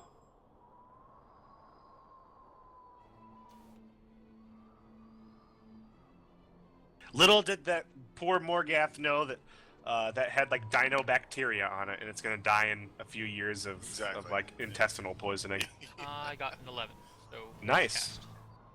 Very nice. So yeah, like as you move, like an after image appears, I guess, and then you have like a mirror image behind you. Because I was asking because I intended to mirror image myself as I run forward, then raise the ring and try to blind as many eyes as possible. Didn't you left your ring? I brought the ring with me. It's one of the things I did bring. I literally could have sworn that you said I leave the ring, and I did the signet ring, the blood seal. Signet ring, I'm talking yeah, about that's the what I sunfire thought. ring. okay. In his You just said ring. All right. So signet ring, fine. All right. So yeah. I'll let you make the run. I asked because it only has a 60-foot range. You can do it, but if you approach within that amount of within that area, you're probably going to be in danger. Do you still wish to do it? Like you can take your time and do it, or you can do it now and rush, and you'll be placing yourself in danger to do it. No, I don't intend to rush it, but I do plan All to right, do so it at some point. yeah, you run laterally then, yeah, like we basically have like a full turn of Telemon just running through this this like waist high grass. Padine, what do you do? Yes. Let's see here. Krios is off to one side, bursting through Gook, and Regan, was he injured by his? No, but he is falling? right. He is right in its range, like just out. Yeah. Like he just missed a couple of tentacles by a few feet. Like he's essentially right next to it. I'm going to do. Let's see here. I'm going to attempt this guy again. I thought I'd never do this again because it turned out bad last time. But I'm going to do the lizard folk song of battle this time, and yeah, last time we did this it was bad. Do plus 2d4 to Regan and healing to Krios. Okay, this sounds like it's a sound plan as long as things don't go horribly, horribly wrong.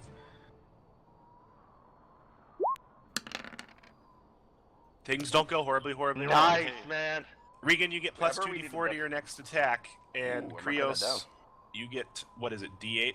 Yeah, I'll heal him right now. 7. Nice. Not bad. But full again. From the brink of death to full health, and I can still Yep. get chomped in one bite. Yeah.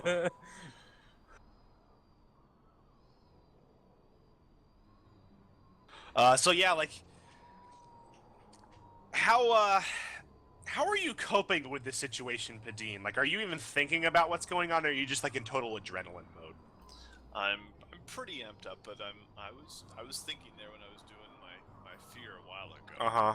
So I'm kind of like kind of posturing off to the side. I'm like going perpendicular. Alright, so you're still on your horse. Creature. You're the only one. Oh, okay. I mean, like, you can be off your horse if you want, but you're the only one that I has thought it not died. left the horse. Thought Oh, I- yeah, you did. Never I got mind. smashed. Yeah, so I'm kind of perpendicular to the thing, moving off to like the right. Just kind of gauging this damn thing. Okay, See yeah. If I can look for any weakness. There's just, like, occasionally there's a whoop as a massive tendril just smacks into the earth, and, like, the ground just shakes. You're taking the scene in. Regan. I know what I want to do, but I need to know You- one thing first. Okay. All right, yeah, like, you've just narrowly missed getting pasted. You're not necessarily outside of the tentacles range. It's just like you're outside of their length. If this thing moves forward a few feet, you're once again in its range. I think about like 20 feet off to your if you're facing the beast, off to your left is the constantly like struggling form of what is it, Demetarius? Yeah. Yeah, Demetarius, who's like still thrashing away, but he has been solidly caught up by Morgath. So you're close, but there's like tendrils there. So, like, it's definitely not a safe path. What I'm going to try, and yeah, it's definitely not a safe path. How close is my, I'm figuring the guy with the sword is probably still a ways back, trying to catch up, that minion, but the other minion I figure is pretty fast. How close is he to me? Can you say that again? I know that the, the minion I raised that just has the 15 HP, he's pretty slow, but the one that's gauntleted, how close is he to me? I think you see him galloping across the field, like, just staying out of reach of the tentacles because you haven't told him to do anything. I am going to whistle towards him. I'm going to actually try to hitch a ride, and as soon as he starts heading my way, I'm going to instruct him with a simple point and a few words, wordless translations, I guess, between me mentally with him to basically try to get me right up to where he's being held right now. So, Alright, so you're gonna, like, whistle and, like, jump onto its back? Yeah, I'm gonna try to jump onto its back, maybe has its rear arms try to hold me as this thing tries to, or try to help brace me on there as it basically orders to charge, holding my oil thing all the way. Alright, so yeah, you're trying to, like, bull your way straight to the warden. I'll probably tell the other minion if I can to charge as we tear out of sight. You see him, like, thing. running up the road, but, like, again, you guys bolted on horseback, so he's still quite a ways away. Oh yeah, he's probably a long ways back. Alright. Give me a defy danger to dodge, like, make your way to him. It's gonna be with advantage. I think this is gonna be dexterity or quick thinking, either one. Here's a question for you. Would it be more appropriate if I were to roll this or my minion were to roll this? Like, as far as, because he has +4 on all attributes, it says. Ooh, minion. Yeah, we'll go with minion. There's very low chance that you can fail this. Yeah, that's a success. Alright, so, everybody sees Regan, like, whistle shrilly, and then hop onto the back of this four-armed, four-legged, three-headed monstrosity that he sewed up in the bottom of the villa. And he, like immediately starts gorillaing off towards the giant skeleton. Regan, you're holding on for dear life, and it dives over a tentacle, and then, like, it hurls itself out of the way. It does, like, a basketball juke, and then, like, it digs into the ground with its fists and, like, pulls itself forward in, like, a lunge, and it pulls you all the way to the base of the skeleton, and you arrive. Let's see here. Telmon and Krios, whoever has, like, something more imminent that they have, like, prepared. I throw my second javelin at another eye. Yeah, okay. Give me another javelin, Krios.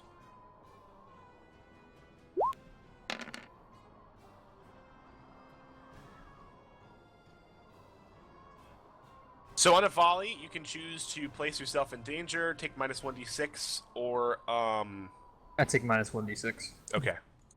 All right, roll your damage.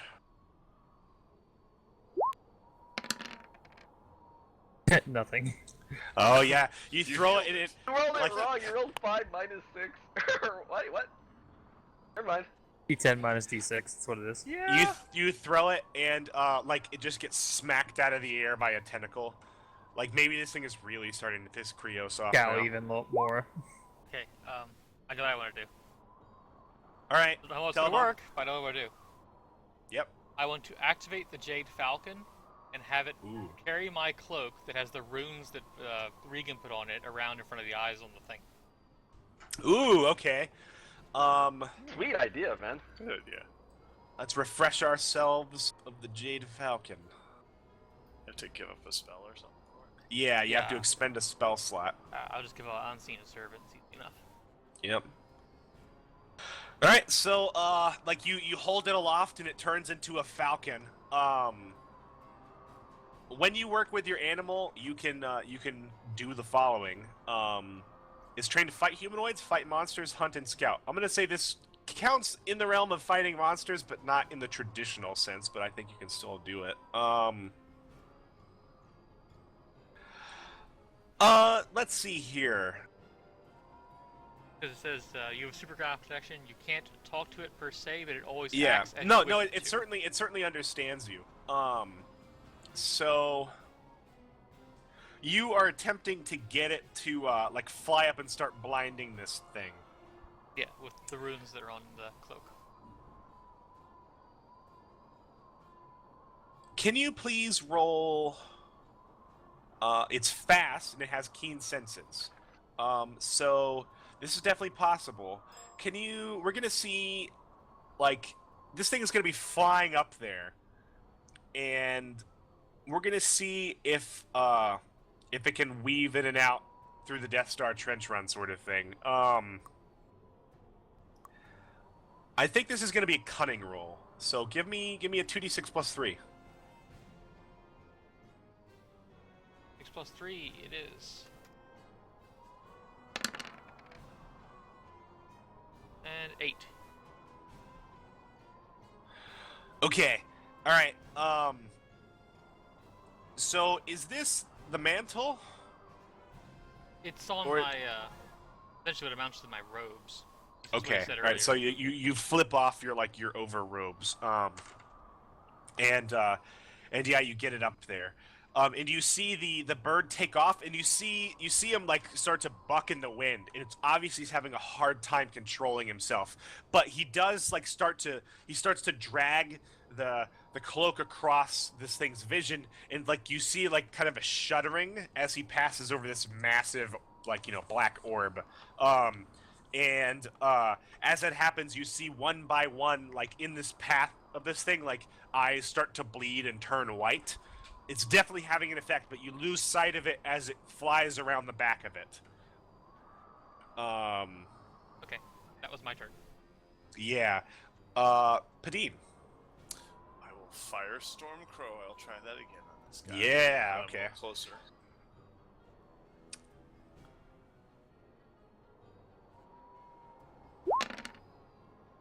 Poop! Well, that's strike 2, isn't it? Oh God, no! You have had a lot of luck with that bow so far. That That reaction. man. Oh, that reaction. Oh my God! Firing a bow on an ancient deity of destruction. Poop! So you fire the bow. I'll be back in just a moment. Do I hit Regan? Give me another 2d6. Just You don't no- get. no bonus? You don't. No bonus. This is a luck roll. You don't get XP for failing this if you fail it. I failed that one too. All right, roll 1d4. Alright, I'm giving myself the XP before I forget. Yeah, you get XP I for the just- snake eyes. I just completely remembered I hadn't been marking those. I failed on my light roll. Only thing I think I've got today, though. I've had successfully some pretty decent rolls, and I'm not certainly arguing with that right now. I hope Okay. to continue them. Give me a damage roll.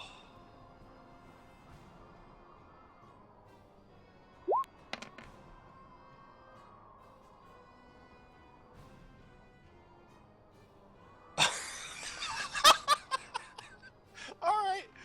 So you fire off like straight towards the giant beast, and the wind takes it, and it curves, and you're like, and it narrowly misses Regan, and it slams straight into the giant skeleton, like 20 feet up, and you see it like stick into its scapula.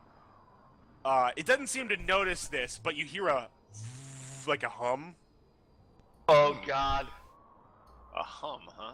Yeah, a static Oh, hum. shit. Your ability is now activated. Oh, great. I don't think you want to do that. If you but I fire don't an know. arrow straight up into the sky, you know where Yeah. one bolt will land. Yes, I do. Okay, But I don't. on the one hand, I didn't make you consume an ammo.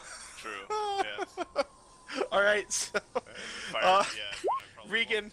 Regan, what do you do? How close are we to where the? You're at it. You're between his feet.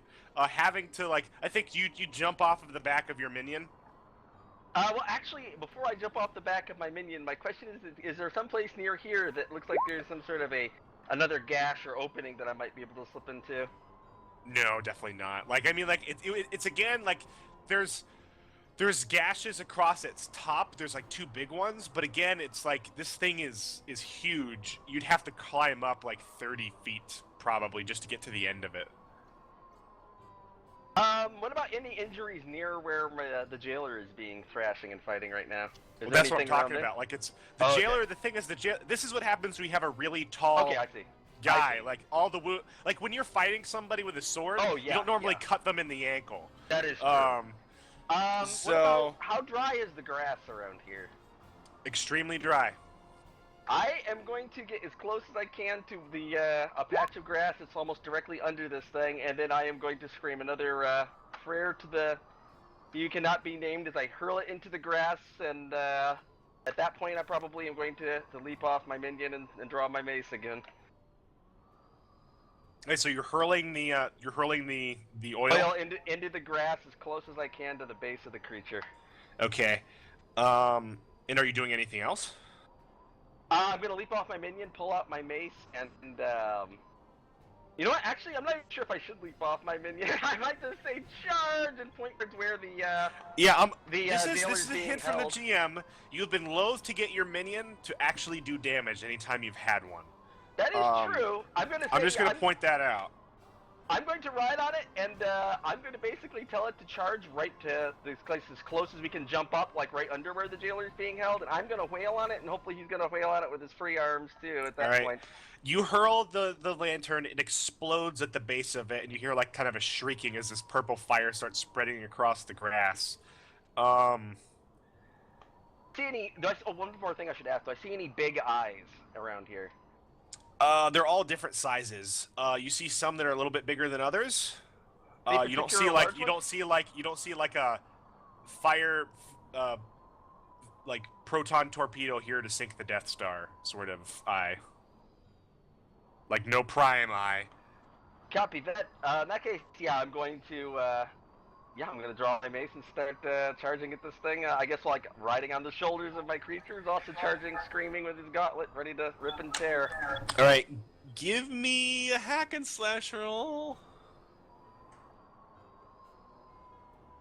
Yeah, stay on target. Oh god, here we go. Target. Stay on target. The target's the size of a town, man. Well, You are huge! That means you have huge guts. Rip and tear. Okay. Oh god. Right. Is this your attack or the creature's attack? And you ordered him to climb up the side, right? With you on its back?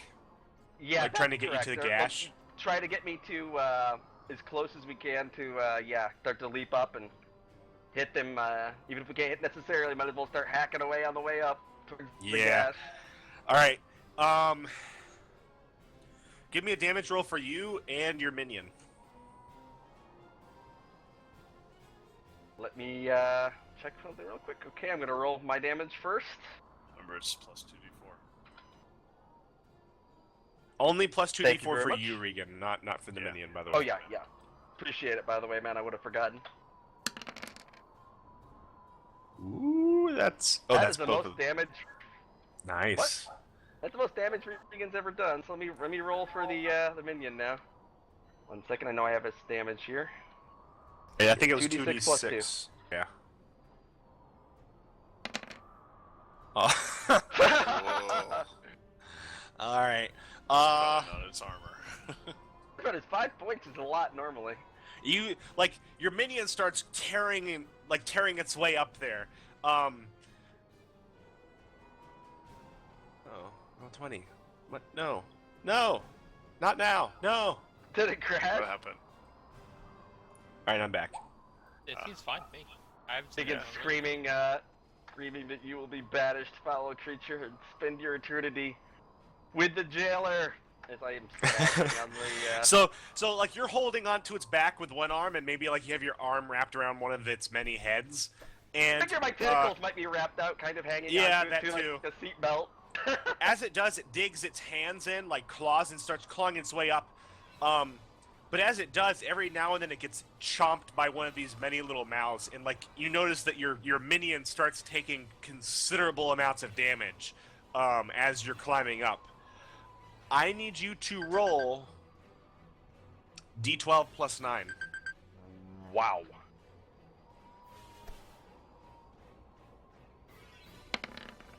Oh my god. Perfect. That's I not was perfect. gonna That's the damage dealing him. Yeah. However, I think he's got enough health to actually survive that, surprisingly. Let me check all those. That's pretty nuts. Getting 4 XP or 4 HP instead of 2 HP is insane. Let me see. Yeah, he got super pumped. It was 29 damage? 21. 21? He's got 9 hit points left. Wow. All right. 30, So like you get up to the gash, and along the way you're just smashing eyes and breaking mouths and smacking against tentacles with your mace. And your minion is not doing any damage. He's taking a lot of damage, but you're actually doing some damage. You did what, 15? Yeah, I did 12. 12. And then he did 12. 5. Okay. Updating its health total. And yeah, like you get to the gash and you notice that your minion is missing 2 of its legs and 1 of its arms. And it's like it's heavily eaten, but like it's gotten you up to there. But like it's precarious. Before we get back to you, Regan, Krios, how are you doing, Barbarian?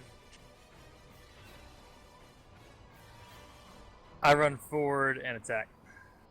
Okay. Man, nobody could ever say that Krios was not suicidally brave. Yeah. Or a barbarian. Or a barbarian. Oh, God.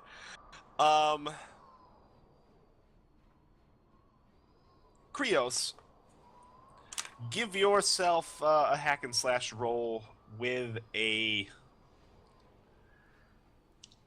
I'm going to say a +1 advantage. You are intimately familiar 10. with...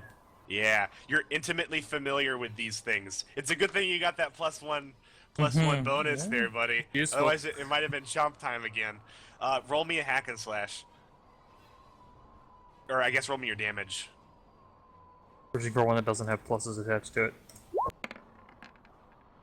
6. All right, yeah. You slam your sword down into one of these things. Dodge a tentacle as it attacks. Yeah, you dodge a tentacle, and I think that's actually why you don't do more damage. You manage to pierce its hide, but only barely. And you like you pull your sword out, and like green goo flies everywhere. But this was definitely not like a huge hit in the least.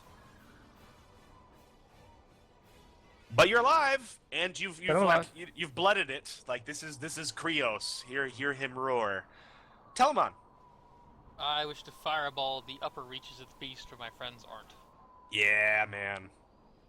This one's actually Fireball! big enough that you can actually say that. I know, Yeah. right? Yeah. You're fighting a mountain, basically. 8. Indeed. This is a bad choice no matter what you do. Double the take targets. the Hit damn more of the negative again. creature. I can't double the targets. It doesn't do 10 plus. 2d6 damage. Aw, 5. All right. Yeah, you fire your fireball, and a mouth opens up at the top, and it sucks it in. Like your fireball gets You see- and it's you like see- you it's see this Kirby'd. poof. It just gets Kirby'd. Yeah. Like I think there's just a moment where you're like, God damn it. I think you see your bird arc around the top again, and like there's like this scattered trail of just like blinded, bleeding eyes that's leaving. But this thing has so many eyes, it's taking a long time for the bird to have effect. Well, the more eyes, the better. Can you give me a damage roll equal to your damage? My damage? Yep. Default damage or sword damage? Default. It's not damage. sword, so Right. default damage. D4 it is. Nice. Yeah, I mean, like, that's pretty actually sizable. Padine. I will take damage over time. Yeah, so Padine, Okay. it doesn't, it seems like this thing is bleeding, like, profusely from some areas, but it is just so big. It seems to, like, it's not good. How's it going with the big skeleton guy? I'm gonna take a look at him really quickly. Is he getting chomped up still pretty bad? He cannot move. You hear, like, the grinding of bones. It seems like he's being eaten, but there's no mouths that are large enough to eat him whole because he's so big. It seems like parts of him are getting whittled down by many, many teeth. Okay, I don't know if I would need to. He's basically immobile now. I don't know if I need to spout lore about this, but the lightning striking him would conduct through his chains into Morgath. It's probably draped all over it. Would It that, seems it seems sound. That's not a lore roll. Oh, I can just Like, kind of. I mean, like, I'm it's not assuming something. that It's not being something you up can on roll top for. not Is the thing. grounded to him, so You can't. I guess if you want to spout lore on knowledge of lightning, I'll let you do it. Okay. Should I GM roll that or just roll it on the open? You'll know if you fail. Okay. So just roll it. Yeah, the GM roll or the regular roll? Just roll it out in the open. I know exactly what's gonna happen if you fail.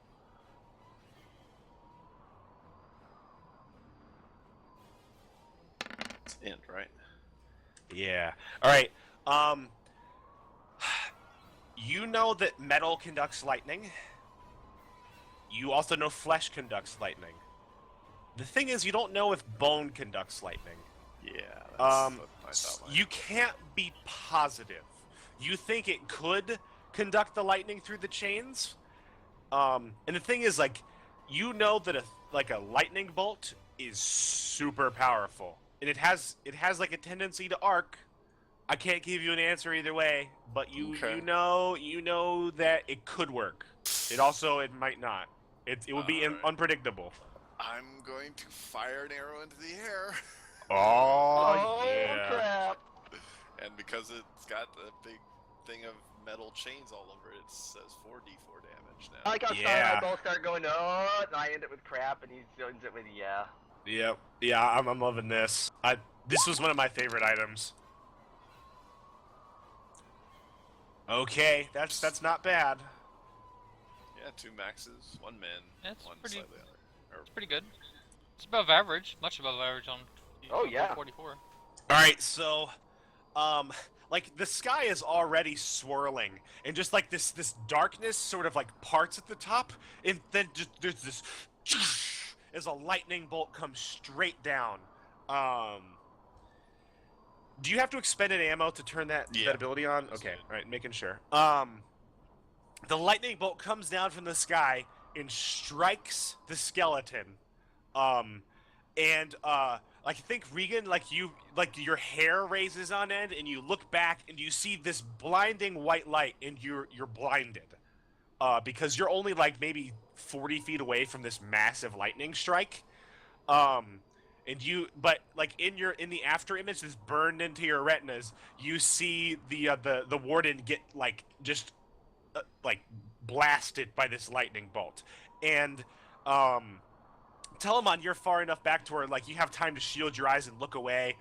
Krios, I think maybe you're partially blinded, but like it's not going to. You just have to look away, and maybe there's like a little bit of disorientation. I can hear it coming anyway. It's okay. Yeah. Padine, you knew this was happening, so maybe you looked away just at the right moment, and you look back and you see like lightning arcing up the chains and into the creature. Regan, I need you to make me a roll. Oh. As you realize that there is lightning arcing up the chains that are very close by. How would you deal with this, Regan? Would you try to endure it? Would you like leap off of the creature? Would you do something else? I might scream, You did well, my friend. Throw me! Or something along those lines. Maybe not even time for the first part. And You just- instruct the creature to Okay. throw me into the wound that's up here that we were calling Okay. to if he can. Give me a defy danger with thinking quickly. This would be with intelligence. Copy that. That's a success. Nice. How much health did your beast have left? He had 9. It was 9. All right. I think like in your last moments of like blinded vision, you see it get incinerated by electricity as you're flying through the air. But the thing is, it throws you, and then like electricity takes it. In Padine, you see Regan get thrown through the air, and lightning, like bluish sparks, like flash across this creature's hide, and it actually flashes under you, Regan, and you land on it like in the wound. I guess like on the wound. And there's like a residual static charge that's really uncomfortable, and it stings, but like you just barely managed to leap basically over the lightning. Oh, wow. Yeah, this thing takes a significant chunk of damage. And is now flailing about. It releases its hold on the warden, and the warden falls back to its back, just like a building falling. And I think you hear bones kind of clattering. And like from like 1,000 mouths, you just hear like this shrill screaming. As you're like kind of like up there, and like you're basically blinded, Regan, but you're still up there on the top. What do you do? As that image echoes through my head, I'm going to, as soon as I'm in safety, or not safety, so to speak, but probably furthest from that. But as soon as I'm inside the wound, I'm going to slam my mace into the ground, and I'm going to scream out for an honest prayer for he who cannot be named to send someone to send a savior for the warden. This beast is so powerful, and I am going to attempt to... Give me 1 second. I am going to attempt to summon a worm rider directly into the wound of this thing. Oh, Victor, this is why I have you in both of my campaigns. Give me a spell roll. Here we go.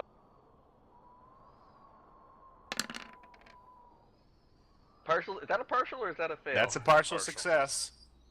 I will take another -1 ongoing, and What was your previous negative ongoing?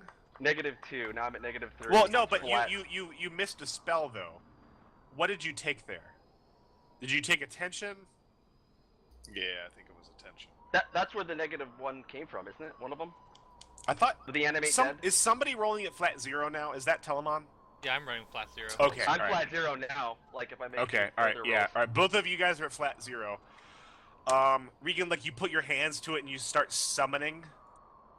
Yeah, I am going to start offering a horrible prayer as I have my mace like pushed into the bottom of this thing, blind and completely at my lowest, desperately praying for something, not to save myself or anything, but to save the warden against this enemy.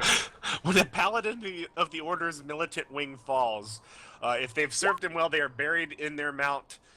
With their mount in a casket full of a species of carnivorous worms to devour their bodies swiftly.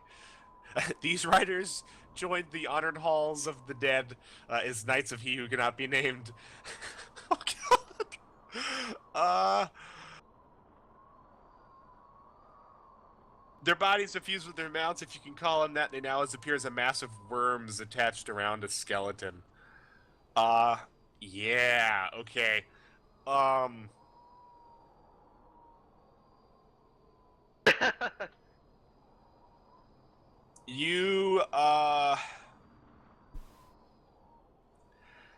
You just hear like the sound of flesh tearing and like just like deep inside of this thing, and more screaming.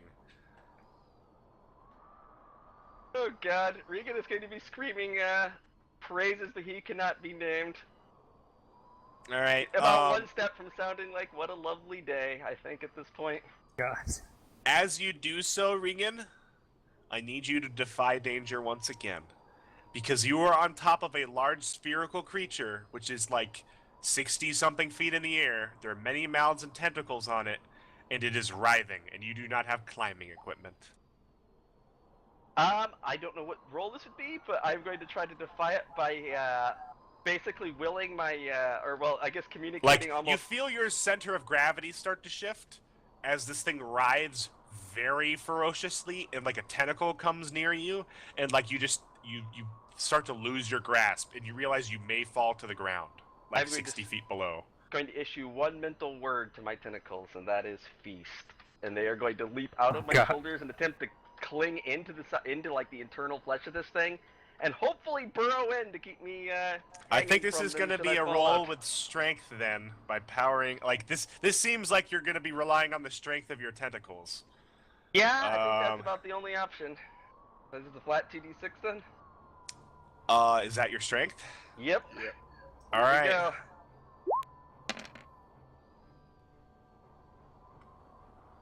Marshall. Yeah. Regan, you fall and you tell your tentacles to feast, and they fly out like many tentacles from your left arm stub, and then like your tentacles from your shoulders, and they dig deep into this thing, but you are yanked hard and you are smacked against this thing. You like imagine a scene with a climber who's now on his emergency rope, and he's like banging up against the side of a rock face, except this rock face has eyes and teeth, and you're like rolling across it, and you roll across the mouth, and the shock from this jolts your one good hand where you're holding your mace. You're either going to have to like drop your mace, like you're gonna have to drop your mace and find a handhold, or you may fall. But normally I would never drop my mace. This is an ugly choice. This is truly an ugly choice. I think I'm going to have to pray that it can survive the fall, and that perhaps one day we can recover it. And I will. I'm going to throw it as far as I can away, when I actually drop it, to hopefully get it away from the creature. Should the creature explode or something, and then I am going to grab a handhold. Should Okay, the so, creature like, you- explode. I never know what's gonna happen. We've seen a lot of crazy so stuff. you grab a hold of it, and you fling your mace, and you steady yourself. You're in a very precarious position that we will return to in a moment. Krios, things are just happening that are beyond comprehension. You hear like the sound of like a horse shrieking on the inside of this thing, and this thing itself is shrieking, and it sounds like something is tunneling. And you're like not sitting here. You're standing here like slashing away at it. You I continue will cut slashing? you this time, and I'm gonna use my like absolute destruction thing. Okay. I want to roll my 1d6 plus 1d8. All right. Oh wow. The D8 needs to be higher, right? Yep, the 8 has to be higher. Uh-oh. This is always a gamble. The d8 is not higher, And it's a partial success. and it's partial. I'm gonna need to review this real quick. The additional complication mean that much, but A complication on top of getting bit in half? All right, so do your damage.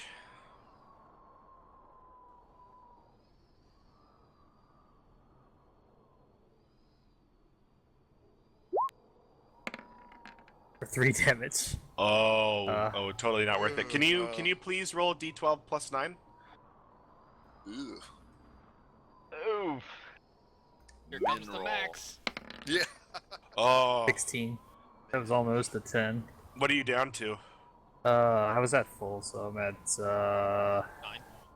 9. Yeah. Thank God Okay. for those healings, man. I'm really sorry to do this to you, Krios. But it doesn't take a fail for bad things to happen. Especially when things are complicated, and especially when something has huge reach, forceful, and messy.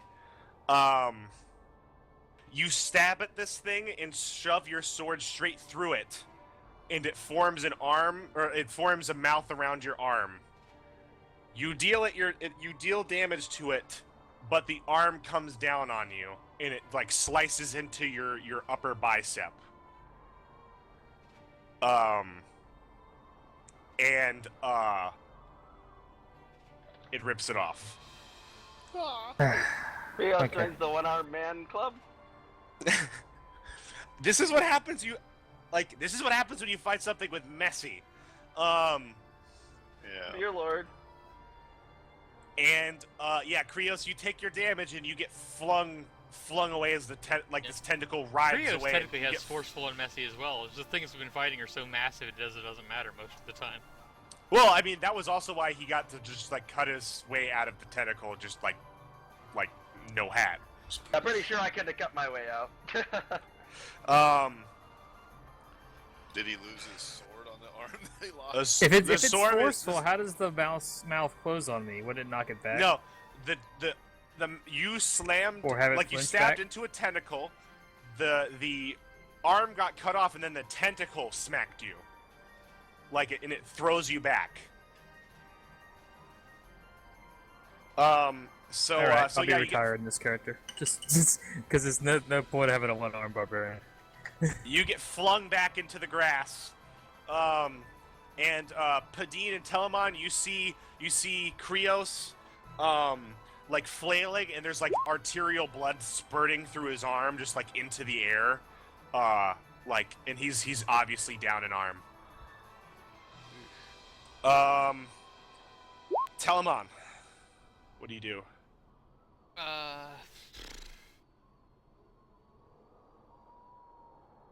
I tried to fireball it again. All right, 6 flat, go. Wow. Still 8 again. going. Well, I guess it's time to finally forget the spell, I think. ooh, okay, all right, give me your final fireball roll then.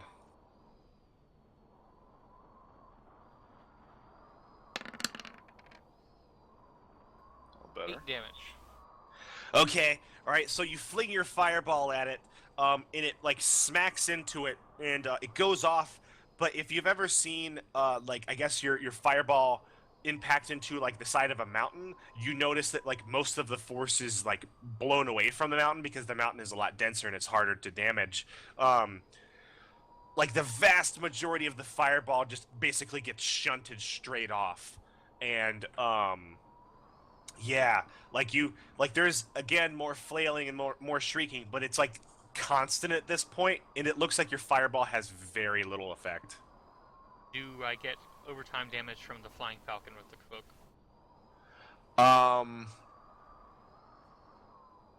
You do not see it. Actually, how's this? I choose to use indestructible hunger. Can you? I'm not sure what you're saying. Let me Take look. Oh, on going until you sate one of your appetites. Ignore damage. Yeah. Oh, there you go. Yeah. So Holy crap. it's a That's a good good thing you took that for your most recent level up. So yeah, when you take damage, you can choose to take -1 ongoing until you sate one of your appetites instead of taking the damage. If you already have this penalty, you cannot choose this option. All right. So mark down that you've got a -1 -1 ongoing. modifier. Krios, I'm gonna say you felt your arm getting pulled in, and you let go of your sword. That's still the complication, and you managed to get out, Okay, get so I away lose with the your big arm. sword. Yeah. I just watch it but- get sucked in. I'm like, Yeah, but make my sure sword." your health is bumped back up. I just did. Okay. Gone. Yeah, you can no longer see the Falcon, Talamon. There is an ability you have with the Falcon that if you close your eyes for several seconds, you can see through its eyes, but I don't know if you want to do that mid-battle. Definitely not. Okay. Padine, you just saw Krios like barely escape getting like mauled, and Telemon flings a fireball. It seems like even Telemon's fireballs are having little to no effect. What do you do, Padine? I'm going to let's see here. I figure I can sing for arcane art and fire a bolt up into the air, an arrow up into the air. Yeah. I'll let you do it this Okay. time. Like you're Alright. you're standing still. So I'll do So, the orcish battle song this time, and yeah, I'm gonna go with plus 2d4 to go with Krios, even though he just lost his sword, and I'm going to I'll do a plus aid to me, I guess, if anybody wants to try to aid me in something eventually. all right.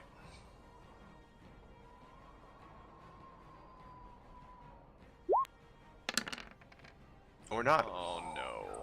You're the worst luck, Padine. All right. So we pre-established that you were going to stand there, do this, and then draw your bow. Yes.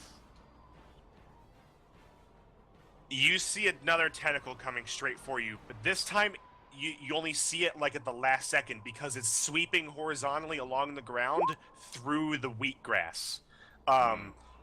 And you have a scant second to react to it. In that case, I'll just be jumping up. Just try to have it go right under me. Little jump rope time. Okay, give me Hopefully. a defy with Dex.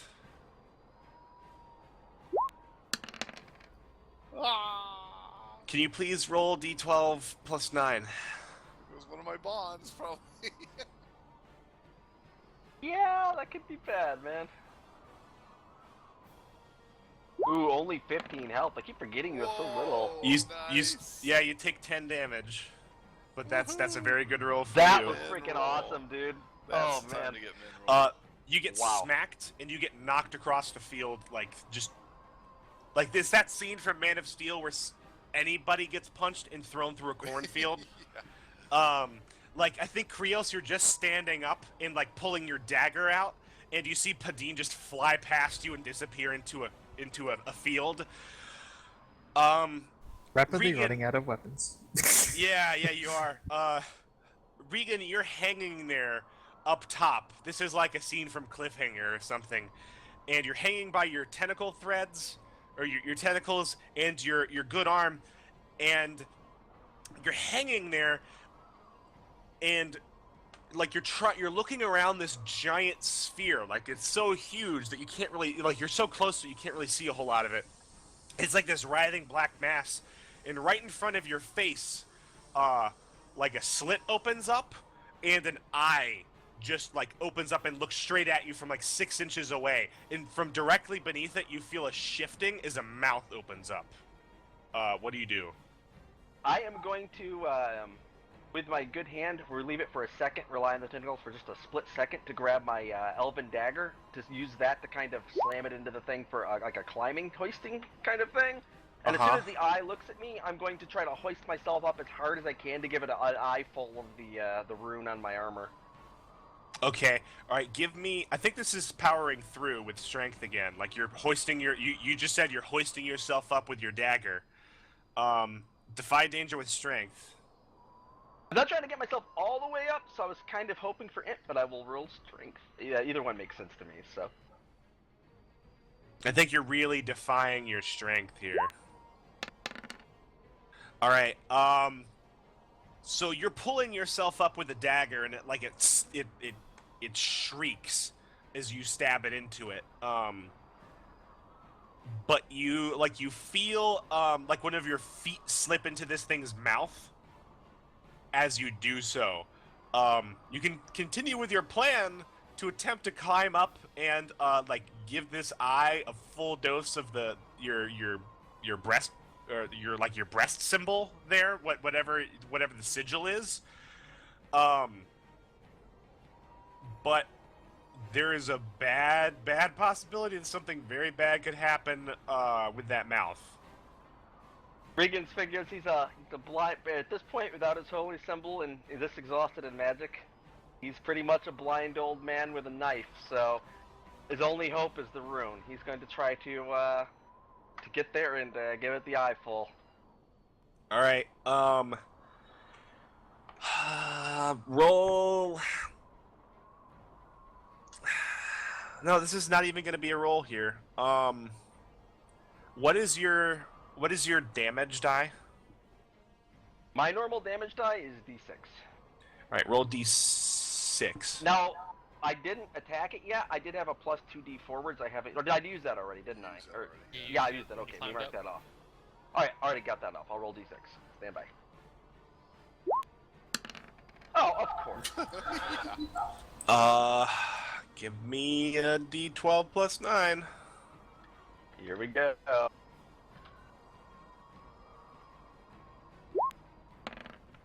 Of course. I'm at 2 hit points. Oh God! All right, so Regan, like you stab up there and try to bring your symbol up to its eye, and like it starts to like wince and start to bleed. But before you can get any more damage on it, you feel this thing close its jaws, like its teeth around your ankle, and you get pulled down, and then it opens its mouth again and it swallows you. Oh no. You take 19 damage, and you end up in the mouthful of razor teeth. Oh god. I think Telmon's probably the only one who was in a position to see that face of the beast, and you just see Regan get swallowed by a mouth. Telmon, what do you do? I cringe in horror at the sight. I wish to walk forward within range of the Sunfire Ring and blind as many eyes as possible of it. Okay. Or I guess run within range as it may be. Yeah. Let me read the ring. I want to make sure I do this correctly. 60-foot cone.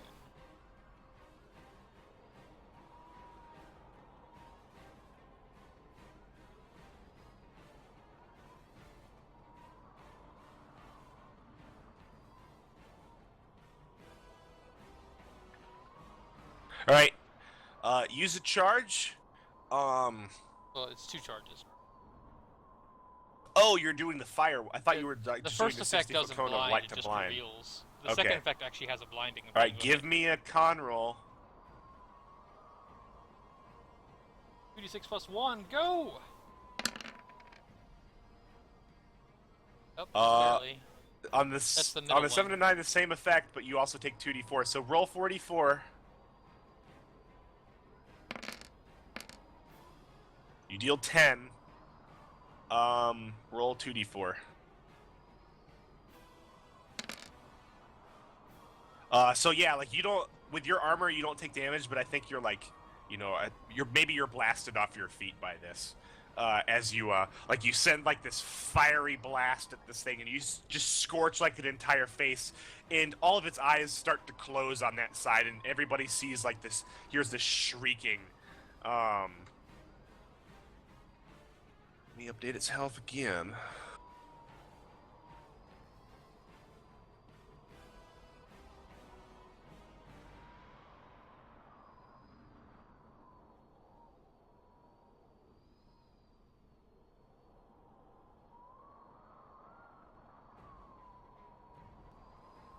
Krios.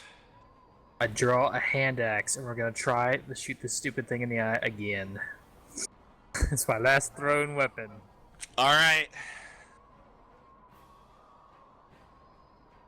Now it's just a flat 2d6.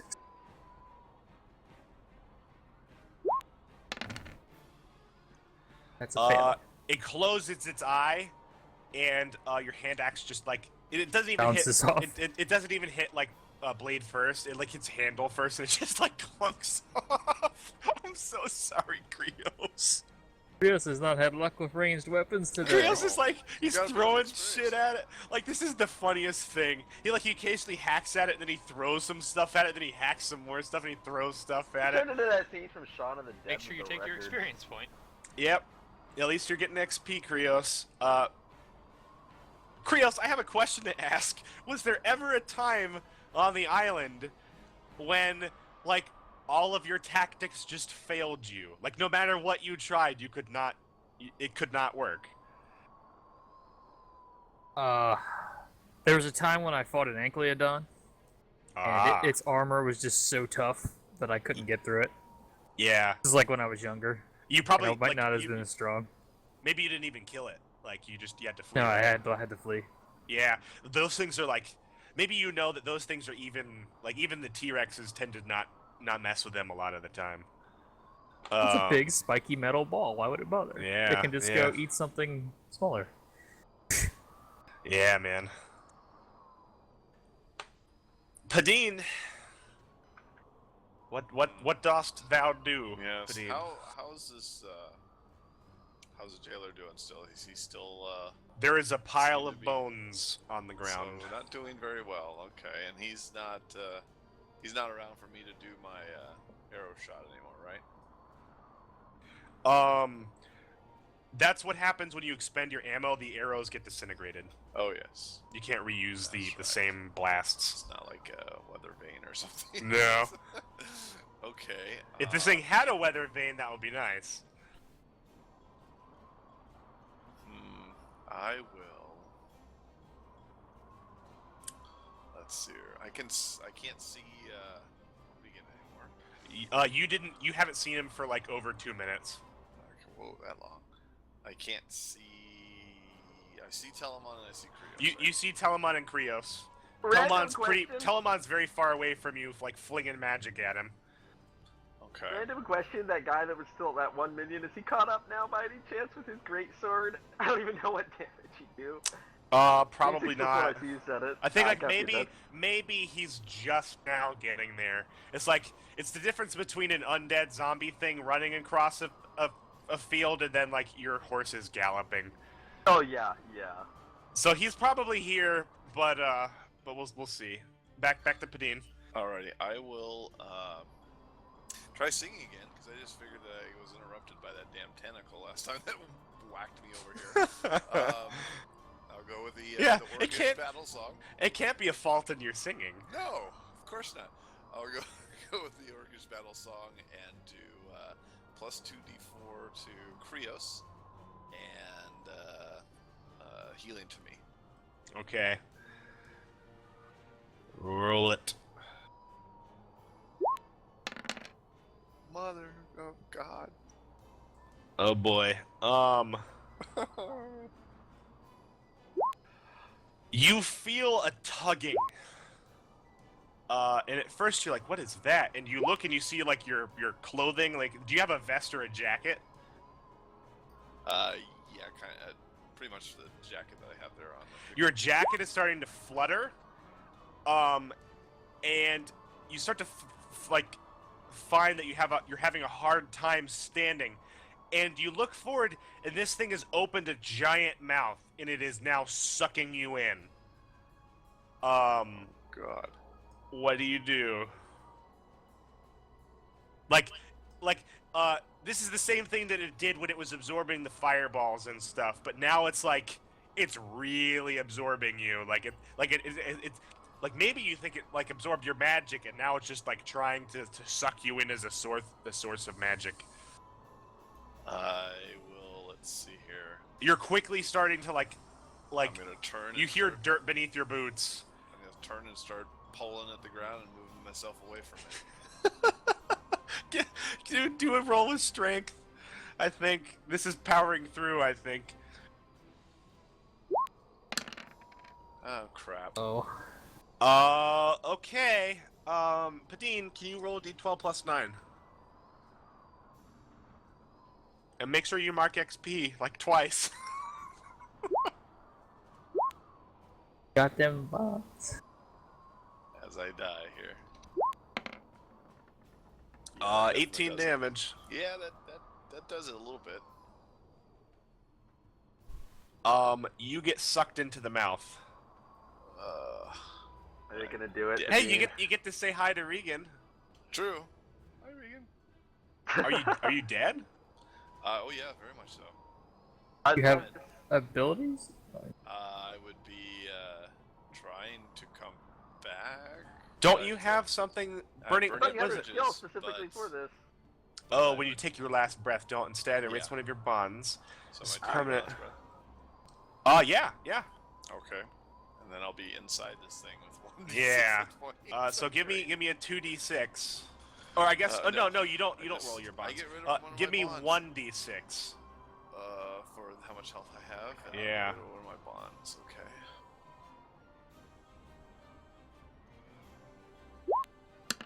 Oh fuck.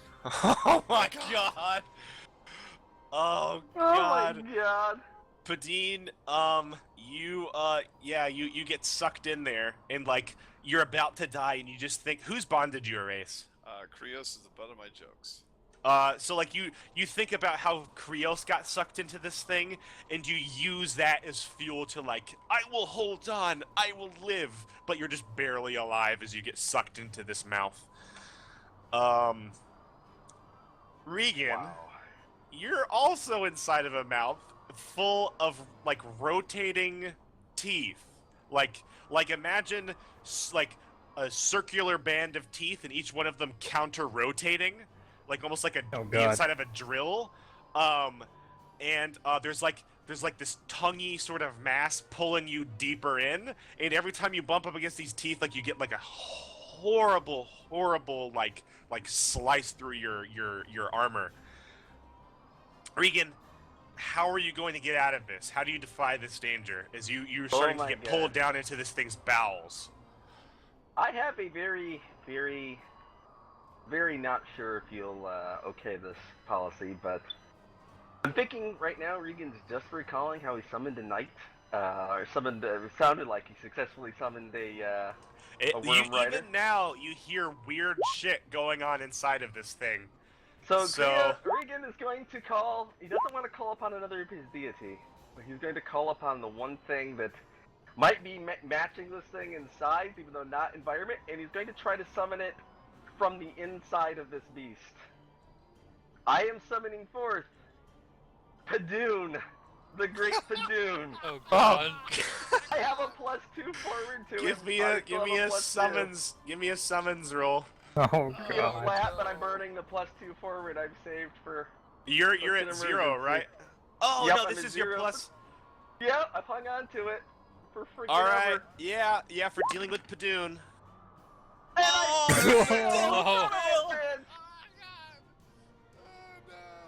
Um, What I think something else. I gets know what summoned in that happens. case. I know what happens.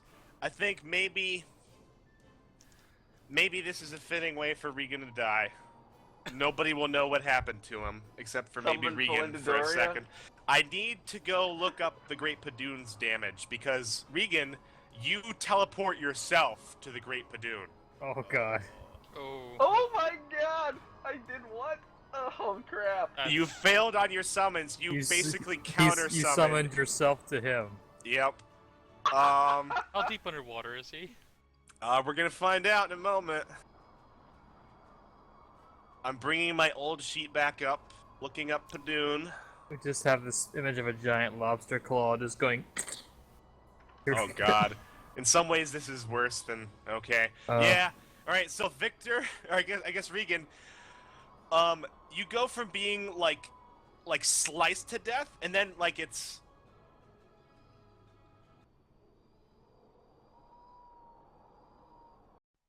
utterly quiet. And you feel like a mass all around you, and you hear bubbles. And you look about, and you cannot see anything around you. But you are very clearly in water somewhere. Oh my god. Well, that's certainly that's gonna surprise the hell out of Regan as he tries desperately to. Is there any air? Can I swim up and see if there's any air pockets? You're not sure which way is up necessarily because it's completely dark. Probably. I don't have any. Like you lights. can just My start light like spell's start. Is your light spell gone? gone. My light spell's gone. I got absorbed. Remember? Yep. Oh, that's true. So I'm gonna be using my tentacles to try to snap out and feel. I guess kind of like feelers. If they're, To try to still, like yeah, figure out which way is down and then swim up. yeah, exactly. All right, we'll return to you in a moment. Oh boy. Regan, God. back out in the middle of the ocean. Oh god. funny part is, even if somehow by some miracle I managed to survive that, everybody's going to assume I just got eaten here. Yeah. We'll never know. Okay. Krios, you just saw Padine get sucked in. What do you do? I rush forward with my dagger, plunge into it, and then run counterclockwise. Dragging the dagger along as I go. Give me a give me a hack and slash. Counterclockwise attack. Yeah.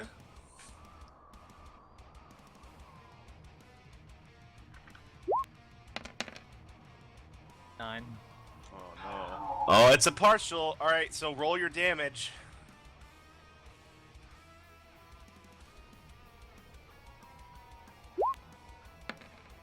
Six.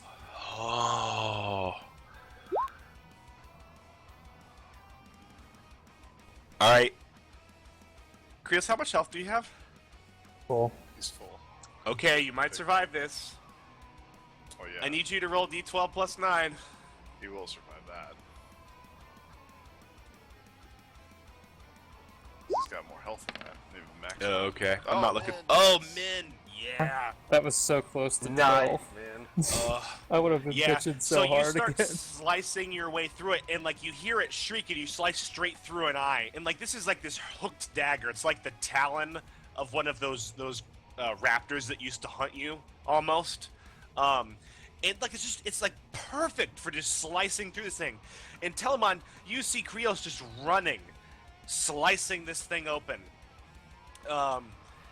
And Krios, like you're definitely dealing damage. Then you get like smacked with a tentacle and knocked like to the side, and you take 10 damage. Inside of this beast, Padine, like you hear just like this horrible noise and shrieking.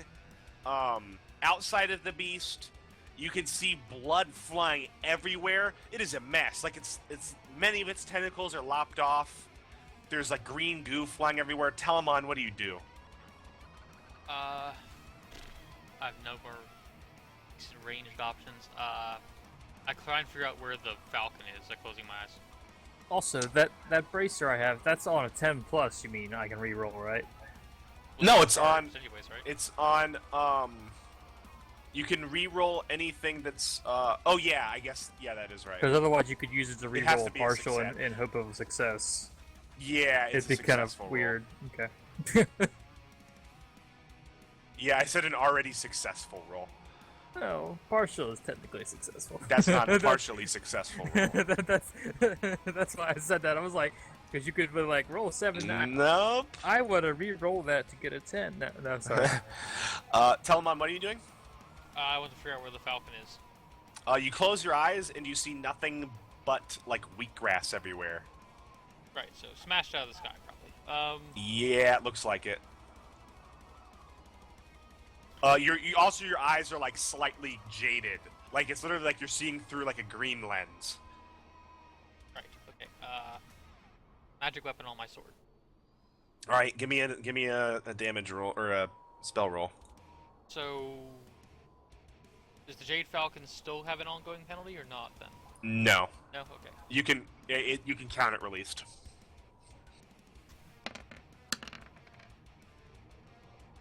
I got a 9. I will hand to my sword and forget the spell. All right, you want to charge in there? Yeah, I do. God help me. Oh boy. Yeah, like maybe you can kill this thing before Padine dies? Hack and slash? Like the wizard like is out of wizardy stuff and he runs in Nice. with a sword. Okay, let's see what you get. Roll your damage. Oh. Oh, Fuck. minimum. You run up there, and the thing is, you haven't been in melee with this thing at all. You smack your sword against one of these tentacles, and like the magic field covering your sword, it's almost like it blunted your sword, and it just smacked straight off the tentacle. And it's like almost like you just smacked a log with a blunted sword, and like it bounced straight off, and you're like, what the hell? And then like you have to dodge several tentacles and get out of the way.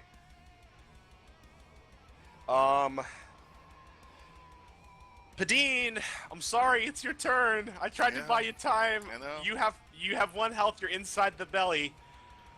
Well, I guess not the belly. You're in the mouth, and like you're in the scene where Bregan was. You're getting slowly pulled down in there. There's teeth all around you.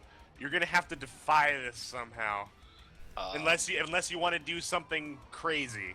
Is there actually like a tongue thing attached to me, or did he suck? It's not like a single tongue. It's like the muscles of this thing are starting to undulate and pull you down. Alrighty, I'm gonna try to kind of scamper out through the mouth. And, so the mouth is closed. Oh. So like you start yeah. I mean that's what happened when it closed. So like you desperately start climbing up. Maybe you use like a tooth as a handhold, it cuts into your fingers, but you're like, fuck it, I'm getting out of here. Krios did it, I can do it. Yeah. And you're banging on the teeth. You're trying to get out. How do you try to get out? Let's see here. I'm going to wedge. I'm gonna try to wedge my rapier. Let's see here. Crap, that won't work too well. I don't really have anything I can really do.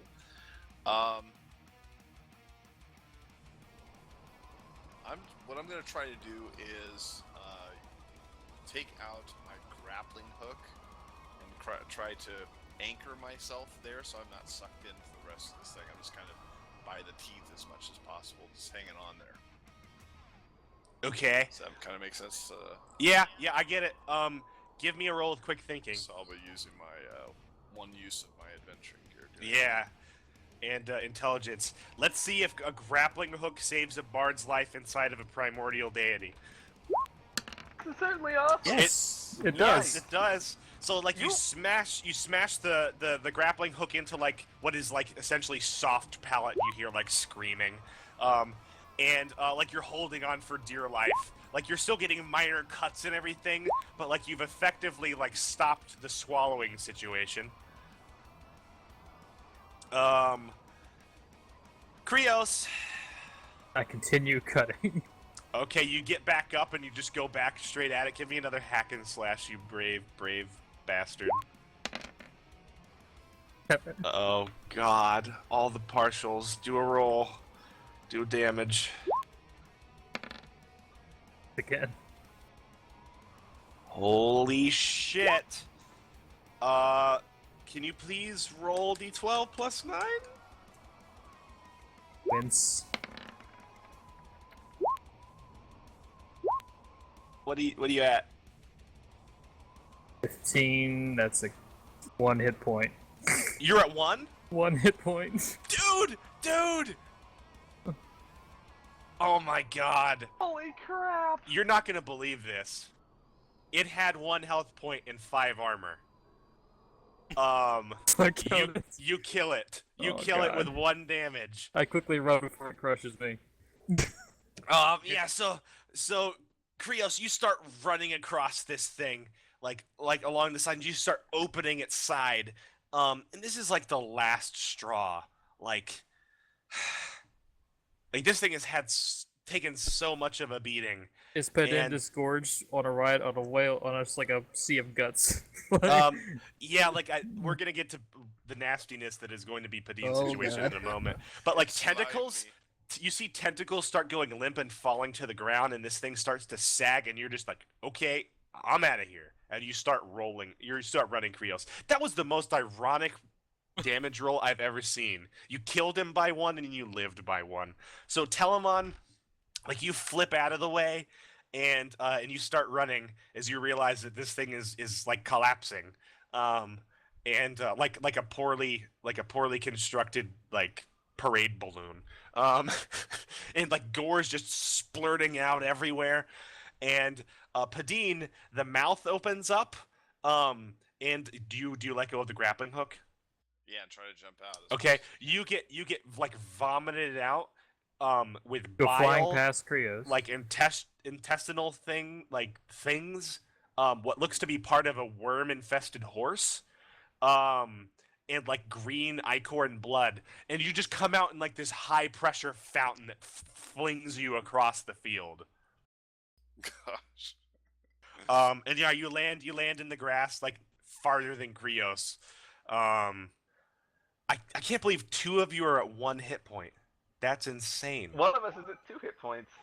Yeah, well, we'll get to you in a second. Yeah, Padine, Krios, and Telemon, you're all within sight of each other, and this thing is like turning into a rapidly deteriorating mass in front of you. Like it's just like it's starting to rot, and like I there's flop on goo the ground everywhere. and collapse. Is it done? I hope that it's dead, and may the fucking old man rots. Last I Probably. saw him, he went into the mouth like you did. You didn't see him in there, did you, Padine? He summoned No. that thing. Are I saw him do minions still alive? What now? Are his minions still alive? Because you don't see any minions around. Even that One one that was running, up. did he just drop in place, or is he still up and running? There are miles of fields about you. If you wish to take the hours to go find him, he's crushed beneath a tentacle somewhere. Oh, okay. No. All right, so we don't I see have it. a broken falcon and a horse to find. You gotta go find your RC plane somewhere lost out in this field. What happened to Sarcasmus? Did he die? Oh, Sorry, I that's somewhere. haven't seen him. Sarcasmus! You see like alive? you see a figure limping towards you. I think he's using his staff, and he's using it as a crutch, and he's like limping along the road towards you guys from the wreckage of the wagon where you guys left him. Like you remembered you poured the potion in there, and then you told him like. Alright. I wait for Telemon. tear the remaining poultice and herb in half and give Pedin half. He's just like. Okay, we get 3.5 each. You lose the half, obviously. So Yeah, it's you three. lose the half. You round down. So you each gain 3 hit points. Who's each? Me too? Yeah, both of Yeah. you. Yeah, I guess we'll walk over to Sarcasmus. Sarcasmus, like, he's covered in blood, and he looks very bad off, but he's, like, alive, and he's got a limp, and he just looks up at you, and he's, like, amazed, and he's... Telemon, is it over? I think so, but Regan's nowhere to be seen. We should get a shaman to cleanse this place. Collapses on the ground. Alright, so, with that, we cut to the ocean. Oh boy. Like, several 100 miles away, maybe 1,000 miles away. I don't know, but it's a long-ass ways away. Somewhere. In the middle of Regan, nowhere. you're in the middle of the ocean. You're attempting to like feel your way along the bottom of the floor, the ocean floor. I never thought we'd get to this point. I need to figure out how long you can hold your breath. Oh god. I think it's con, but I'm not sure. Let me do a D&D quick is search. some ungodly amount, so it doesn't actually help you there. Maybe it's like a number of minutes equal to your con modifier The plus? modifier, maybe, not the I actual stat. think. So if you have +2, you hold it for 2 minutes. Or maybe it's like 2 minutes There's a plus base plus 1 plus, for yeah. each modifier. Yeah, because then -1 would Yeah, be, it's not mentioned in the rules. I'm going to give you 1 minute per con mod. I think that sounds reasonable. Well, then if you have 0, you'd suffocate. So I'd maybe vote 2 minutes plus two, that. Yeah, 2 I minutes guess- and then the mod, because then -1 would still give you 1 minute. Well, most people can't hold their breath for 2 minutes. I guess That's true. That's true. That's true. If you Like, -1, even you're heroes- just out of luck. Maybe I minimum think, 1. I think you get you start at 1, and you get a bonus 1 for each con mod. We'll say that. So Regan, your con is like what, +1? My con is +1, yes. All right, so you can hold your breath for 2 minutes. I think you spend some of this time just trying to orient yourself. I know it seems like you might be able to figure out which way is up just by gravity, but in an utterly dark environment in water, very hard. Especially since you're injured, you were near a lightning blast. You were inside of a giant beast about to be digested, and you just got sucked through a miscast portal. So like you're definitely disoriented. It takes you like several long seconds for your tentacles to find the soft silt bottom of the ocean. And you touch a seashell. As soon as that happens, I am going to, as soon as I figure out which way is down, I am going to immediately try to swim up, and my tentacles hopefully are going to fan out, so I figure they might be kind of helpful in the swimming environment just due to their nature, trying to assist me in the swimming effort as far as we push to the top as fast as we can. Okay. Regan, you're being heavily weighed down by your backpack. You have 10 rations in there, in 3 of 5 adventuring gear.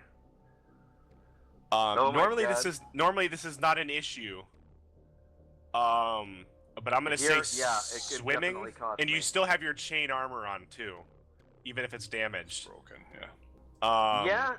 How hard is it to ditch chain armor? I'm guessing it's probably hard, right? It's pretty hard, but you can definitely easily get rid of your backpack. Can I grab the adventuring gear out of it and then ditch the rest of the backpack? Adventuring gear is probably going to be heavy. Are you going to take the risk? It may apply a penalty upon a forthcoming Defy Danger roll. You know what? I'm going to cut the backpack. I still have Because that one. you see no light. You can't tell if it's just because you're 30 feet below the surface of the waves and it's dark here, or if you're like so far down beneath the ocean that you cannot see. So like, I don't know what it occurs to you, but I'm ditching the backpack, and when it comes to the I still have the one-use really small adventuring gear. You mentioned I can only pull small items out of. That's still in my other bag. What do you pull? I am not actually pulling anything right now. I may need it in the future. I was just making sure that. All right, I'm gonna tell you that it's no larger than what can fit in a small satchel. Oh, that's fine. I'd be looking for like flint to start a fire or something. Yeah. Maybe at some point. That's about it. All right, you release those. You start swimming up. Your chainmail's really weighing you down. I'll take that off at the first opportunity if I can possibly get it off. I'll ditch it too. All right, so you take the time to do that. You feel something through the water. It's not like it's directly touching you, but it's like, you know when something moves past you and then the water ripples and hits you? It's like that, but it's huge. Oh boy. Does it feel like it's swimming up towards the surface, or do I have no indication of that? You have no indication. I'm going to just try to stay as alert as I can as I keep swimming as hard as I can up towards the surface. Not much else I can do. All right, so you start desperately making your way towards the surface. Now that you've ditched your chainmail and your gear, I think you have like maybe a minute's breath left.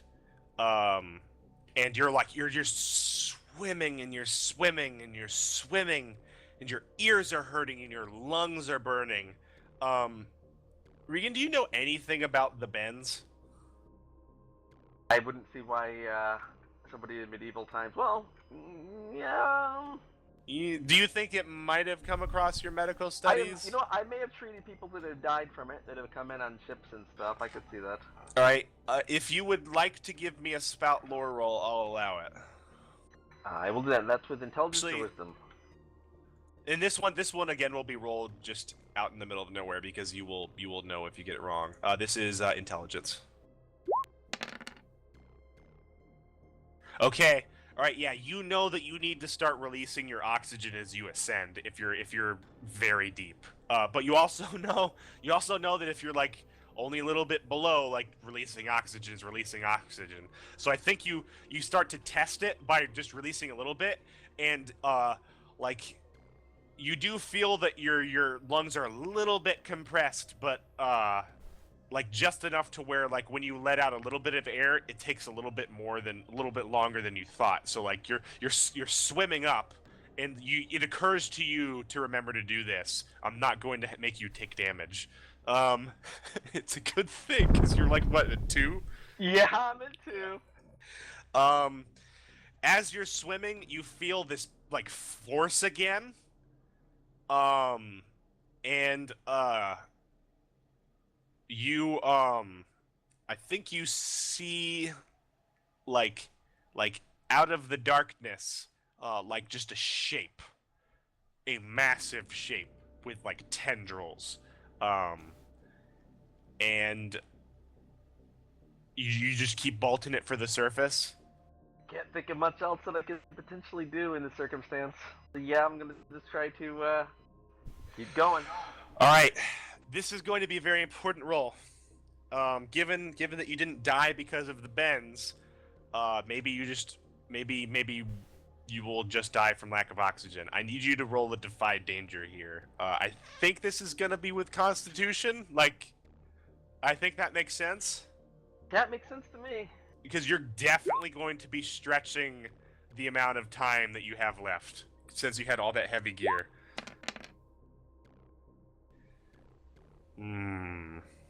Do you have anything left on your person? Let me look at anything that I've got my dagger. I don't know if that would be anything. Oh god, I've got my books. I want you to list everything you have. I have my book bag with the Tome of Death and Regan's old book. I've got my bag of bones and artifacts with an emerald and one use of small adventuring gear. And I have a finger bone in my my belt. And I think I still have the dagger. I don't know if you really have the dagger yet or not.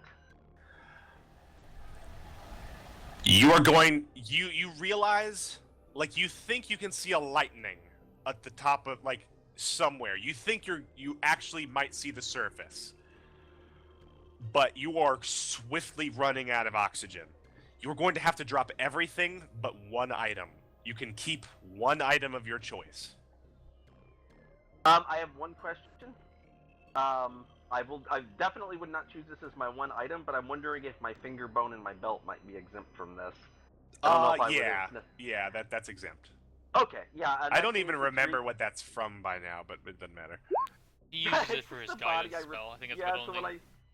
it's all I ever use it for is Okay, my guidance yeah. spell. Finger bone doesn't matter. It's like Okay, in your belt. my Regan's old book. Everything else is gone. Okay. Regan, like with an explosive breath, you emerge in the middle of the ocean. It is late in the day. Like it's probably like it's getting close to dark, actually, and there is nothing about you but waves. And like you get up to the top, and like you are almost immediately drowned by a wave. Oh And wow. nearby, you see the island again. Now, he's not even fortunate enough to see that, I think. Oh, oh boy. Remember, Is there you any- released Padoon from his tether. Is there any driftwood or anything that I could see around that I might be able to hitch a ride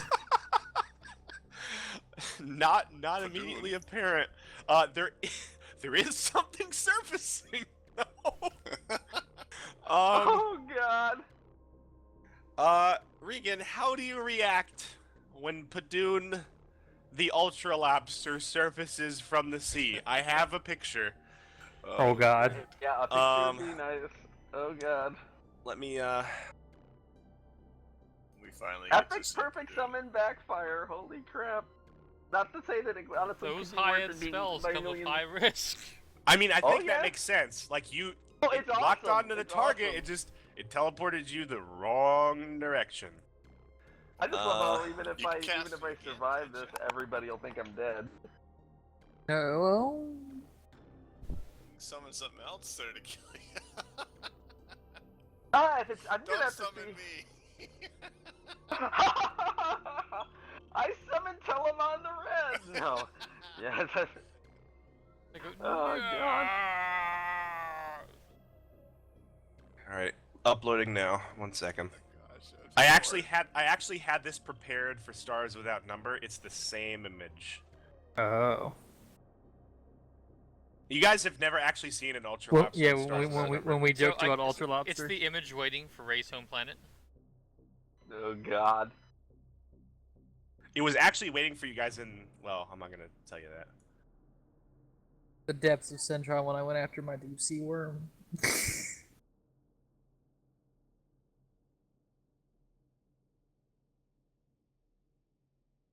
For silly one that isn't privy, this would be reckless. All right, have fun with that, Regan. I Oh, am God. zoomed in right now. Oh my god. I don't see it yet. That thing is not looking friendly. You don't see it? No, that's weird. Read definitely log Maybe, yeah, maybe 420. refresh. It might be like. I was Don't tell zoomed me- in- I was don't zoomed tell in me a that long is ways, the had- deep I sea had to worm. zoom out. Oh god. Oh my god. Does it look like it's coming straight for me, like it's out there to It's- attack, or is it just It's going? surfacing, like directly beneath you. Like you I'm look gonna try down to and do you see this something- dark shadow and you feel water moving beneath you. I'm gonna try to do something mad, and I'm going to try to latch onto the back of it as it comes up with my tentacles and my my arms, Freaking hoping it won't even tamer of care the that Great I'm Baboon, there. rider of the Ultra Lobster. But all I can do is, if it's gonna eat me, it's gonna eat me. I can't do much about it.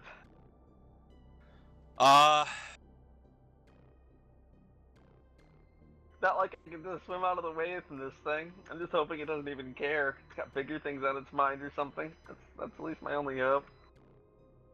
They're snacking on a ginormous great shark. Well, the way I see it, you may be the perfect size for it to eat the way that mouth is sized. That's also Regan. possible. You made the choice. Give me a 2d6 flat. The damage. No, this is not damage. Oh god. This is how much it likes you. Latching onto him. Okay, so Regan, it starts to extend a lobster claw towards you. And it starts to widen. Oh no. I think it was that already my evade roll, or is that already No, my, that was to see what the creature did. Ah. Oh boy. I'm going to try to, I guess, swim out of the way and try to get behind it. I guess there's not much else I can do. Wait, actually, when I was learning about the Great Padoon way back in the time, would I recall anything from how it sensed its prey or anything that might trick it? Give me a spout lore roll. actually, I'll roll this one.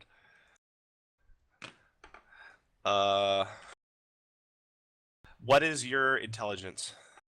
My intelligence is, I believe, +2. Yep, +2.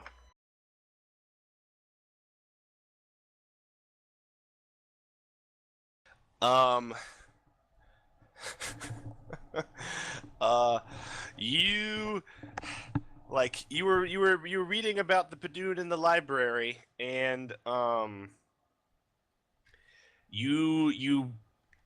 it was just mentioned that it was attracted to ships and stuff like that.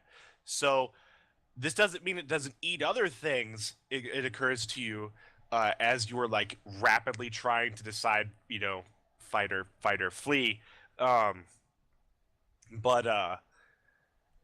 it does occur to you that like maybe it has something to do with motion or mass or like you don't really know a whole lot. Like you do know it's attracted to large things.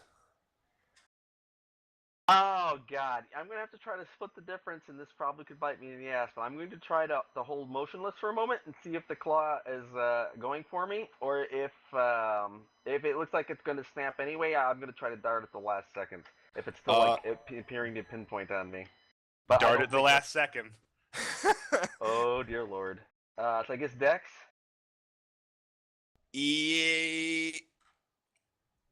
Yeah, Dex or Strength, whichever one you want, because you could be powering through the waves. I guess I'll go with strength in this case. 'Cause, yeah, I think that makes sense. Powering through the waves. Just swim as fast as you can. All right, Regan. D12 plus 7. Oh, this is a +7 kills him. Yeah, I know. I'm just gonna have to see how. Oh wow, a 1. So Regan. Yeah. Do you have something? Yes, I do. As it's about to snap into me, I'm going to think to myself, it can't end like this. There's still work to do, and I'm going to call out silently a deep prayer and call divine intervention on damage from against myself. So it's reaching the claw out for you, and it's about to close. And you see yourself definitely being crunched here. And right before that happens, the Great Padoon like you see this maw beneath the waves with these tendrils, and like suddenly it jerks, and like you look, and there are all sorts of triangular shapes down there flitting about, like darting about it. Sharks. Oh God. Yes, your god did answer your divine intervention call. It is currently being swarmed by sharks. I think Regan's gonna take this opportunity to attempt to bolt while they're busy and preoccupied, and go So swimming they in whatever move- Well, direction. Padine, the thing is, how else am I supposed to divinely intervene here? Yeah, true. It's Like- true. I think sharks is an interesting way. Yeah, that seems like divine intervention to me. I'm bolting as A fast dead as I shark can in float whatever next to you. direction I Do you can. use a flotation device? All right, so Regan, there are sharks in the water, and the Great Padoon seems to have other things on its mind. And you just start paddling. Yeah, I'm basically my tentacles are outstretched as far as they can, along with my arms, and I'm paddling for everything that I am worth right now. I am just like this is not a good moment. Give me a D8. Oh boy. Oh boy. This is how many minutes before you die? How many hours? This is actually what direction the ocean is flowing currently. Ah. Usually when I hear a D8, I think directional dice sometimes. So I had a feeling it might be something like that. Whole planet is swept towards something and not nothing.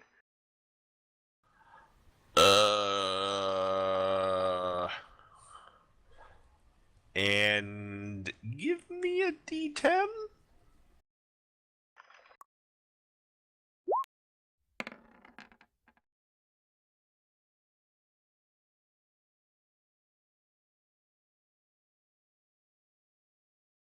Oh God.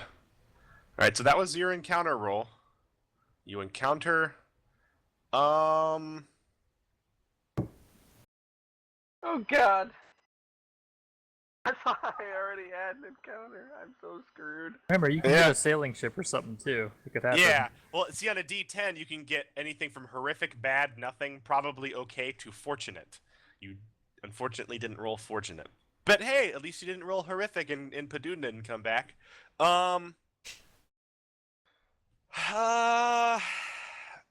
Regan, I think we're gonna have to talk off screen for a while. Your character's effectively lost at sea. He may or may not be dead. That sounds completely fine. I'm okay with the mystery existing here. I do hope that one day Rhea can get the barge to the doors like Doc from Back to the Future with some horrible thing. Still shortly. dripping wet. No, totally. It Yeah. has to be Regan. A boatload of minotaurs is approaching you. What do you do? All right, so They may or not be the same minotaurs that you got 2 people killed from their All right, village. so we're Then gonna. I know. we hear of another monster being summoned in another continent far, far away. All right, we're gonna end the session. With Krios, Telemon, and Padine. You guys are standing around the ruins of this giant hulking mass of flesh in the ruins of like a bunch of bones. Right. We get to I loot them both, say right? we go back and get drunk at the bar. Dash in baskets and we eat for the rest of our lives. Sarcasmos just looks at you, Krios, and he says, we only have a horse and a pony, and I think you're too big for the pony." After we walk back. Now we get to roll loot. Loot for days. Do we get to loot Oh them god. Get to do what? both? Do we get to loot both bodies? You didn't have any part in fighting it, so no. Okay. I had to ask. Alright, who wants It to roll? has to be something actively trying to kill you. But guess what, guys? There were bandits here too. Oh Right. boy. So this is gonna be fun. Yes, I'll do it. D12 plus 9. That's you- not the only thing though. There's a bunch of modifiers for this. Okay. Do you want to save Morgath for the end roll and do the yeah, bandits let's first? do bandits Sounds first. good. Yeah.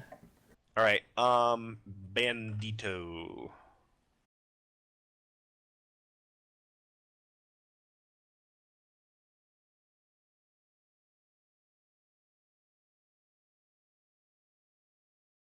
Roll d6 plus 12 plus 1d4 plus no, that should be it. D6 plus 12 plus 1d4. What was the result? 19.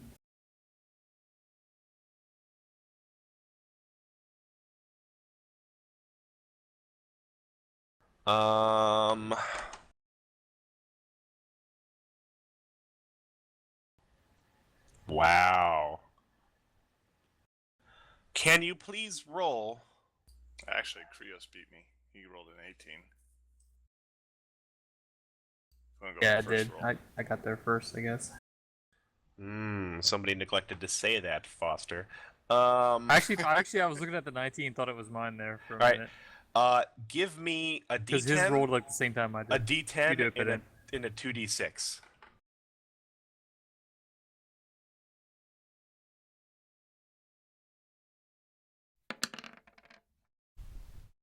10, 6, 2. I need another d10. 6. Oh, wow. Holy shit. Calculator time.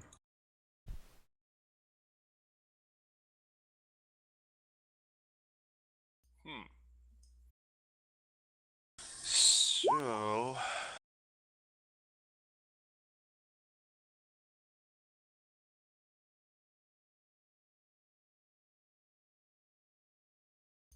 Oh, this happened on Stars with that number too, Regan. Technically, we should be able to get him Uh, back on Stars Not Numbers, so. I have a Thing lot is, of luck with things with little Stars small on teeth numbers, he's in a because- coma. Because again, I was being eaten by things with little small teeth and tentacles. So Oh, both my joy. characters have had a similar unfortunate experience. What Just was put that them out of 2d6 commission. roll? 8 total, 6 and 2. I mean, theoretically, you could have locked yourself in a room and they might not be able to get to you. Yeah, just an option that you had. Oh yeah, I considered that. I half expected you to lock yourself in a room and then build like an acid sprayer out of junk. Or something. If I'd gotten away, I would have actually tried to build something to fight them. So I wanted the metal plate, but alas, they were on me before I get that far. Alright, so, now to roll Morgath. This is going to be d12 plus 9. Tell can roll this one. Plus 1d4. Plus 1d4. And you're going to roll this twice. Whoa. Am I doing it? Yeah. Yeah. D12 plus 9 plus 1d4 plus 1d4. Yep. Roll with advantage. Rolled twice. 31. Nice. Yep. Nice, yeah.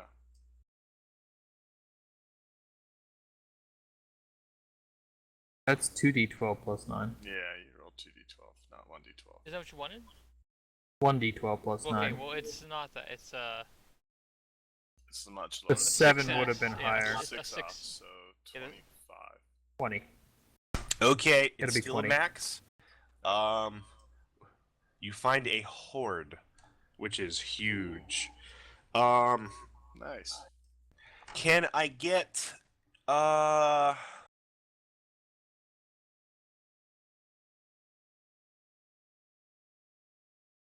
Back to you again, Krios. Alright, alright.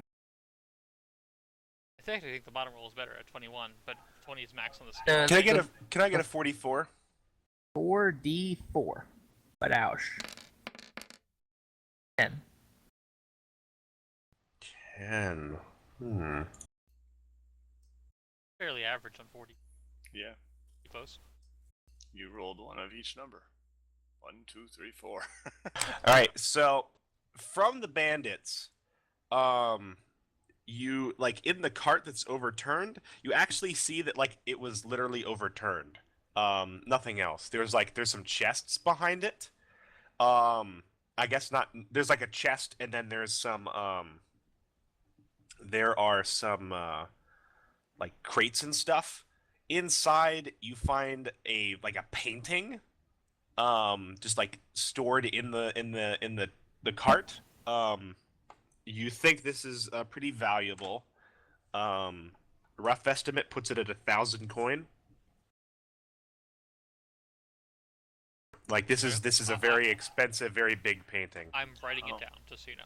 It looks only slightly damaged. So like it looks like they probably took this off of some poor soul. You're you writing also it, Tal? you Probably, also yeah. find in the cart like a couple bundles of arrows and 2 full packs of rations. So we'll call that 10 rations. 10 uses, yeah. Now for Morgath. This is kind of funny. I guess he's the Devourer. Krios, do you like... The thing is, who goes and explores inside Morgath's belly? I will too, because I'll be looking for Regan? and yeah, pretty much just Regan. I'll also be looking for his mace that I saw him toss from before I got whacked.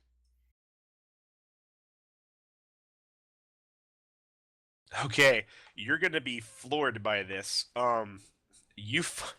Like, the thing is, it's gonna take you guys like a full day probably to cut through into the hulk of this thing. So, are you guys prepared to stay out here for a full day? Yeah, I think we would. It'll be I like also all have of tomorrow, probably. I have a falcon and a horse to find as well. I'm gonna if set that's about possible. looking at this cart and see if I can get it functional again. Yeah, you can flip it over. You Yeah. have one remaining horse. You I still have got King my, Vandal. still got my horse. That's Yeah, you the still have strongest King one. Vandal and the pony, and King Vandal can most certainly pull the cart, which you're going to need to move the 10,000 gold that you found in the chests inside of Morgath the Devourer. Tal, I think you can expand your guild house a little bit. But that's not even a fraction of what you find. How much does 10,000 gold weigh? That's a lot. It's 100 per one load. Jesus. I have to take trips. Yeah, so maybe you might want to hide that somewhere. Yeah, it's 100. It's 100 weight just in the gold. Yeah, and the cart can only hold like what 20 something, I think. 20, you said. Yeah. I don't know what the horses by themselves I carry, think you hear Sarcasmo shriek, and you all come running, like thinking maybe like something has got him, and you see glittering like different colors on his face, and he looks at you all and he says, "We're rich, we're rich," and there's a small chest that's like it's come out of like maybe this thing's anus, like. Oh, nice. It doesn't look like a butt, but basically like a sphincter or something. It's covered in slime, and only Sarcasmos would have looked in this thing. It's filled with 60 gems, each worth 800 coin. God, Jesus That's Christ. 48,000 coin. Wow. Oh my god. Yeah. Well, we're flush. We can buy the women now. And those could actually be carried, unlike the gold. Krios, you find your sword. Is it still in good shape? Yeah. Or is it acid eaten or something? Nope, it had to get back to the belly for that. 58,000 coin. He wants his sword back.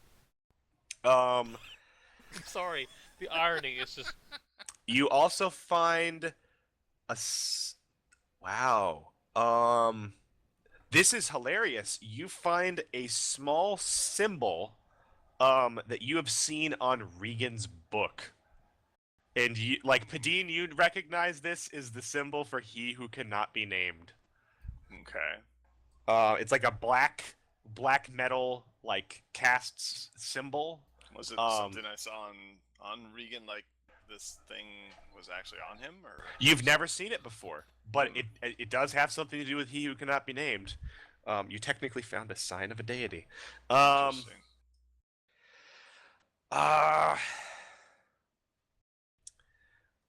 You also find, again, like, there was a lot of stuff found here. He had everything possible for treasure checked.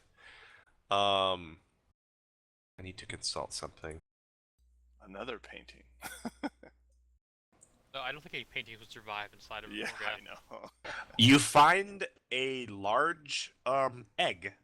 It's it's like dark I think dark red. It's like kind of spherical, and it's got like a hex pattern across it, and it's like the size of a basketball. God. Interesting. And it's very very Does it look like a dinosaur egg? no, those are Oh, ovoid like. We're obviously playing I WoW or guess, like- something, and we rolled the 0.0001% for a mini boss pet.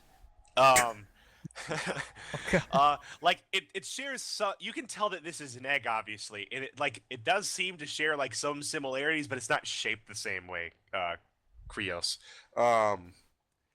And like it's sort of warm to the touch. But God. yeah, it's like Freaking dragon egg. well, it's spherical. Is that what so Tell thinks it is? I think it's a very funky reptile dinosaur egg. you find one last thing because you do. Oh boy. I'm looking. DM's building up to something. You can tell. Oh, that would be really perfect. All I can say is, I think the guild hall may be getting some upgrades. You find, like, inside of this creature's belly, a magical staff. OMG. You can purchase that wizard like- tower upgrade. yeah. You don't even have to cast Detect Magic, because as soon as you place, like, you can even look at this thing and be like, a wizard made this. But you place your hand on it, and, like, you feel like a charge come through you. This staff is constructed of 2 ancient pieces of pale, smooth wood. They're white. They are twisted around each other and meet at its head like a pair of recoiling white serpents ready to strike, forever sharing each other's gaze.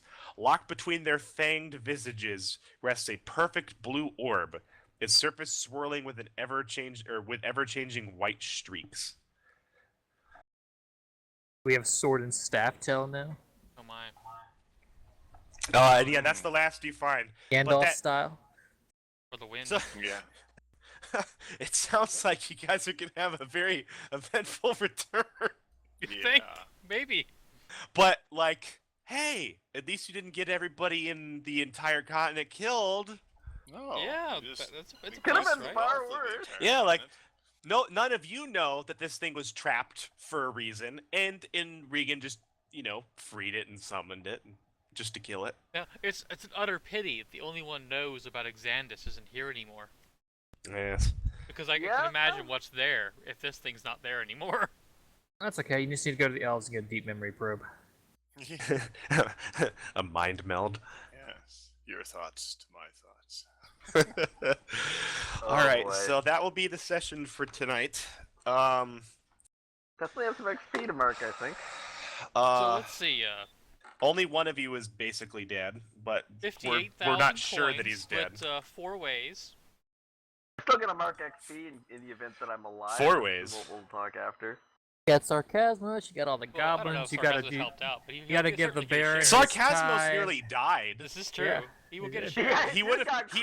He would have freaking. I don't helped think if he hadn't been I left, can even like in the wreckage complain of the wagon. about 58,000 gold split 4 ways. I mean, I can't even complain about having a share. The amount's so ludicrous. Yeah. So, yeah, this is gonna be interesting. Well, we'll have to maybe have a discussion about this on the forums or something Probably. to figure out what Well, you guys if decide nothing to else, do. Wow. I know we can carry them, so we each get 15 gems worth 800 each. Yeah. So, yeah, the gems were a big find. You rolled really well on those. I have no problem giving those to you because it was just as likely that almost all of you died. Like, the only person who didn't almost die was Telemon. I didn't actually get attacked either, so. We won't see Regan for a long time if we ever see him at all. I bet. Yeah, I have a feeling Regan's out for a while. I got that distinct feeling. Honestly, this is a far more interesting way to talk him out than I was thinking if he was ever gonna get knocked out. So that's pretty great. Yeah. And literally both Padine and Krios both died at different parts and had to use their special moves not to die. I would have died twice. Yeah. Again, that's 5 deaths in 2 episodes. Yeah, so I hope you enjoyed that. Oh yeah, this session was a blast, man. Yeah. Insane, cool. but All right, we'll go through end of session real quick, and then we can let everybody go. Then later on, I have to go undo the dragon thing. Somebody just had to decide to randomly spawn a demigod today. Yeah. Hey guys, you ready? Here, I have this emblem that summons the boss. Patoof, I just used it, okay? No. That's what it reminds me of. Leroy Jenkins. I hate to make it, but Arkham Horror is a set of 4 adventurers, right? And there's literally a spell to summon the Ancient One. You can cast it, you'll fight the Ancient One immediately instead of before the end of the game. Yep. Star was there. Yeah, I was. All right, so Krios, did you eschew a convention of the civilized world? I believe so. What convention? That you have to date a woman before you can kiss her. Yeah, not much courting there. 0 courting. Go up and just smack one on her. I'll I'm not give sure. it to you. Yeah, it's kind of stretch, but Also committed that's murder. if you believe in chivalry, but he just as easily could have gotten kicked in the nuts. Yeah, true. Would have been worth it. How about your bonds? Telemon's control of the fickle spirits is tenuous at best. I should be wary of them. You got a Regan one. Regan's ways are strange and confusing. I also got one that I made a deal to kill Regan and send him to death. Yeah, all right. I did so. Regan is effectively out of the campaign, so you're going to have to erase both of them. You're going to get XP for one. Okay. I'll come up with 2 new ones. Yep. Congrats. Make sure you marked XP for me asking your question before. Yep, I did. We crushed. Let's see. At the end of the session, if during the session you have crushed your enemies, seen them driven we before crushed you, a god. or heard, mark XP because you killed a primordial deity with your knife. With my knife. No, more than that. With the knife you took from the belly of a T-Rex. with my skinny knife, quote quote. Yeah. that's awesome. Padine. Did you avoid a conflict or defuse a tense situation today? That was my main intent of my cast fear on the lantern towards. That did not work. So you very nearly worked. blew. I was trying to keep him alive. It would have been hilarious if that had gone different. If that hadn't happened, I don't know what would have happened. I probably would have kamikazed that. That's not avoiding. See, that's not avoiding a conflict or diffusing a tense situation, though. Dying's not tense enough. No, I'm not. No XP for that one. Okay. I think you're probably gonna level up anyway. So. How about your bonds? I see you've got 2 with Regan. I think those are probably the first to look at. Probably. Since Regan's deity forsakes him. Perhaps. All of his craziness. I didn't ate him with Philin. Yeah. Already died. All of his craziness actually did come true in my character's mind. It's like, okay, he's able to foresee this big freaking creature. Yeah. Come. So Regan has been driven a little mad from his journey beyond the veil. He might need to be handled. It proved that he was right. So mark, erase both your Regan deities, or Regan bonds, Regan's deity. And now I only Did have you? 5 bonds. Yeah. True. Yeah, and mark XP for one of them. Telemon. Yeah, to Telemon. I'll still roll my XP in the event that he's alive. I'll talk with you after we're done that works. again. That works. Telemon, did you use magic to directly hit another? I don't think I did. I don't think so either. How about your bonds? You have one with Regan. Is overly worried about the concept of death. Death comes to everyone. For all intents and purposes, Regan is dead to you. That one seems fulfilled. Last I saw, he got eaten. So. Yeah. So mark that one down and put XP. That's my first point of experience this whole session. Wow. I didn't fail any rolls. I guess we'll still award Regan XP even if he did die. Regan, did you endanger yourself following the precepts of your church or god? I will leave that up to you because I believed I was, but then you said the jailer was against it, so I'm totally opposed to, or I'm totally okay with whatever you believe. The jailer seems very dead at this point. Yeah. Yeah. You certainly endangered yourself in your beliefs of following your church or god, like further their reach. It just seems like you may have been horribly mistaken. But you acted believing that, so XP. Okay, awesome. How about your bonds? Kraos Bond is toast. I'm not teaching him culture and reading. He slit my throat while I was trying to pray. All right. Fuck that guy. Mark it out and mark XP. Now, Done. now you don't come and cut people's throats. You can teach Yeah. them that. Yeah. All right. So, did we learn something new and important about the world today? I don't think That we learned there- anything we didn't already know, did we? No, I don't think This so whole either. jailer thing, but we don't really know much about that. Regan just did it, and he just Can anybody think of anything? The thing with the Howling Knight at the very There you beginning. go. I was thinking of it, but I wanted to see if anybody remembered it. So yeah, I guess it's a new and important, something new and important about the world. It's an ongoing thing, or at least it's something. Like you guys discovered a fact about like something that was important before. So you can mark XP for that. If you hadn't gone to the Baron at all, you wouldn't have learned that. Yep. Did we overcome a notable monster enemy this session, guys? Fuck yes. Oh, maybe? I don't know. You think? One of those bandits, was he notable at all? He might have been known in a couple counties. That's good. XP for that. And was there memorable treasure at all involved in this session? Yeah, staff. Gold, Bunch of gold, gold and and gems. the gems were the big thing. Yeah, definitely. Man, That gold's gonna take 48,000 forever worth. to make Leveled. 100 weight of gold. I mean, God. Yeah. All right. Congratulations on leveling. You Did anybody Regan else is sting? alive. He is leveled. Congrats, Badine. You were in the lead on experience. Oh, nice. Other than Yeah, it was Regan, all who those- is yeah. That flurry of fails that I had there, right? I was doing extremely You failed like well. 6 times. Oh, in a row almost. It was like 4 in a row, and then it was 1 or 2 okays, and then it was another fail or 2. Regan had some unique fails. More or less good dice overall. I could have certainly fared far worse as far as the final run against some horrible creature goes, to be honest.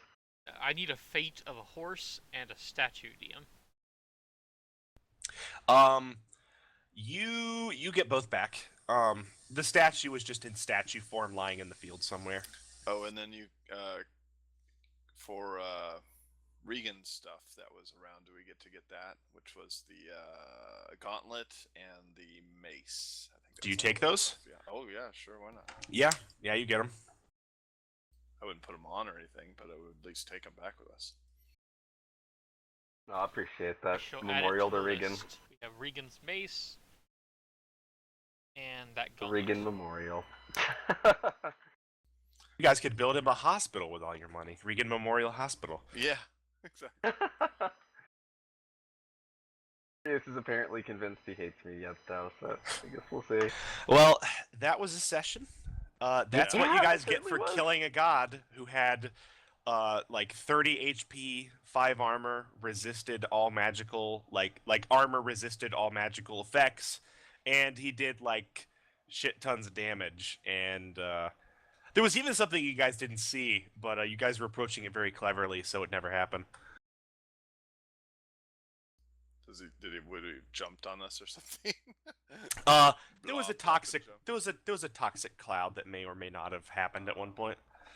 Oh, But wow. it was being bombarded by all sides constantly. If you had let up, like, if you given it any breathing room, it would have been very bad. And if you had fought it by itself, that would have been a different fight, because I know. Yeah, we all would have died. Yeah, well, like the thing was, like I know it didn't seem like like there was any tangible damage from your giant skeleton, but the thing is, it didn't have any way to move around. So you basically had like you had the ability to move around it as it was stationary. That was the thing that basically cinched the battle. So, Yeah, that was a congratulations fight. on Okay, 3 people living and 1 person possibly living. Okay, One loot person, has fate been added to unknown. the player notes section on the thing. Okay, that's good. Cool. And yeah, that was a session. And I will see a couple of you guys tomorrow for Stars Without Number, and we'll pick this up again next week. Indeed. Sounds Alrighty. good. Have a good night, guys. Yeah, we'll stick around Night. if you need to Stop the talk to me for a recording. minute, Star. Yeah, I'll talk with Regan.